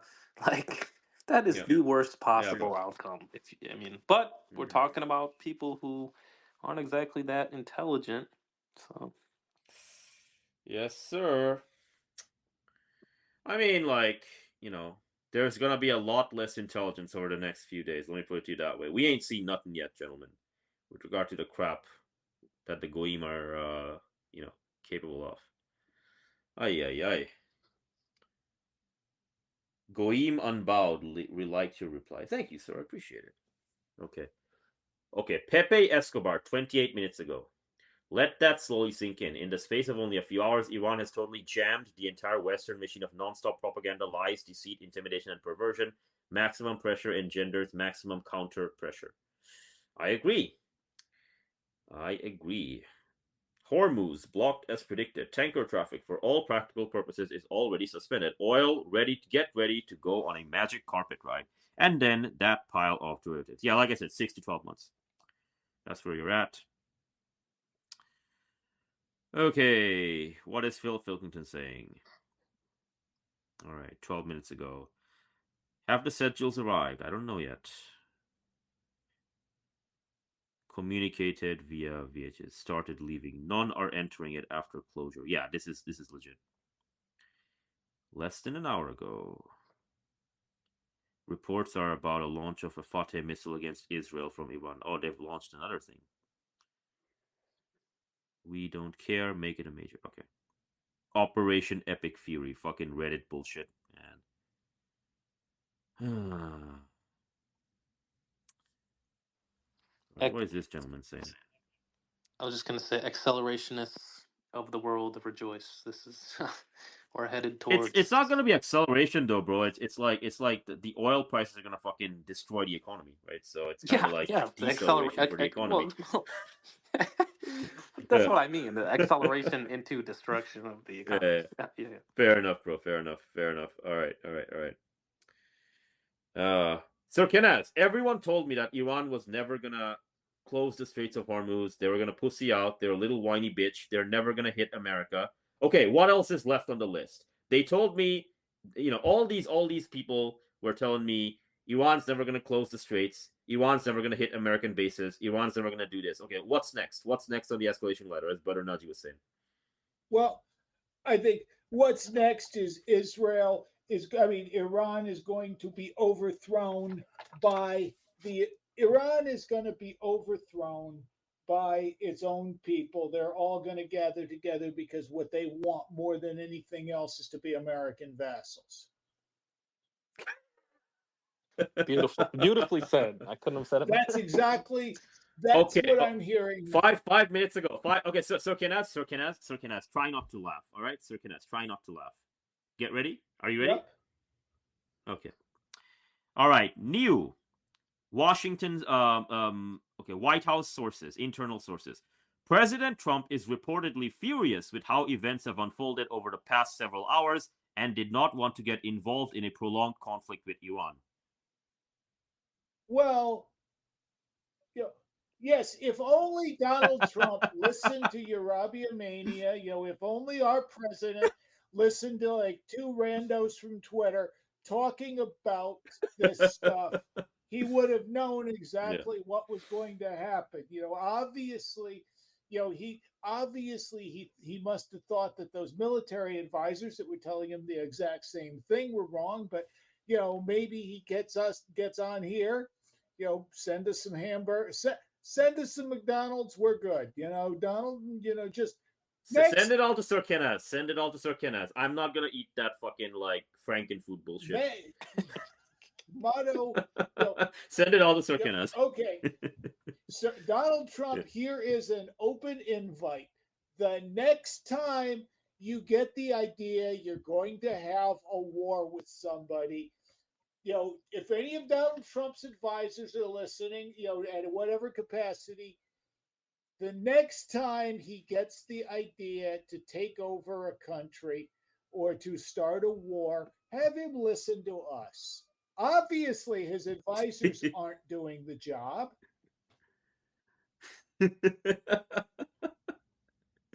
Oh my god.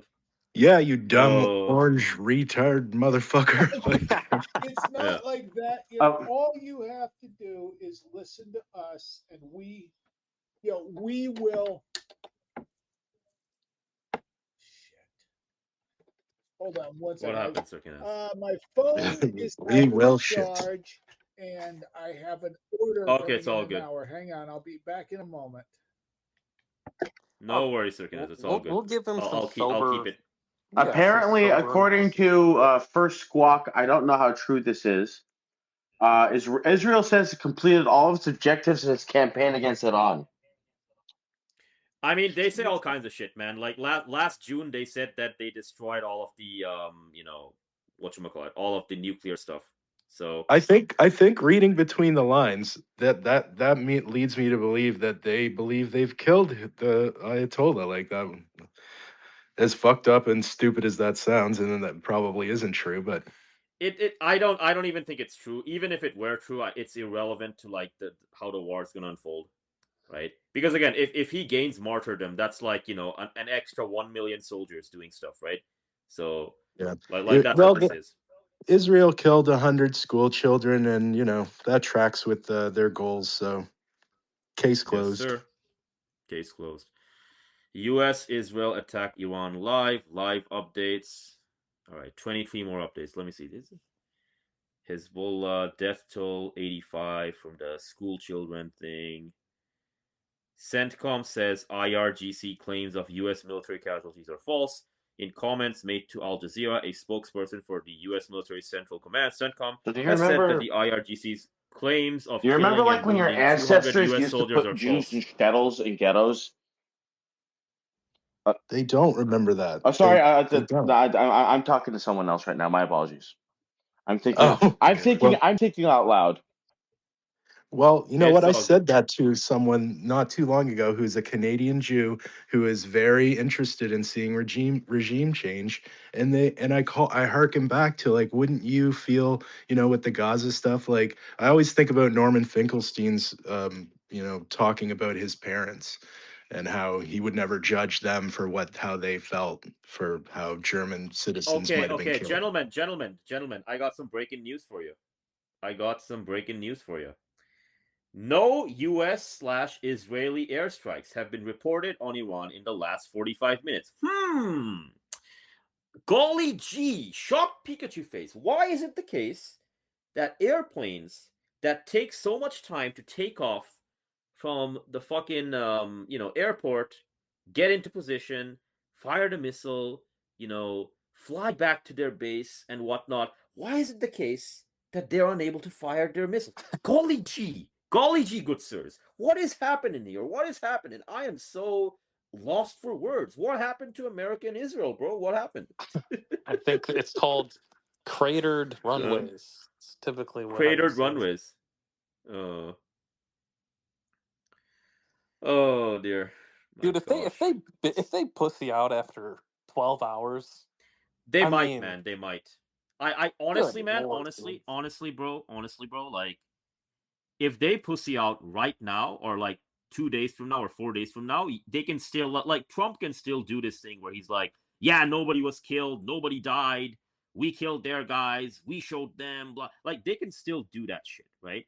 But if this goes on for like 2 weeks, 3 weeks, 4 weeks, there's gonna be a ship sunk, there's gonna be planes going down, there's gonna be all this other bullshit. They can't deal with that, man. Like, the American public right now, right? The economy is about to collapse. The civic situation is in the fucking toilet, right? They cannot take, like, okay, a destroyer was sunk and couple hundred American. They cannot take that, man. They literally cannot take that. So best case scenario for Trump is if he backs down within the next 3, 4, 5 days, right?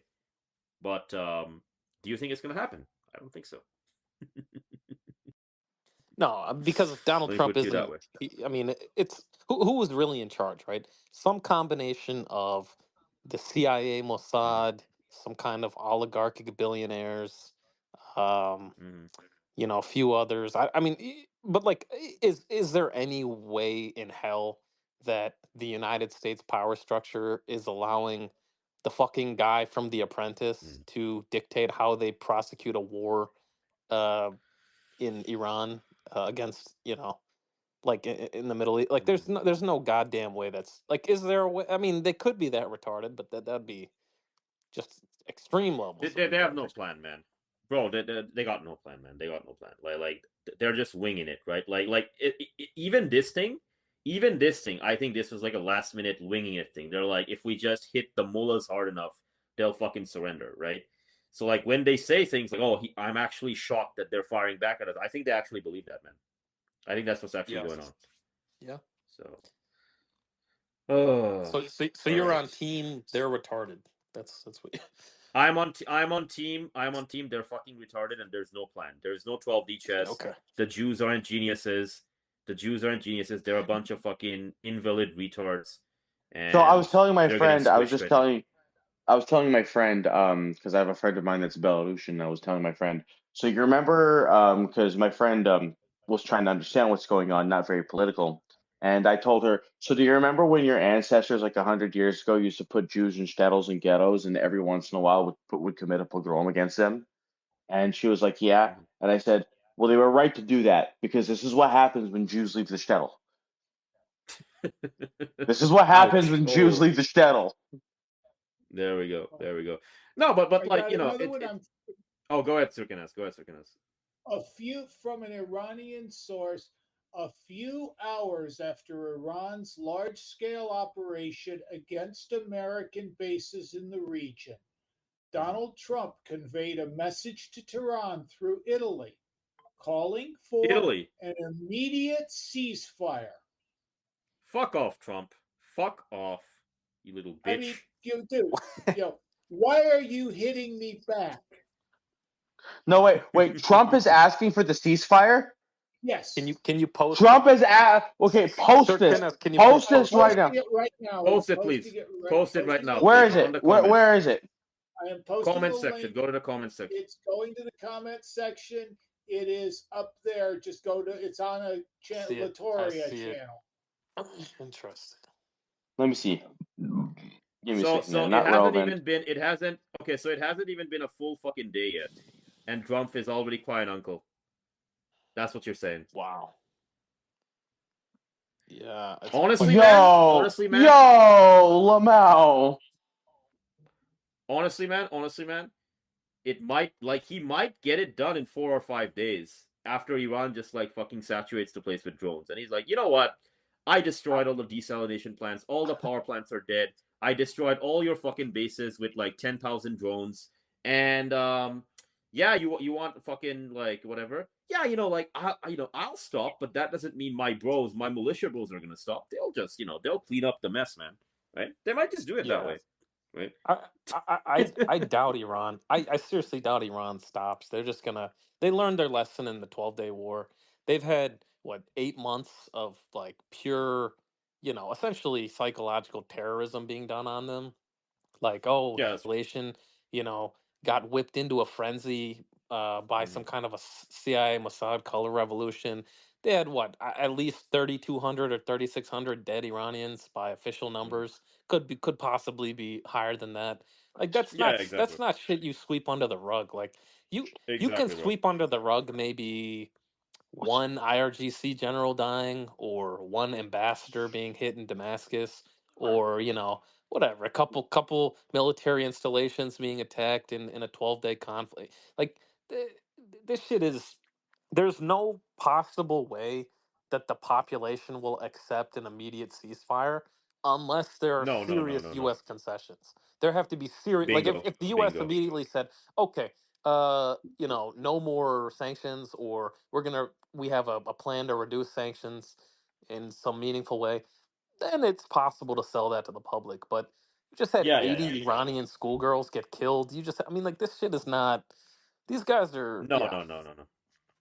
They are going to absolutely beat the shit out of America, right? And they're gonna do it nice and slow, right? Like they're gonna do this, like fire off a few of these old missiles, do it for a few waves, fire off the drones. Drones arrive 5-6 hours later. Drones take care of the rest of the interceptors. Then they fire the bigger missiles and beat the shit out of them. Basically, that's going to be the repetitive, boring, attritional, brute, funny and hilarious way in which Iran beats the shit out of America and Israel. And it can do this precisely because it has firepower, concentration of firepower, and like overwhelming force and escalation dominance, right? Like, the fucking aircraft carrier battle group isn't running to the fucking Indian Ocean because, like, oh my gosh, it's 12 VHS. No, man, it's fucking running scared because it cannot fight with Iranian firepower. If an aircraft carrier sinks or it gets damaged or whatever the fuck, they're screwed, man. Right? They're screwed. So, like, that's what's going on. I mean, So let's see what else we've got. Yeah, go ahead, man. Some breaking news. Breaking news from a relatively legit source. It shows a video that shows a large group of ballistic missiles heading towards Iran, being launched, and it's clearly From dusk. Iran, yeah. Yeah, from Iran towards Israel. It's clearly dusk, so your prediction was right, Ahnaf. Let me look at this video. I'll try and share it real fast. But the reason the thing is when you're trying to detect these things, radar is very important, but also line of sight is very important because like a lot of these like quote unquote high tech interception tech, they still have like a lot of like human error and human tinkering. So the optimal time to attack with your better missiles is like nighttime, yeah, right? Because again, the Chinese have given you full access to their satellites, so you've got the full fucking set of coordinates. You can see on live time where the fucking Americans are, right? So they're like, it's gonna be night times when the big guys are gonna hit, right? Oh, all right. Let me see what else we got here. More than that. Okay. Yeah, that was a big massacre of like an elementary school filled with school. Yeah, I saw that. Apparently, you said the number is like up to 87. 85, 87, something like that. Yeah, big number. Yeah. Israeli mission accomplished. Quote unquote. Yeah, mission accomplished. Yes.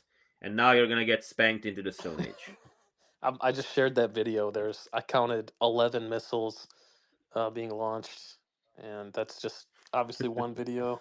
So we'll see. Recent. All right, let me see. Recent. This is what a group of ballistic looks like. Yeah, exactly. This is done. Said Israel is laughing at everyone talking about regime post-regime. They have no intention of things stabilizes. The point is to ensure complete state collapse into a permanent crater. Yeah, that's not going to happen. You're seeing rally around the flag effect. There's not going to be any separatism or refugees. Like they tried that with the January protest, but that fizzled out in like a week, right? That's not going to happen. Right? They think they're clever trying to do this stuff, but it's not going to work. Okay, Litoria. Oh, so Ken has shared this. Arakchi's phone has been ringing a lot today. A few hours after Iran's large-scale operation, Donald Trump. Yeah, immediate ceasefire. Fuck off, bitch. Get out of here. Oh man. I just have a hard time taking seriously all the people that are like, make Iran Persia again, and I'm like, I'm going to find you and I'm going to commit crimes. They're goyim, man. Why do you care what the goyim? It's just like Why? It's not that I'm not. I am trying not to care enough. In fact, before yesterday, Yeah. I was fasting from. I have to fight Iran, so here I am. Right here I am. I can't pretend this isn't. I cannot pretend this isn't happening. And now, because I'm here, I have Yeah. goys. I've got goyim talking about making it on Persia That's right. again. Yeah, it's like the goyim aren't people. The goyim moo a lot. The goyim are slated to be destroyed. Hashem, please destroy the goyim. But we all know what this is, man. Like, no need to get so. If the goyim are mooing, just remind yourself that the goyim aren't people. That's all you got. I will. Oh man. All right, let's see when the updates are. Okay, spokesperson. Okay, Trump spoke with Netanyahu, monitoring Iran situation. Blah blah blah. All members of the. I don't give a fuck. Okay, what is this? That doesn't matter. Okay. Spokesperson said powerful operations will continue with greater force. Fars news agency. Okay, 47 seconds ago. Sir Kenaz, do you see anything interesting? No, I just got back. I was AFK for a bit. I am looking here now. It's. No I worries, will all good. keep you posted on anything I hear. No worries, no worries. How long have we been on now? 4 hours? 4 hours plus. Oh, long. Long episode. This might be our first ever 5-hour episode. Yeah. Just asking the question, who's in charge, who's in control. I mean, it is fucking Purim or what? It's like Jewish Halloween or whatever the hell. You put him. Yeah, Purim. And that's when they Whatever that is, yeah. celebrate when, like, I guess Esther was able to kill like 75,000 Persians or something. Yes, it's like, well, that's a strong hint. Yeah. You know what I mean? Mm-hmm. Oh yeah. Mm-hmm.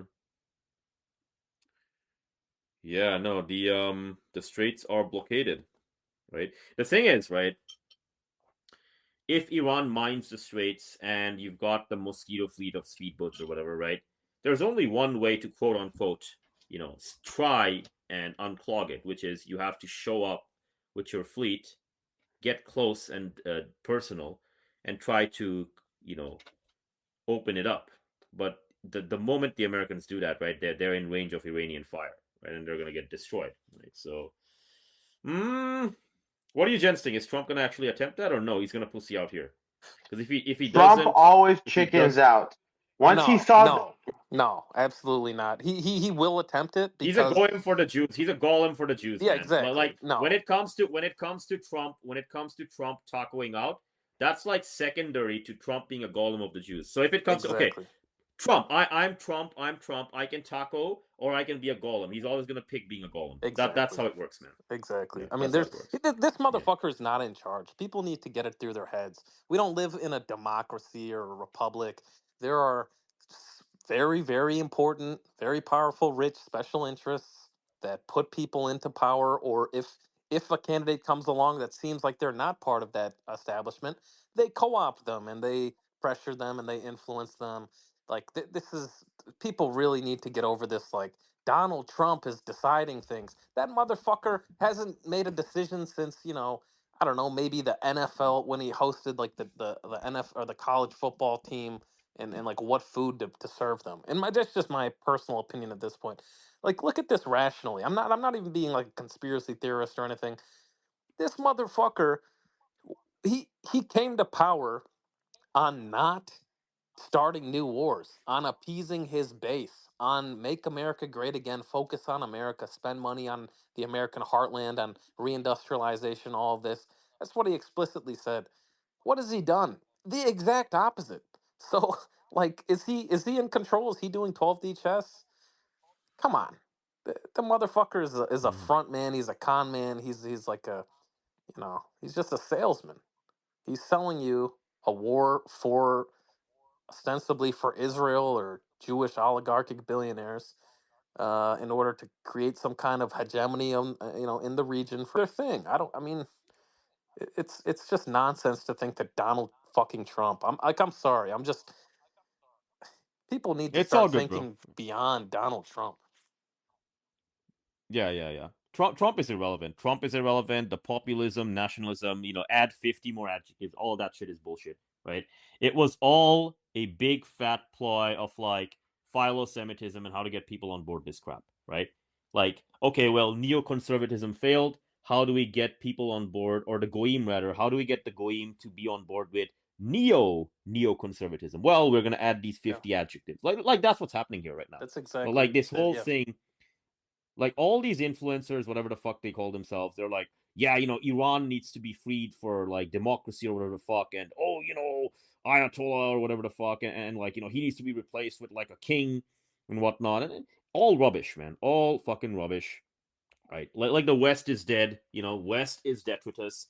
Stick a fork in it, she's dead, Jim, right? New civilizations will replace it. That's just what it is, right? Well, the test is like being able to open the Straits of Hormuz. Like, if they can't do anything about that, then the naval power is done, and 14 minutes ago, breaking news. 14 minutes ago, Kuwaiti television is pleading, quote, "We are not a party to this war," unquote. Sir Kenaz, what do you say to Kuwait? What do you say to Kuwait, Sir Kenaz? Sucks to be you. Right. Why do you have a fucking military base with the Americans, bro? Why do you have it? I mean, why do you have it, bro? You're not a party to this affair. You had an American base there. America launched strikes against Iran. You kind of are a party to this. The hilarious thing is that the PMF, the militias, I think like 2 or 3 weeks ago, they were like, okay, well, Kuwait, if you don't shut up, we're gonna invade you, right? And I laughed, and I'm like, if war with Iran actually breaks out, right, that might actually happen. Now I'm looking at this, and I'm like, okay, so the PMF militias are gonna storm Erbil and kill all the Americans at that base, and what's the next place they're gonna go to? Well, they're gonna invade Kuwait, and they're gonna take that fucking place, and they're gonna kill all the Americans there. So there we go.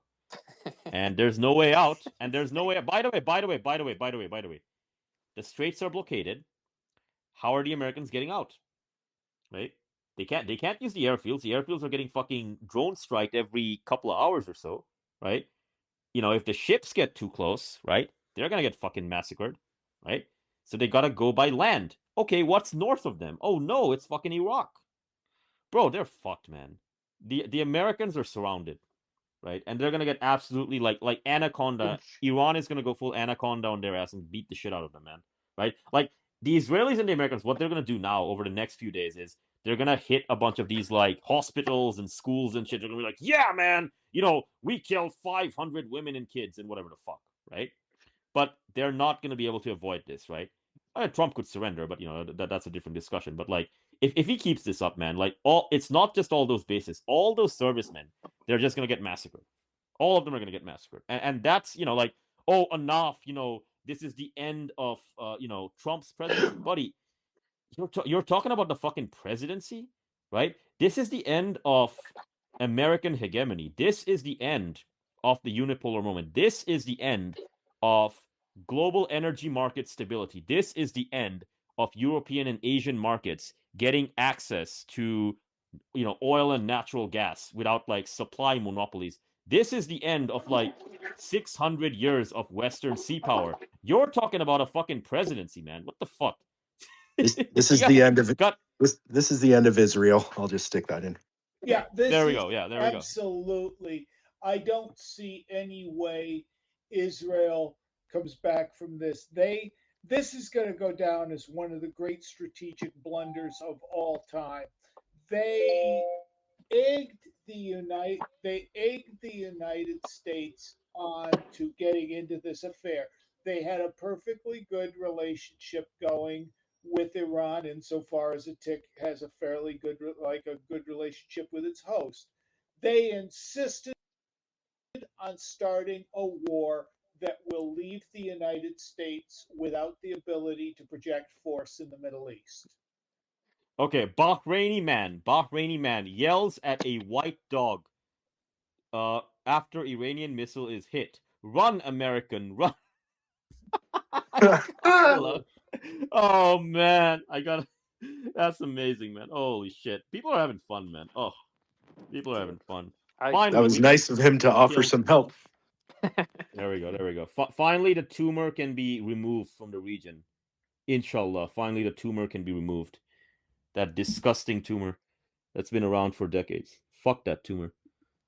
Yeah. Not Yep. with the bang People who are version. thinking about the Enjoy it. fucking yeah. Hey. Go ahead, good sir. No, that was it. Yeah, no, it's all good. No, but I was gonna say it took a while, but like now finally the tumor is about to be removed, which is like hilarious. But ugh. You mean 2 tumors? IRGC General Jabari. Sir Kenneth, you're gonna love this. Ready? Okay. I am listening. The American Empire has shown the entire world its retardation live on the world stage. There we Yep. go. That's it. That is. Can't really do better than that. Damn! Breaking news: Yes, there's sir. an Iranian drone flew directly into a large, what appears to be residential tower in Bahrain. So I really hope to that's great. interesting. I hope to God. I pray to God that the Iranians blow up the Burj Khalifa. They seem to Yeah. be striking like hotels or something, maybe with personnel. They're hitting. I think they're hitting like a bunch of these like Trump-owned businesses with a bunch of these drones just to like give a middle finger to Trump. I think that's what they're doing. But like, yeah, what is this? Iranian missiles hit Haifa. They're hitting a lot of stuff, man. Dude, Holy this is fuck. way more intense than anything since at least what was it, True Promise 1 when they launched 180 missiles and like Bro, this a is couple hundred drones. bro, this is like if you went to February 24th, 2022 when Russia invaded Ukraine, this is like 10 times more intense than that with regard to how much standoff munitions are being used. Yeah, Right? this is like completely unprecedented. Yeah. Wow. Operation Epic Diarrhea. Mike Epic. Pinovich said something interesting. People think it's dumb of Iran to strike Arab countries. He said, quote, people that think that it's dumb of Iran to strike Arab countries are wrong. American occupation of Arab countries has never been popular, and the people in those countries are laughing at American bases being hit. This will create a political crisis for those regimes. Yeah.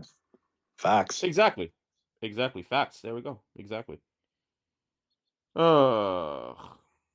Okay, Iran is about to figure out why America is broke and retarded and bald and bitchless and fat and Indian and kind of gay too. Dude, link that shit. I have to say that. Bro, link that shit. is like, link that bro. shit. Link it Okay. immediately. All right. Give me a second, man. It's a great list. My god, everyone's got all the cool takes now, man. It is like everyone's lit. Let me see. I've been kind of looking through some of the MAGA side of things on Twitter, and it's all just like panicking this and, panicking that. And hey, we're going to win this war because Trump said so. And, Trump is never wrong. Yeah. And also, I saw someone post that Iran is like looking for de-escalation. Well, they're currently bombing all of your bases in the region. Yeah. Yeah, bro. De-escalate doesn't usually de-escalation, bro. Fucking You call this de-escalation? What the fuck is escalation? We're looking for peace through strength. They're leveled, like, most, if not all of them, are going to not be rebuilt. Well, technically, what Iran is doing is escalate to de-escalate because exactly the last times that they've tried to peace through strength. The last time they tried to do this shit, the U.S. just they kept doing this. If the U.S. backed off after sort of the gentleman's agreement with after the assassination of Soleimani, or even after the 12-day war, you wouldn't have this. The Iranians are in this position because the U.S. consistently, after doing all of this, they kept doing it. So for the Iranians, it's like, well, showing them deterrence doesn't actually work. They are insisting you have to do it to them. around. Yeah, you have to do it to them. You have to make them find out. You have to make them lose troops. You have to make them lose troops and civilians. Yeah, exactly. Yeah, makes sense. Yeah. No, but it's just like that quote is perfect, man. Iran is about to figure out why we are broke and retarded and bald and bitchless and fat and Indian and kind of gay too. Like that is just perfect right there, man.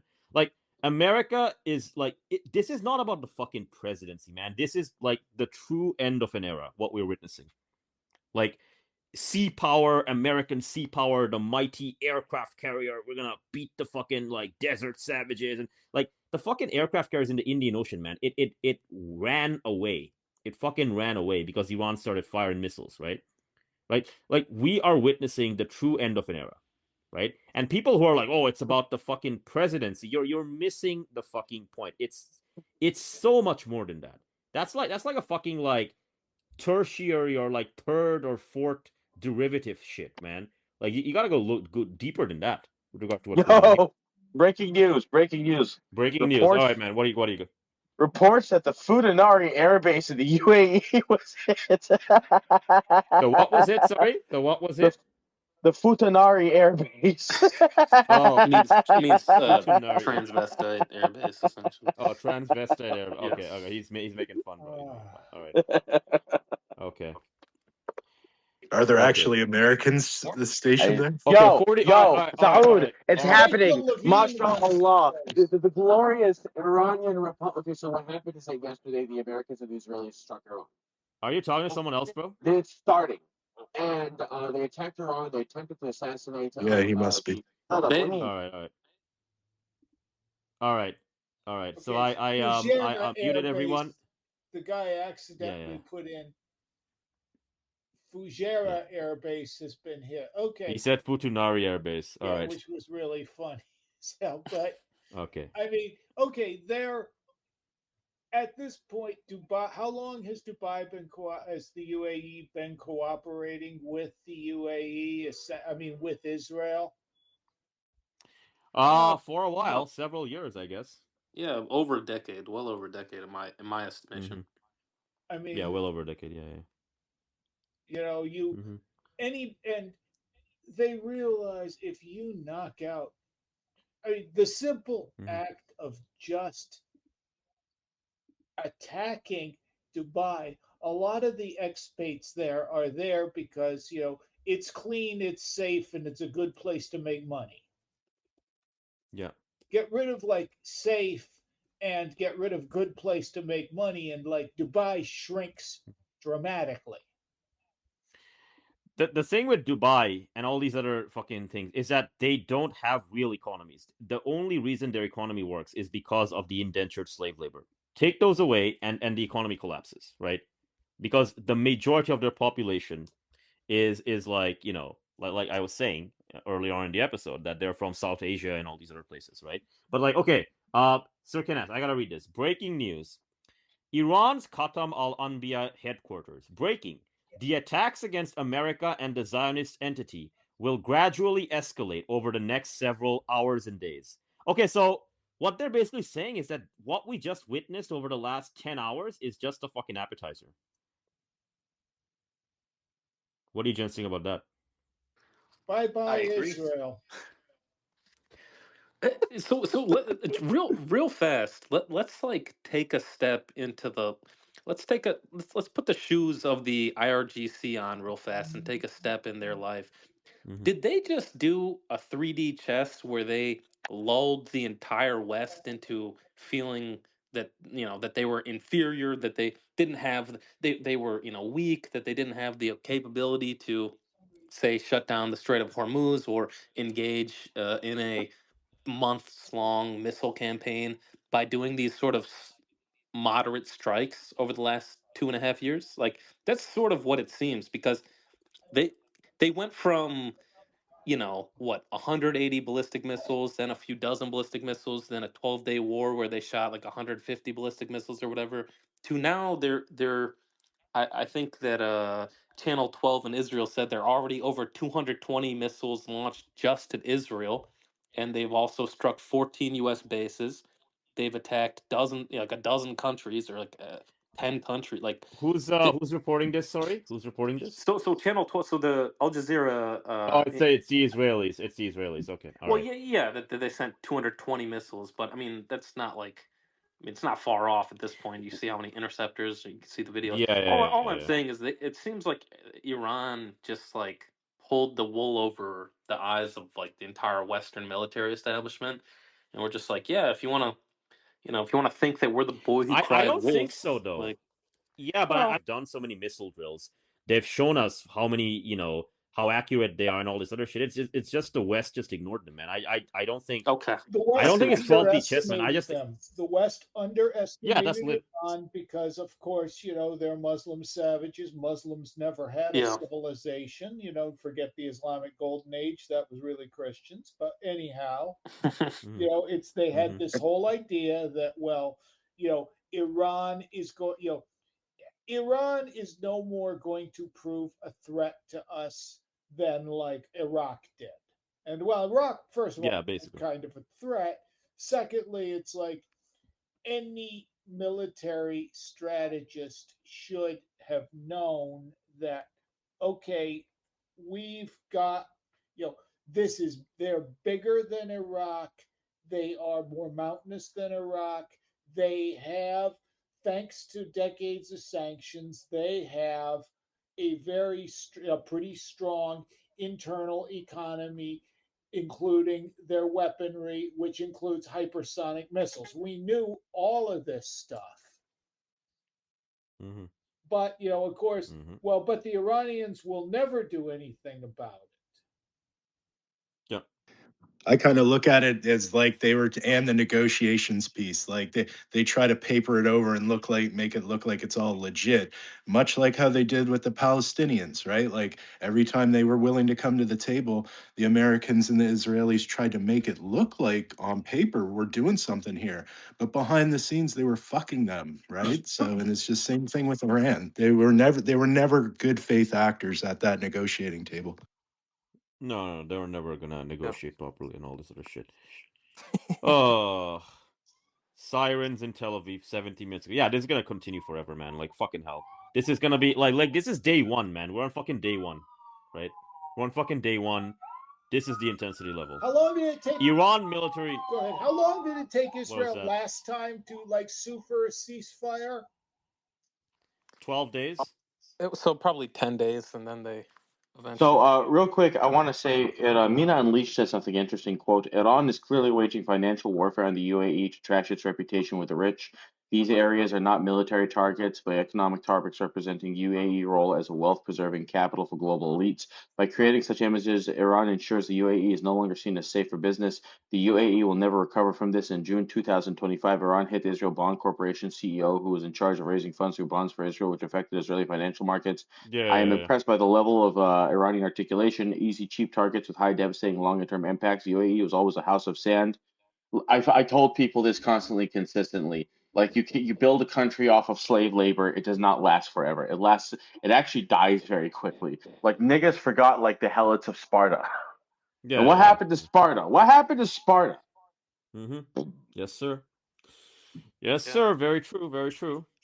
And Yeah. you can I want to take. see. I Well, want to. go for it. Yeah. Go ahead, brother. Go ahead, brother. I was just gonna say you can take that analysis a step further and say, the UAE has clearly become Israel's, and Saudis turned against the UAE recently.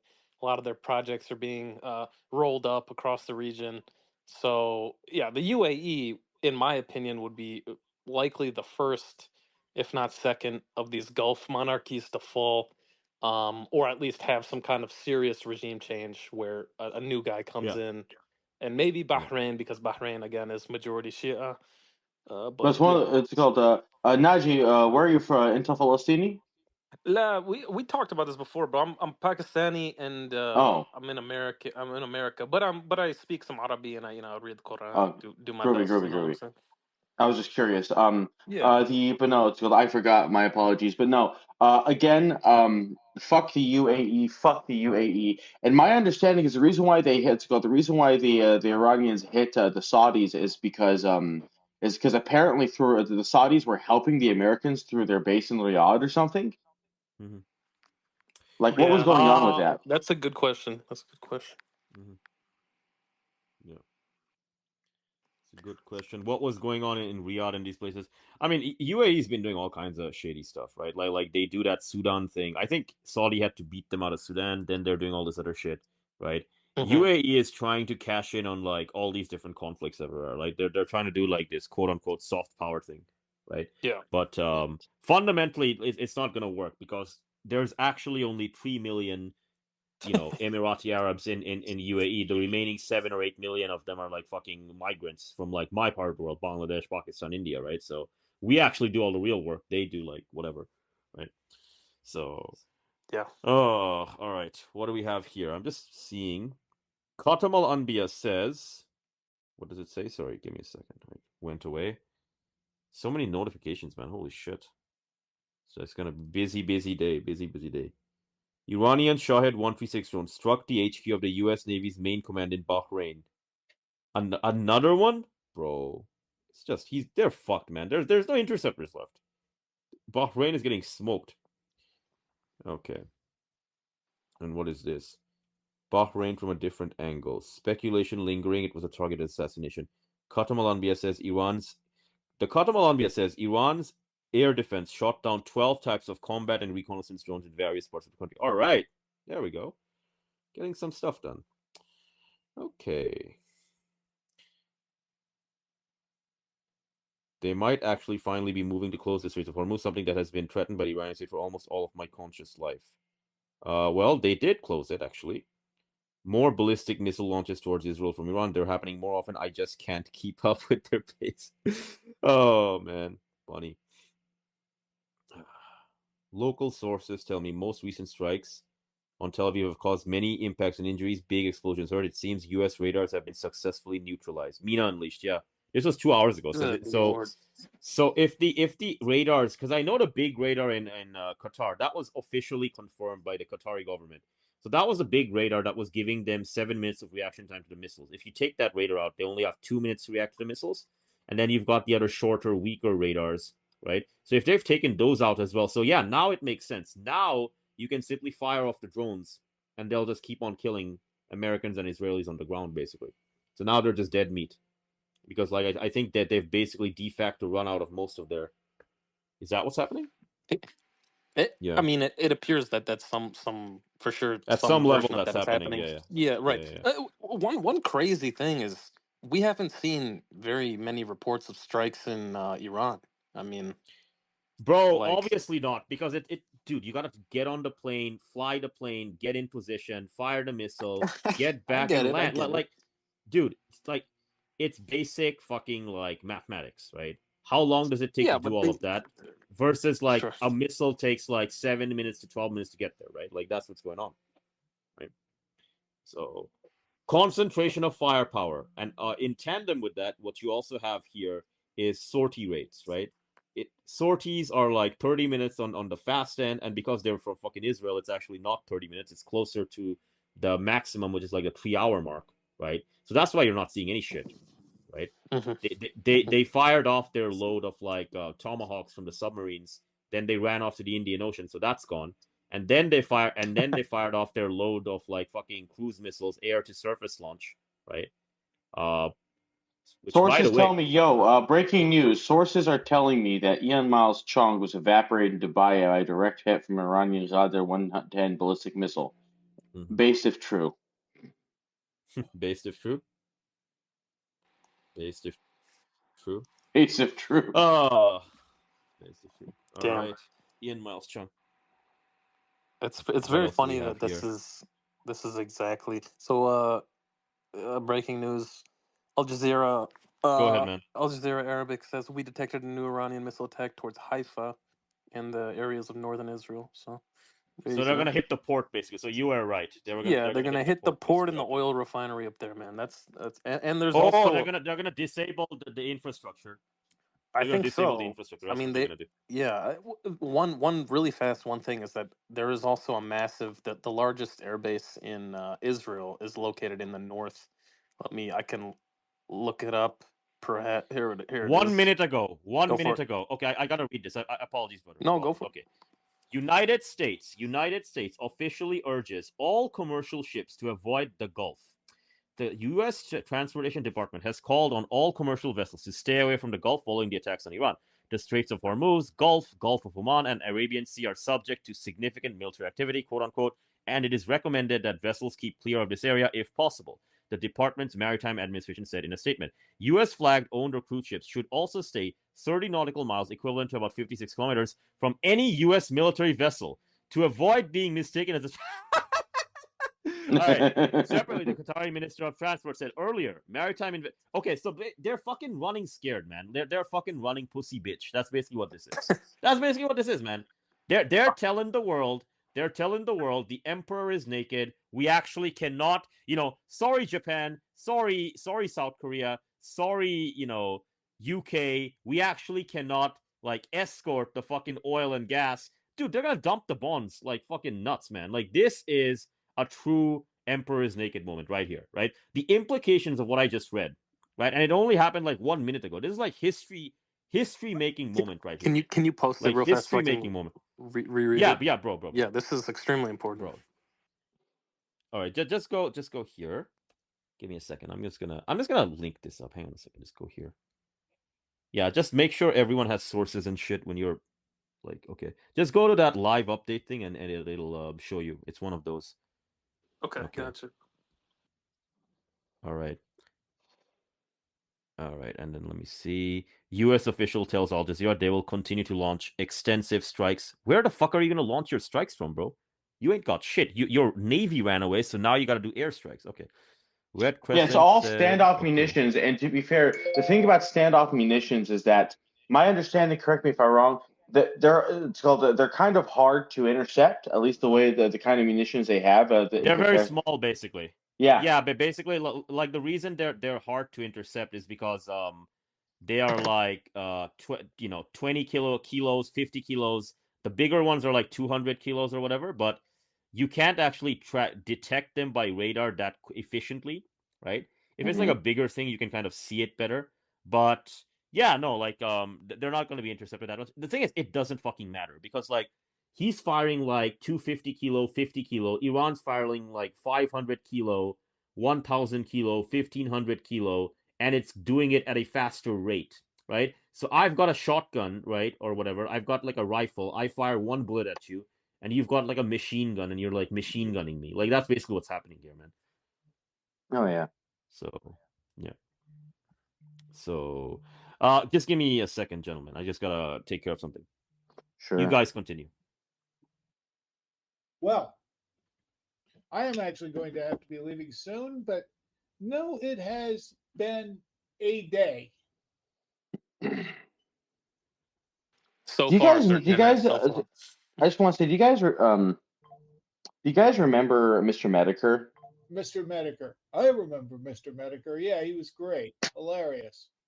He was. He used to be okay, but now he's turned into a giant, like basically he's turned into a spiritual boomer over this, and I'm like, when is Super AIDS gonna kill this asshole? I remember when he said he was sick and he was saying, I'm dying, I'm dying, I'm dying. Like, nigga, die already. Like, die already, damn. He's gone down the full, like, I must support Israel. No, it's not even that I must support Israel. Like he's basically down with the BAP sphere without fully realizing it. He's just turned into a spiritual boomer. Oh. Is what it is. But no, we love this. We're seeing this. It's based. It's epic. We can't we can't say no to any of this. We love to watch it. We love to see it. It's the best. Hydrated, moisturized, and in our lanes. Exactly. We're monitoring the situation. Monitoring the situation. Yes, we are. Good Lord. See, the government has a responsibility to American people. The government has a responsibility to finish its operation swiftly and decisively. Unlike Venezuela, Iranian regime change is not so much direct American interest as it is tedious chore to once again bail out an ally.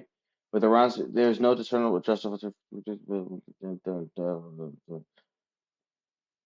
Fuck me, dude. Like, basically, it's like these assholes, like these magatards, these TPUSA faggots, are basically say this. Unlike Venezuela, this is Gabe Guidarini. He's with TPUSA. Unlike Venezuela, the Iranian regime change is not so much in direct American interest as it is a tedious chore to once again bail out an ally unwilling to build its own military leverage. With Iran's regime toppled, there's no discernible, remotely justifiable reason for ridiculous sums of money to be dropped in American elections to keep taxpayer and military aid flowing. If this operation succeeds, the grift runs dry. With more justification, do these people have to keep hounding American politicians to answer the every whim of a niche obsessed foreign interest group? Make no mistake, though, the Iranian government is composed of incessant LARPers, and they should feel no sympathy from any American, regardless of Which whether or not goyim you. is this, man? This Bro, is which Yeah, goyim is this? Gabe Guidarini. Holy fuck! This is just you are a raped kite slave. You are a raped kite Bro, slave. listen, bro, listen. I'm gonna make it very simple for you. After today, especially after today, Westerners, Westoid, Goyim, the Goy cattle, the Golem, you don't have to listen to a single thing that they move out. After today, yeah, they've been rendered. that's simple. They've been rendered irrelevant today because what I read you before I went away of like America telling everyone that hey, the merchant vessels in the Straits of Hormuz, we literally cannot defend you, right? That is like after World War II, this is literally what America became a superpower on. We own the world's oceans. We got the Blue Water Navy. If you want to do trade, we are going to escort the ships or whatnot. We have power projection, right? We have force dominance and what have you, this, that, and the other thing. And that is why global trade runs. America just admitted 5 minutes ago or less that that is no longer true. America themselves admitted it. The captive dreamer tells me that it's going to be all good, though. It's just I'm a gonna couple of find days. Captain Dreamer wherever the fuck he lives in Canada, and it's over for him. I Good think he's lord. in Italy or some shit by now.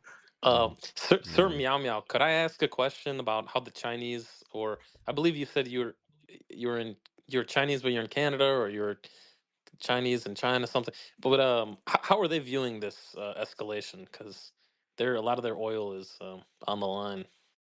Well, I haven't asked, but I Okay. haven't Are you Yo, assessed. are you Sir But Meow seeing any? Meow. I will say this. I will say Please. this. I think Chinese people are two of a few minds. Policymakers. I think one is that, yes, there are some within China that's like, oh, if the US attacks Iran, then they wouldn't have the energy to attack us, right? Sure. And some people are saying, well, if they attack Iran, we're sending them all this support. We have all of these weapons, but we don't know if the weapon systems work or what kinks that we have to work out, right? Basically, new weapon systems. So this is basically a very good field test. You remember the Pakistan-Indian conflict Yes. uh, last year, and then the Chinese, over the horizon radars, and it's like they work very, very well. So after that, immediately you had Chinese technical analysts, engineers coming into Pakistan to look at the data. So there is that aspect. There is another mindset within China, which is like, we don't really want this because the Chinese, one thing they don't like is instability.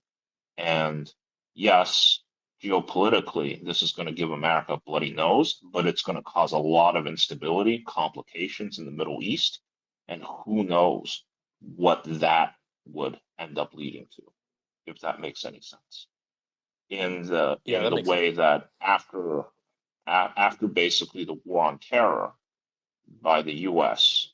and then setting the Middle East on fire, that was China does have a Muslim population, the Uyghurs, and you had a lot of Uyghurs, like, thousands of them that went into Syria, that went into Afghanistan to basically fight the Americans. In fact, before America pulled out of Afghanistan, Americans were the ones killing a lot of Uyghurs, trying to entice the Chinese into helping them or doing them a solid in Afghanistan. So that mindset. So I think China is of two mindsets, but I do think more likely than not, they do not want to see an actual conflict in the Middle East because you don't know what that's going to bring. And also, they do get a lot of oil from Iran.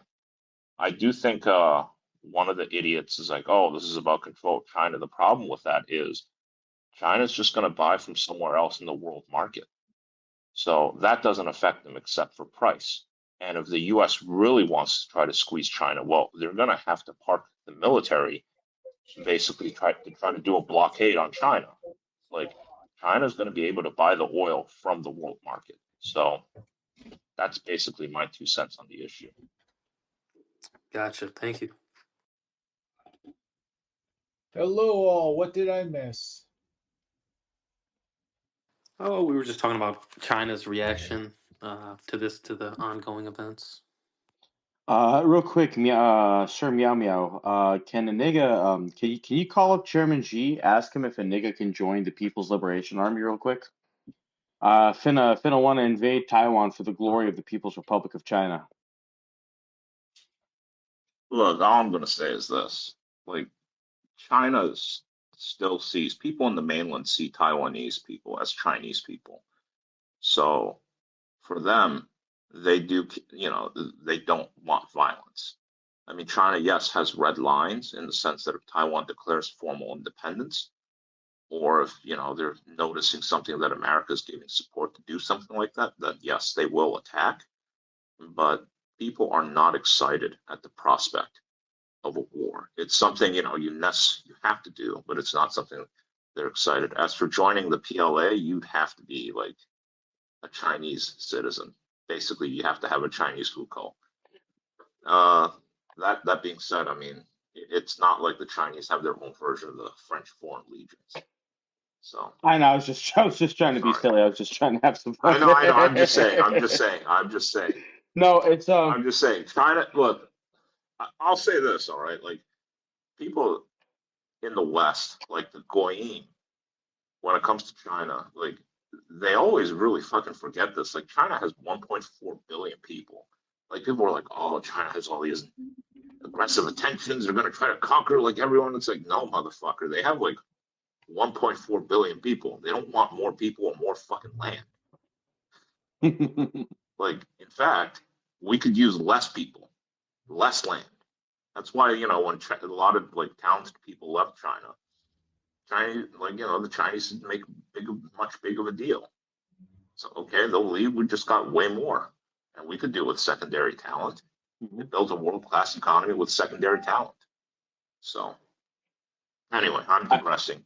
But I just wanted to say Sure. But I just wanted to say real quick. What was I going to say? No, the attacking that girls' school basically destroyed. I think whatever support the liberals or even Iranian dissenters or anti-regime types had within Iran, because like it just destroyed that, because like within Iran, like we're talking about 50 plus, like 80 plus people dead.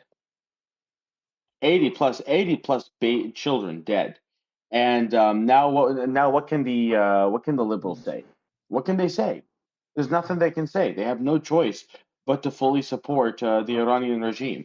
And people don't understand. This is why the Iranians don't strike first. It's not in their doctrine. It's also just not politically viable for them to do so.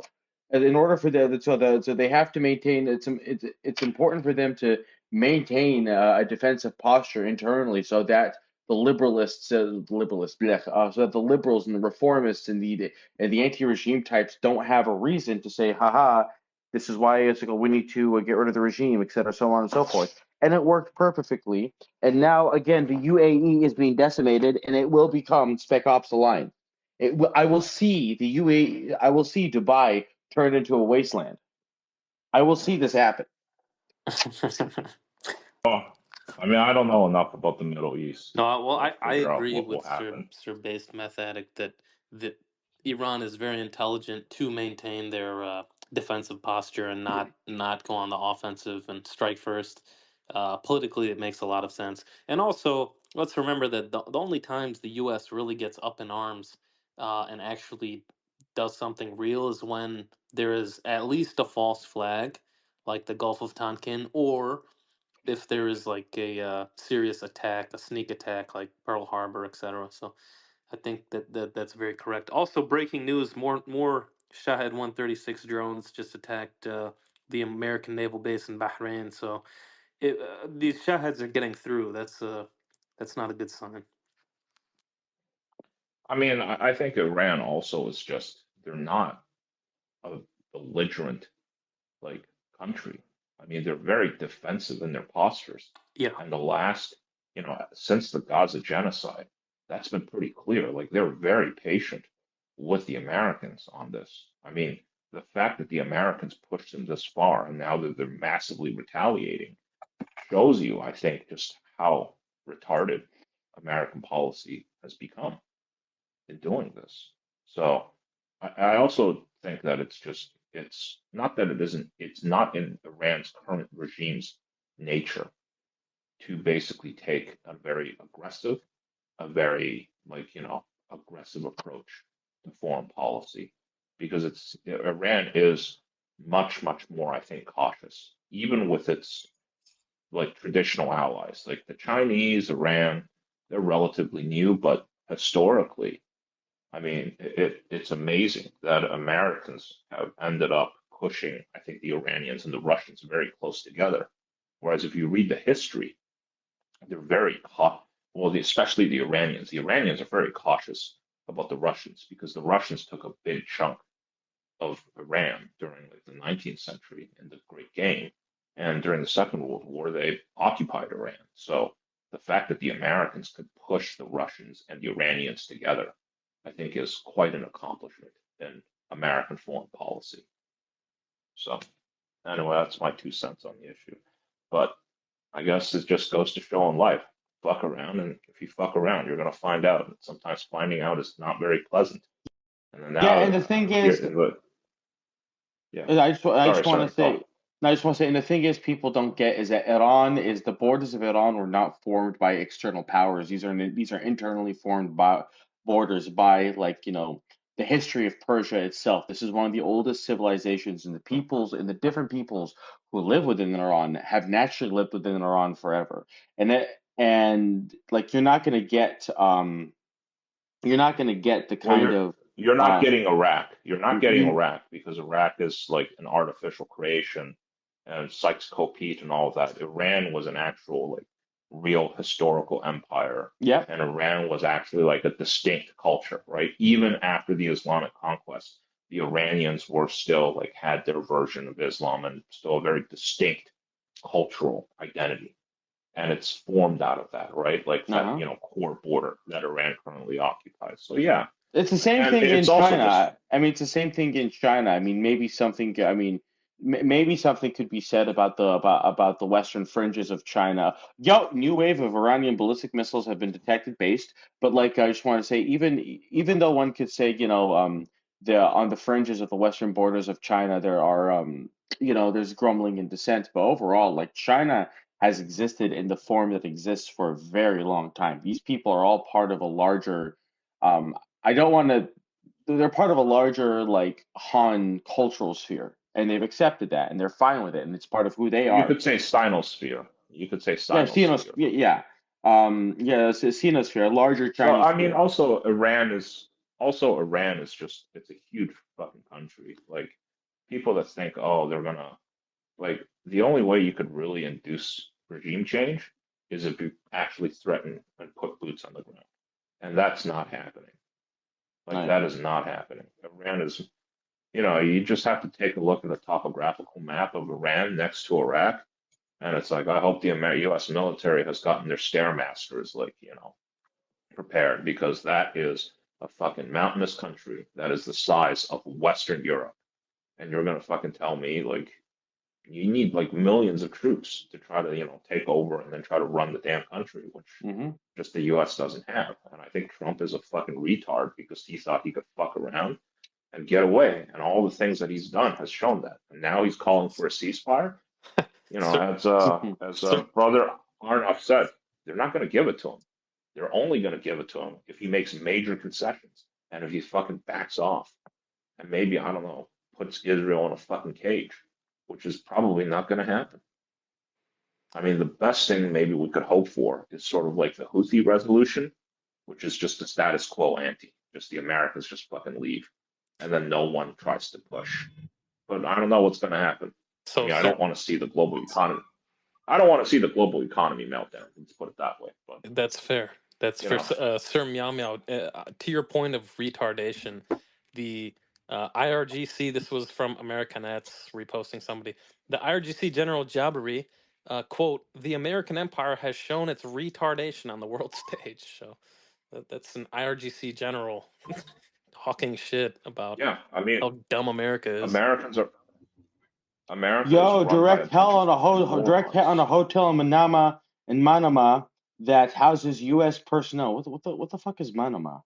It's this place It's the it's in capital of Bahrain. Bahrain. Look, Oh, Yeah. really? Well, yeah. Yeah, it's the capital of Bahrain. see, that's the thing I've done. Okay, you guys know the movie Idiocracy? Yes. Yes. Okay, so someone made a comparison to America and Idiocracy, and I said that's really not fair because in Idiocracy, they at least want, like, the idiots at least want the smartest person in charge, and they know they're idiots. Like, can you imagine if American had, leaders like that? Like, they know they're incompetent and they actually want someone competent to be in charge. The problem with America is they're run by vicious idiots that don't know that they're fucking morons. I mean, that's a problem with American foreign policy, and then you see all of these things. Like, America is just stuck in the fucking 1990s, and they refuse to let go of the 1990s, and it's going to fucking kill the country. Like, yeah, granted, the 1990s was a very nice time, even the 2000s before the financial crisis, but it's like 20 years after that, and they're still trying to hold on to this bullshit. So anyway, that's my 2 cents on Speaking of the like the smartest person in the irrationality. room, Michael Tracy posts, I've always said that one of the Oh most God. disturbing consequences of Epstein hysteria is that it's causing the widespread misdiagnosis of legitimate political problems, especially around US foreign policy. That could not be more illustrated more vividly right now. And then he posts like people saying, this is a distraction from the Epstein stuff to bomb right now. That guy is so fucking far up his own asshole. It's crazy. Yeah, We're gonna look, I'll find say this Mike. about Epstein. Sorry, continue. I'll say this about Epstein. Sorry. So you guys know that, like, it's actually the crazy thing about Epstein is it's causing a massive wave of resignation and outrage in Europe, right? That you're just not seeing in the US. Yeah. Like, All they found, like, right. in the UK, they already arrested 2 people. Norway. So a few years, Norway too. A few years Yeah. back, I was, talking to a friend. I was just very baffled about, like, the European support for the U.S. Mhm, policy against Russia, and especially after mhm. Nord Stream 2. Do you remember when Biden was saying that's not going to happen and we're going to stop Nord Stream 2 right in front of the German Chancellor's face, and he was just like a fucking cuck sitting there? So Yeah. I was joking Mhm. with someone that I said, you know what? I definitely think the CIA has blackmail material on a lot of these politicians, and that's why they're Mhm. acting in league with the Americans. Looks like I'm right. Like, look at all these guys, these European elites. They seem to be fucking, Epstein definitely has all these blackmail material on these guys. And now they're dropping like flies left and right now that it's being brought to light. The Epstein stuff is more like a consequence, right? Rather than like the cause, right? Like if you're basically a pervert and you're a degenerate and all of the above, right? You're gonna be into that stuff, right? Like, okay, well, how do I get someone to be super loyal to me? Well, we both have to do something which is so heinous that if either one of us rats up the other, right, we're both screwed, right? Something like that, right? It This is kind of like what they do, right? This is kind of like what they do. So that's what's going on. I mean, giving me the theory of like, okay, well, this Iran thing is about distraction from the Epstein. I don't think that's the case. I think what it is Trump lives in his own bubble. He's a retard. He's a solipsist. He's a fucking moron, right? And he kind of actually believed in his own bullshit and what his like intelligence people were feeding him, which is like, if we hit Iran for 4 or 5 days or whatever the fuck, they'll capitulate and then they'll like agree to all our negotiating terms. I genuinely think these goyim generally like mood about it and believed all this stuff, right? And now we're seeing this result, I right? think you're right. I Yeah. think you're right on that because it seems like it's a Like they believe repeat their own of supply, Iraq. man. Like they believe their own Yeah, supply. Like it, that's it's a literally. repeat of Iraq. You remember after Iraq, before the Iraq invasion, they're like, oh, it's only going to cost like what, $60 billion, and it'll be repaid when we get all the oil. And they said it's basically going to be a walk in the park and all of this stuff. I do think, and there's a great line by Machiavelli who says one of the worst things that a prince can do is to believe his own propaganda, his own bullshit, his lies about himself that he portrays. And I think that is the problem with the US. I mean, one of the worst things an empire could do is to think that they're doing the world a favor. Yes, sir. Which is, if you listen to Donald Trump, that's what he thinks. And this is really dangerous. It's dangerous, but like the die has been cast, my friend. Like the Straits of Hormuz have been closed, right? We're in a regional war. This is an actual regional war, and all these things are happening, right? So at this point, it's like we now have to brainstorm, I think, what the off ramps might be, how things might escalate, etc., because I think that's just more realistic to do. Because like this is the situation we're in now, right? We're in a world where like if this keeps up and like we see the straits closed for 6 to 12 months, it's gonna be fucked, right? Like the global economy is fucked. So it's on a ticking time bomb right now. So what I see, guys, is there's sort of a balance between Iran not wanting to forego their oil revenue and their energy revenue, all the exports, all of the trade that's involved, and also them understanding that Israel is completely hell bent on destroying their regime and their country and their government, whatever you want to call it. So that, like, how do you de-escalate from that situation? Like, of course, it's going to hurt Iran in the near term, but I don't really see any they'll get trust. what Like, they bro. They'll just get what they want. Like America will simply capitulate. Like the oil prices are gonna go up, right? They're gonna have casualties, right? They're gonna have the bases and the infrastructure get destroyed. Israeli desalination, electric power, and whatever will be hit. They'll just get attrition and they'll surrender, man. I don't think like formal declaration of war. It's a possibility, right? Trump could formally declare war and like, but I don't think they have the actual like kinetic muscle to prosecute this. There's 40,000 whatever the fuck in CENTCOM, man. Like that's not an invasion force. That's like fucking garrison, right? So and there's no political will. It's not there's no important, political that will. important to the U.S. There's not. It's not like, for example, there's not an emotional attachment for the U.S. Like, yes, they have to go to like all the way with what was that OAN? It's like, oh, Christianity and Jews. But then you look at half the Republicans, they're like, fuck Israel. Even the Republicans, a lot of them are saying fuck Israel, right? Yeah. So there's no political will for this. No, There is no like strategic. There's this, Iran. Foresight. There's no strategic foresight. Strategically Yeah. important. Not just foresight, but it's not strategically important enough. Okay, you're talking about control of the oil flow, but is that worth like tens of thousands, hundreds of thousands of dead Americans for that? to a Like Zionist, they might most say Americans would. yes. Yeah, but the Zionists are the Yeah, ones but that control this thing. And the Well, thing it's is that irrational. the thing is that no average American is in control. Like their vote barely matters. They're goyim, they're whipped around, and the people with the control are, the Epstein class, the Jewish or Israeli Zionist oligarch billionaires, the people who buy all these elections, the people who those are the one. Those are the I'm people, and they really, realize that their control is slipping. I just want look, to say, this is not an I adult. apologize. I mean, I just want to say right now, I really can't stand the phrase Epstein class because it's a phrase that's meant to basically obfuscate from, Jews. It's just like it's not. You want to call it That's Epstein? why I said like 7 terms. Yeah. Yeah. No, I apologize. I know you don't mean it that way. I know, but like I see the way like the media is running with it, and they're like the Epstein class. No, it's Jews. It's just Jews up and down, Jews up and down, Jews across the board. Like you've got like it's just insane. Like it's just Jews being Jewish, doing Jewish shit. Yeah. Look, the problem with the U.S., I think someone said this on Red Note, is like, you guys have all these guns and you treat them like school stationaries. Do you only use them in schools, or are you going to actually use it like in places that would matter? Like, I don't know, shoot up Wall Street They're or a gonna bank. use Not that I'm no endorsing that. like bro, they're gonna use the guns against each other. Like, and they're gonna do it after this defeat against Iran.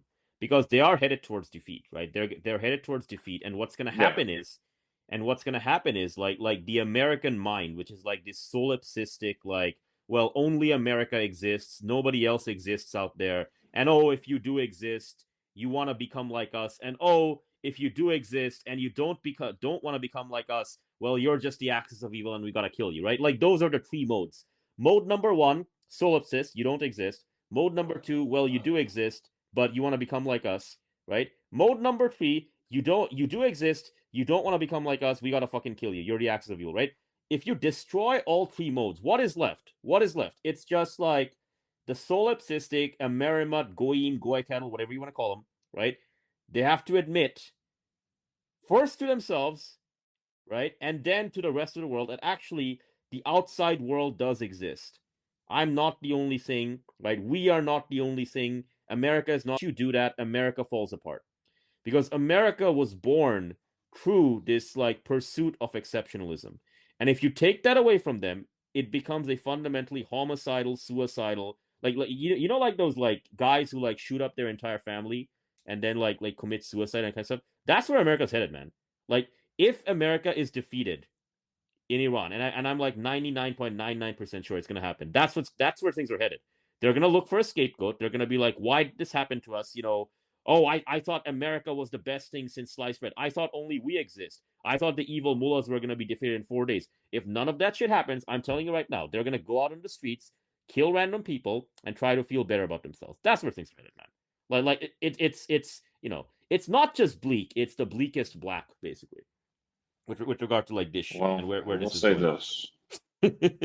I will say this. Even Yeah. before all of this is happening, murder suicides Yeah. is just like it's. 250,000 It plus. seems like I'm reading Yeah. more and more of that. Mhm. I'm just reading more and more of this shit in the American news. I remember those like was it 2 years Yeah. ago or a year ago? There was Mhm. like a Indian American family, and it was like Yeah, a exactly, murder man. suicide, Yeah. and like in a nice house and all that, and it's like you read this like The every entire month or so society, something. the entire society craves and yearns for and pursues death in all of its forms.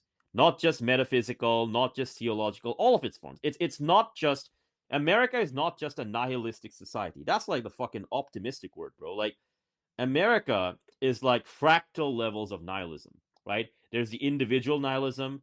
There's the nihilism about like nationhood. Like if you use the word American, it doesn't mean anything. It literally just means, you know, like I belong to the empire, right? And I'm gonna show you pictures of like military equipment. Meanwhile, if you go to any other country, like they'll show you pictures of like cuisine, dress, food, like historical characters. Like no, they show is military equipment, right? And so like that's why I say, man, like it's not a nation, it's not an empire, it's just fucking detritus, right? But you know, like that's where things are at, and I just realized something. This is now a 5-hour recording. Holy shit!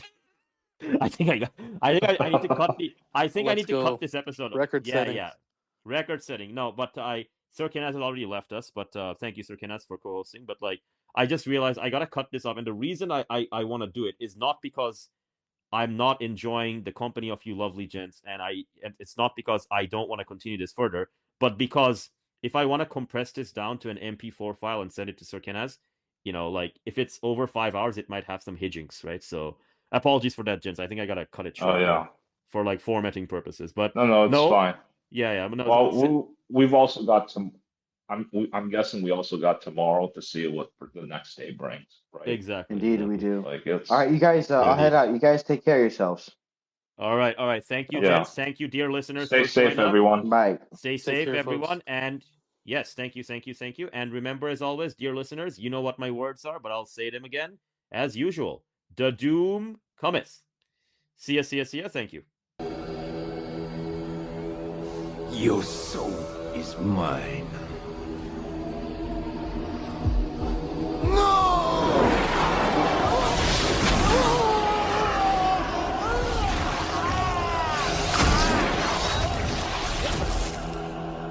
Fate